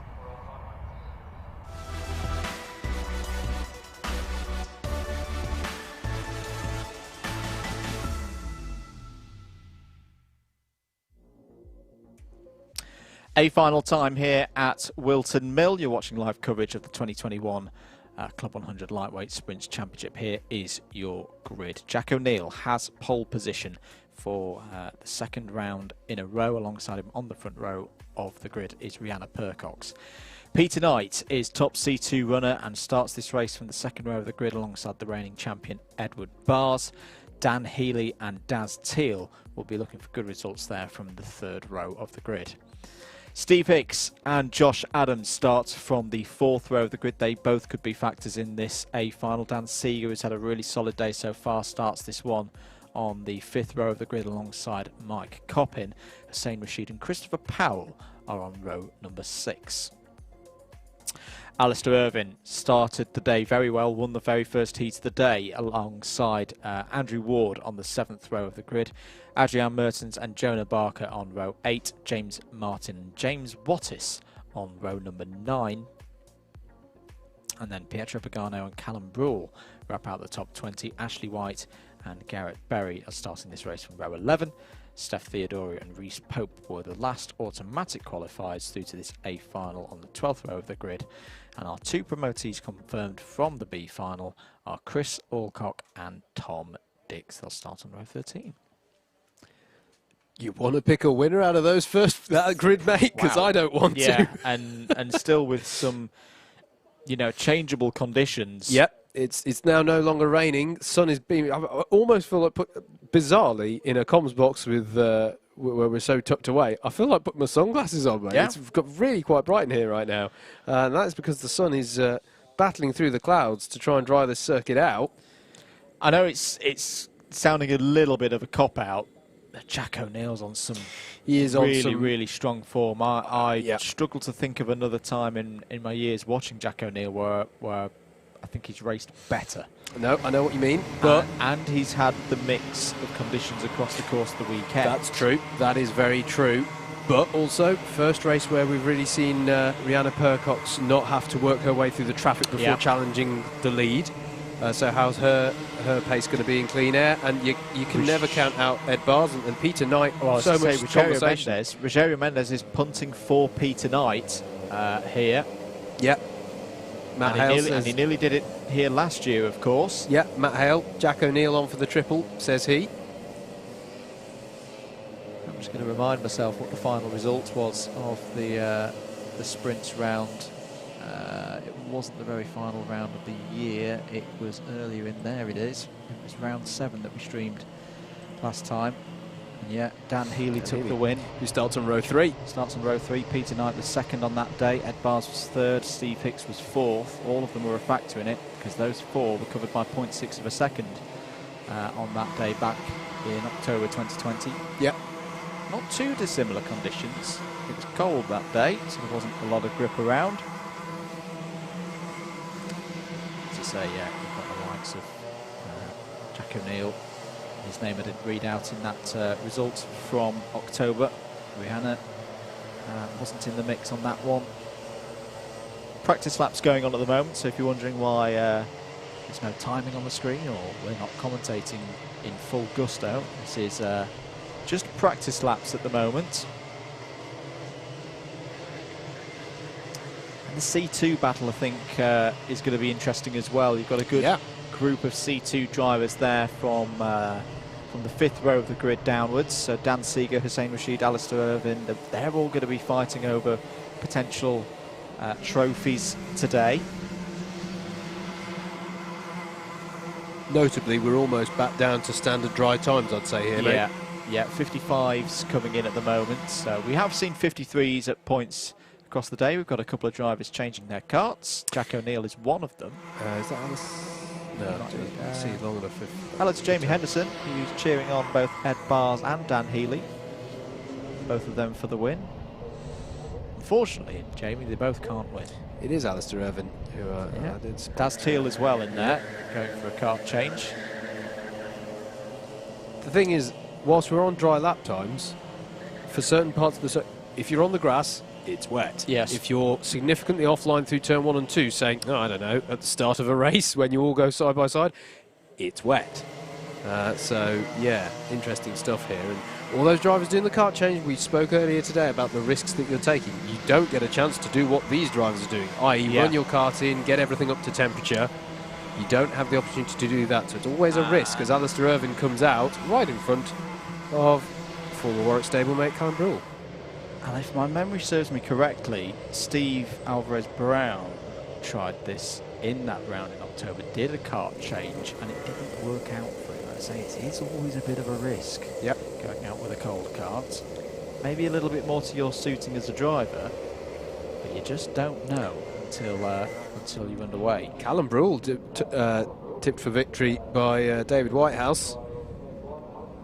Us not trying to circumnavigate the commentator's camera person's curse. Has anyone ever won around from 20th on the grid? That would be something. We're going to go around again. We are indeed. Everyone doing their best dance moves in the kart. Steve Hicks is on the scene now. There he is, number 21. Still got the rain suit on, interestingly. Just in case. Plenty of water still in that cattle grid curve off to the right of your shot as we're looking at it. Drivers left as they come off the final corner. There's plenty of water in that. So if someone goes wide onto that, they're going to kick all sorts of stuff up and onto the circuit potentially. I know we always say this about drivers who've been promoted through, but I am intrigued to see how far Chris Alcock and Tom Dix can get through this field. Absolutely. Because I think there was a factor in the B final that the C finalists that got through obviously knew what the conditions were going to be before they set off. Maybe a little bit less of that effect in this race because everybody's had at least 3 or 4 laps to get themselves acclimatised. But you know, Chris Alcock and Tom Dix are not slow drivers, as we've seen. That's why they're in this A final. Could they get top 15? Potentially could get top 15 from here. We'll wait and see on that one.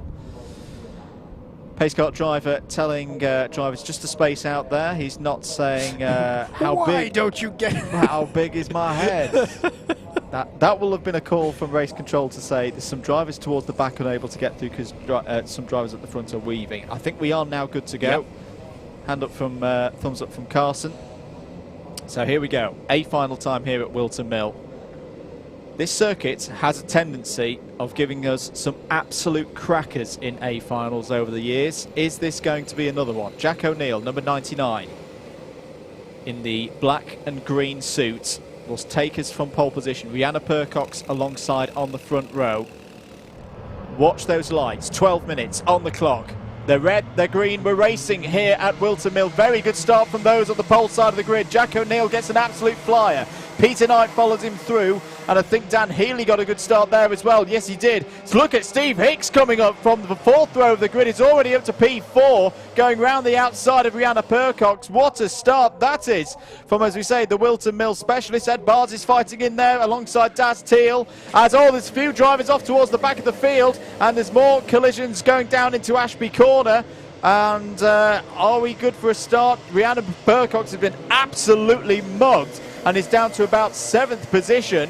Mike Coppin's not had a good start either. He's been shuffled back. There's a penalty for Daz Teal. Already a bumpered pass for number 6. But Jack O'Neill is out front with the youngster Peter Knight right on his rear axle. Yeah, it was never going to be a full start, Andrew. We'd already passed the last. There's a post where they deemed that it's after that we will not call a full start. And they'd already gone past it by that point. Who's dropping down the order? Alistair Irvin's dropping down. Adrian Mertens was involved. Pietro Pagano. Ashley White. Healy on the move, having a look there. No, pulls out of it.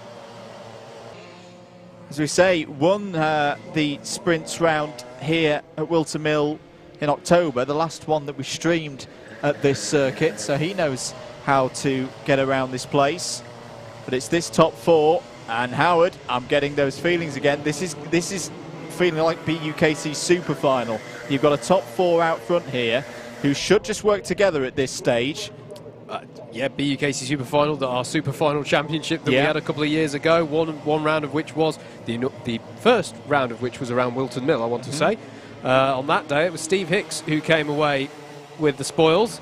And isn't he in this fight now? They're in 4th place in the number 21 kart, just behind Dan Healy. Rihanna Percox has got back through past Daz Teal, 4th, 5th place, but has got a lot of work to do. She's a 2.5 seconds off the back of this quartet. Healy has another look. Is he going to go for the move down the inside? He is going to go for the move down the inside, side by side with Peter Knight. Still side by side as they go through Boxing Day, and here comes Hicks. Nips through, gets 3rd place. Classic Steve Hicks, reading the situation perfectly.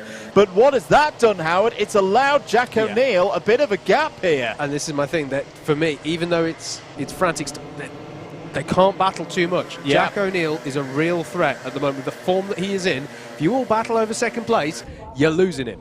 You are going to let him get on up the road. And I think, really, unless Steve Hicks really feels that he's got something in hand over Peter Knight, they would do well to work together. He's trying to tuck under there into the last sector, but he can't make it stick. It's still Jack O'Neill who leads ahead now of Peter Knight, Steve Hicks, Dan Healy and Rihanna Percox. In 5th, Ed Bars has got past Daz Teal on that lap as well, up in 6th place. Look at the drive that Hicks has up the hill. He's surely going to have a go at 2nd place down into the inside of Christmas Corner. Yes, he is. And look at Dan Healy as well. That was a really bold turn in there from him. Had great grip. We are so definitely into dry conditions right now. And he's up to 3rd place. And Rihanna Percox has gone onto this, down the inside, arrives on the scene, and immediately down the inside of Ashby Corner, up into 4th place. Now, brilliant moves there in that sequence of corners. This is a reinvigorated Rihanna Percox that's, I'm going to say it, faster than I've ever seen her drive before. Has taken a huge step up since graduating from the BUKC and last season. And she's charged onto the back here and is not out of this at all. But there is Steve Hicks. He gave the points to Dan Healy to work as a duo. They're going to be joined, as I say, by Rihanna Percox and Peter Knight. They need to work together to close down Jack O'Neill, and there's still Ed Bars as well in 6th place, the reigning champion. He's on the move. Yeah, absolutely. James Martin, Jonah Barker just past Hussein Rashid for 11th and 12th respectively. Some good battles going on throughout the field. But yeah, this is key, Andrew. They've had their few battles. They now really need to work and try and see if they have an answer to Jack O'Neill's pace out front. because he's for example, I mean, the fastest lap of the race at the moment with Mike Coppin at 54.6. He's the only other driver. Oh no, Chris Alcock as well. Are the only other two other drivers other than Jack O'Neill, our race leader, to dip below the 55-second mark. So these drivers have to work together now. Steve Hicks, Dan Healy, Rhianna Percox, and Peter Knight, if they can stay with them. All need to work together. Ed Barr's coming up onto the back of this. He wants a better finish than last time out at Clay Pigeon, where he finished 5th. Our reigning champion does need something better than 5th if he's going to really have a successful campaign defending his title. Early doors yet in the championship, let's not get silly, but you know, he needs to start getting those podiums. I'm going to say something that might surprise you, but I'm 95% sure is true. Steve Hicks has never won a Club 100 Sprints A final. I know, that sounds remarkable. He's won Super Finals. We've seen that in the Super Final Championship. We've seen it in the BUKC Drivers. But he's never won one of these Sprints finals. He's come second and third many, many times. I remember that because the first Super Final victory that he had here at Whilton Mill. Yes. What a big monster curb hop. He's got to be careful there. Be careful, and he knows that. He had his hand up there. Yeah. When he won the 2019 Super Final here at Whilton Mill, and he qualified through from like finishing 3rd or 4th in the lightweight final, he said it was the first time he'd ever won a sprint final in Club 100, and it's still the only time he's ever won a sprint final in Club 100. But I say that was in the Super Final Championship, not the lightweights championship. Yes. He's still winless in this one. Great little battle going on in the back of shot as well. Though, whilst we're fascinated, of course, by these top 6 karts, Daz Teal leads Josh Adams, Dan Seeger, Mike Coppin, and James Martin in a fantastic battle for 6th. So keep an eye out for that on your timing towers, your timing screens, and further down the order if you're here at the circuit. Steve Hicks has had the monster curb penalty. Yes. Now, for those of you watching the heavyweights, the warning, this is exactly the same as what Joe Holmes had. It's 1 strike and you're out. So it's 2 strikes and you're out. So he's had his warning. He cannot touch that curb again for the rest of these 5 minutes and 30 seconds. Cone penalty for Tom Dix. But he was a 10th of a second faster than Jack O'Neill on that last lap. He is closing the gap to Jack O'Neill. They do have a response if they can keep this up. Whether it's enough and whether it's enough overspeed to get by once they catch him is another thing. Catching is one thing, passing is another, as the old adage goes. But this is fantastic stuff. Tom Dix is having an unbelievable race. He's up to 14th place from the back of the grid. Yeah. So, and we said, could someone from the B final get top 15? The answer was yes. And the driver, as I say, is the number 92. 5 minutes of this one to go. Still can't call this one. There is Jack O'Neill out front. We mentioned it in the heavyweights earlier. There is a little bit of a slipstream effect around here. Not as big as a place, say, like Clay Pigeon. Another 10th gone. Another 10th taken out of the lead on that one. And you can see how Hicks is just getting visibly that little bit closer. He's in the slipstream on the way up the hill. And Dan Healy doing exactly what he needs to do. He doesn't want to upset the momentum that he and Hicks have. He just wants to keep on. Go on, Steve. You keep catching. I'll go with you. And it's then that I'll start to worry about where I'm going to pounce. Multiple pieces of contact penalty for Steph Theodoru. Unfortunately, he's down in 21st position. Steve Hicks continuing to close in. He is so consistent. As I say, it is a surprise when we say that he hasn't won a lightweight sprint A final in his time in Club 100. And he's always in the mix. Is that duck going to be broken today? Is it ever, or is it just this format? Yeah. No, it's ever. Okay, it's not like since we've gone to the... No, the super final victory was the first big final that he'd ever won in a Club 100. A quarter of a second taken out of him. And he really is closing now. And here the defensive starts from Jack O'Neill. Is he going to try and do the defensive drive from 3.5 minutes out? Track limit warning for the number 18 of Ashley White. Nearly 3 wide as they go down into Ashby. Careful, chaps. Oh, this is tense, isn't it? And 4th, 5th and 6th, Percox, Knight and Bars as well. They can see this ahead of them. They're like, let's not fight now. Let's get on to this. And they're going to. They're going to. In fact, they're practically there. Percox now, you can see, catching up onto the back of the number 2, Dan Healy kart. And again, if you're Healy, this is an awkward one because you don't want to suddenly undo the work that you and Hicks have done by putting a, you know... And look at this, nose to tail, the top 6. O'Neill, Hicks, Healy, Percox, Knight and Bars. Any of this 6 could win this race. This is fantastic stuff here in the dire moments of Whilton Mill. And just keep an eye on Ed Bars, because he is so wise with all of this. He's not made any moves yet. He's just sitting at the back of this pack and was just waiting to pick him off as Percox trying to go around the outside of Healy for third place. She's got it. What an unbelievable overtake that was from Rihanna Percox. O'Neill defensive down into Ashby again. Still Hicks there in second place. Ed Bars past Peter Knight, Andrew through Ashby as well. Good little move there. Peter Knight just got checked up a little bit behind Dan Healy as he tried to gather it up again after the Percox overtake, and it allowed Ed Bars through. 2.5 minutes to go. Wilton Mill is serving up another classic, and Jack O'Neill is giving Steve Hicks the death stare there. Is he going to look ahead of him? That's I've never seen anyone look behind him for so long. long. Mr. O'Neill. I can't do that. I start listing to the right or left if I do that. Here they come. On to another lap. Hicks still in the wheel tracks of Jack O'Neill. Can he get a run up the hill this time? He's got a bit of a gap as well to Percox behind. Big defensive move from O'Neill. And it's a strong one. Nothing Hicks can do about that. That's one of the things I love about this circuit. You can defend a lead round here. Produces some fantastic racing. O'Neill defensive again. Percox right strong on the rear brakes. bumper. Yeah, She is very strong. good on the brakes. I almost thought she was going to have a look into Wilkins then. Is there an opportunity into Osiers? Jack O'Neill's surely going to have to defend. Yes, he is. Is there a switchback opportunity onto the back straight that allows Hicks to carry more speed on? Again, O'Neill is driving by looking behind him, but he's positioning the kart beautifully so far, Andrew, to deter any effort here.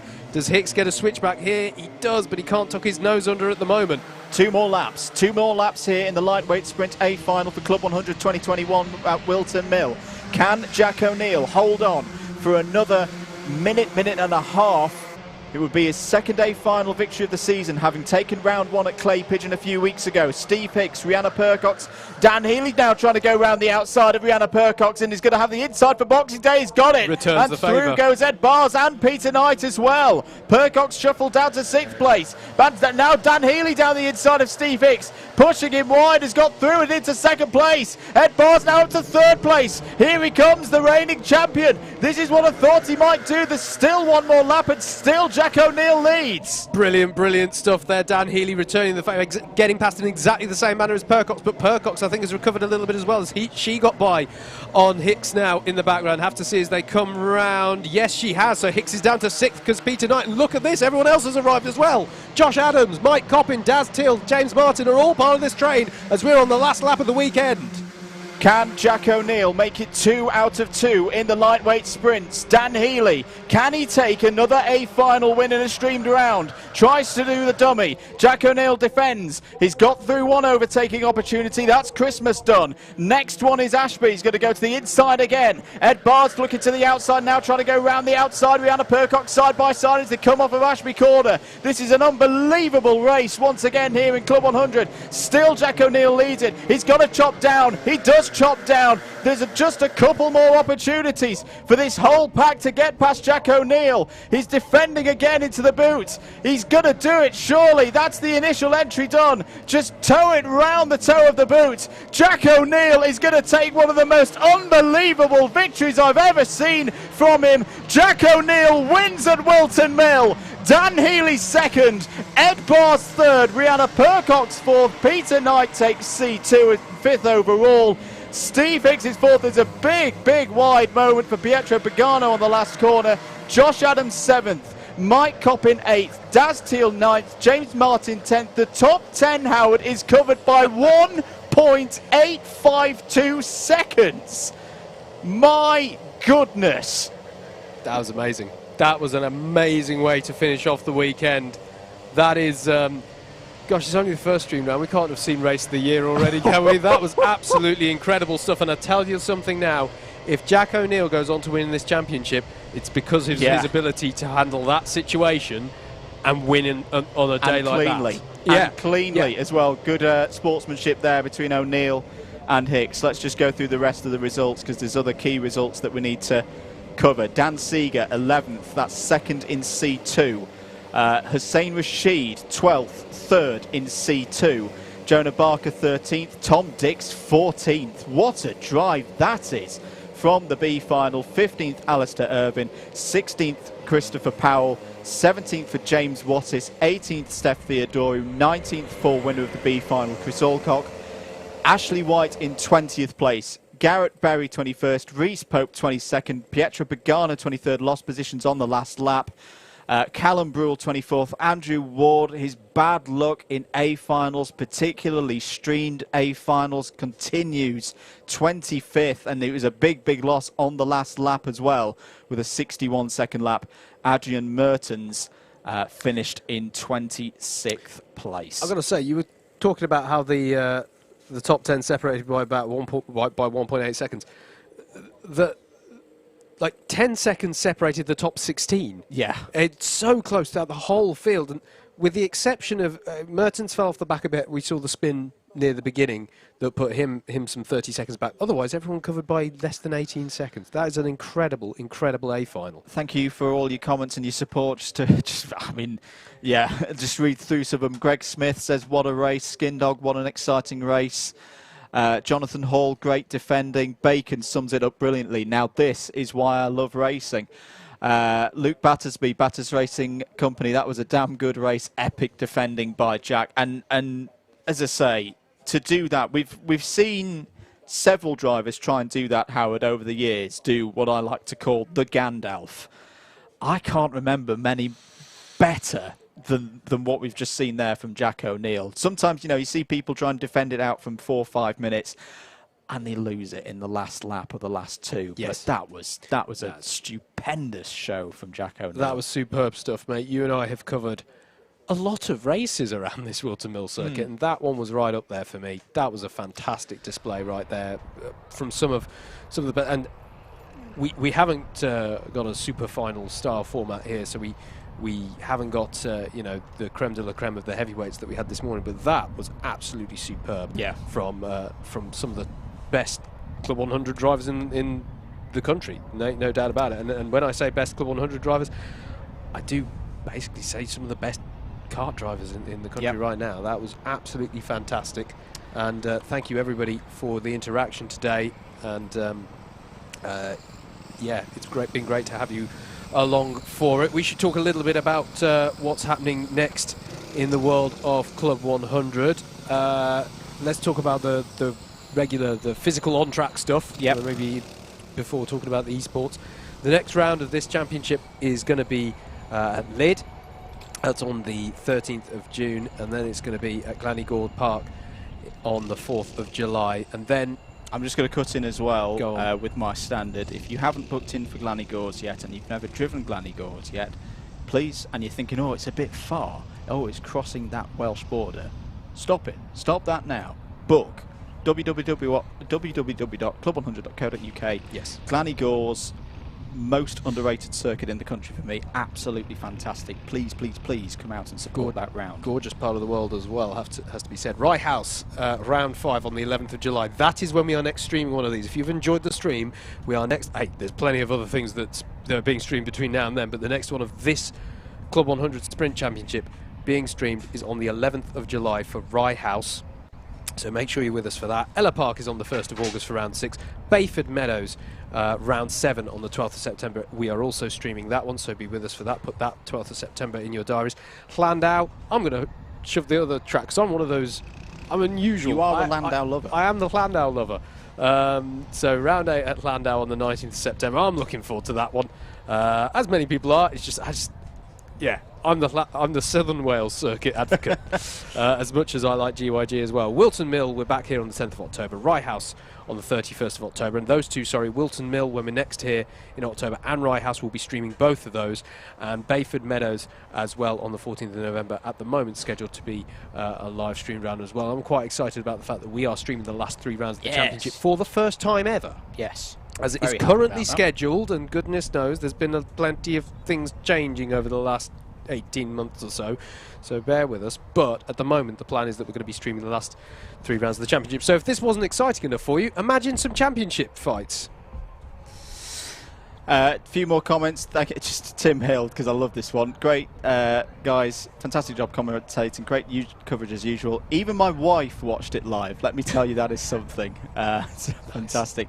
Coming up on Alpha Live next weekend, British mini bikes, British kart championships. Whilton Mill Kart Club, which has DDMM involvement here on Sunday, and Teesside Sprint Series as well. Do make sure you're subscribed for all of those. As I say, if you've enjoyed the commentary, we're Double Dash Motorsport Media at Double Dash MM on Instagram and Twitter, at Double Dash Motorsport Media on YouTube and Facebook. Tuesday night, Tuesday night, 9 p.m. GT Sports Series for Club 100 drivers. Wednesday night, 7:15 p.m. the iRacing Series for Club 100 and BUKC drivers. And I think that pretty much wraps us up here for Whilton Mill. Absolutely. Thank you very much, everybody, for your continued support. Do hope you've enjoyed the racing today. This has been an Alpha Life production for Club 100 Racing Limited. Enjoy the rest of your Sunday. We will see you in July at Rye House. Thank you very much for watching, and goodbye.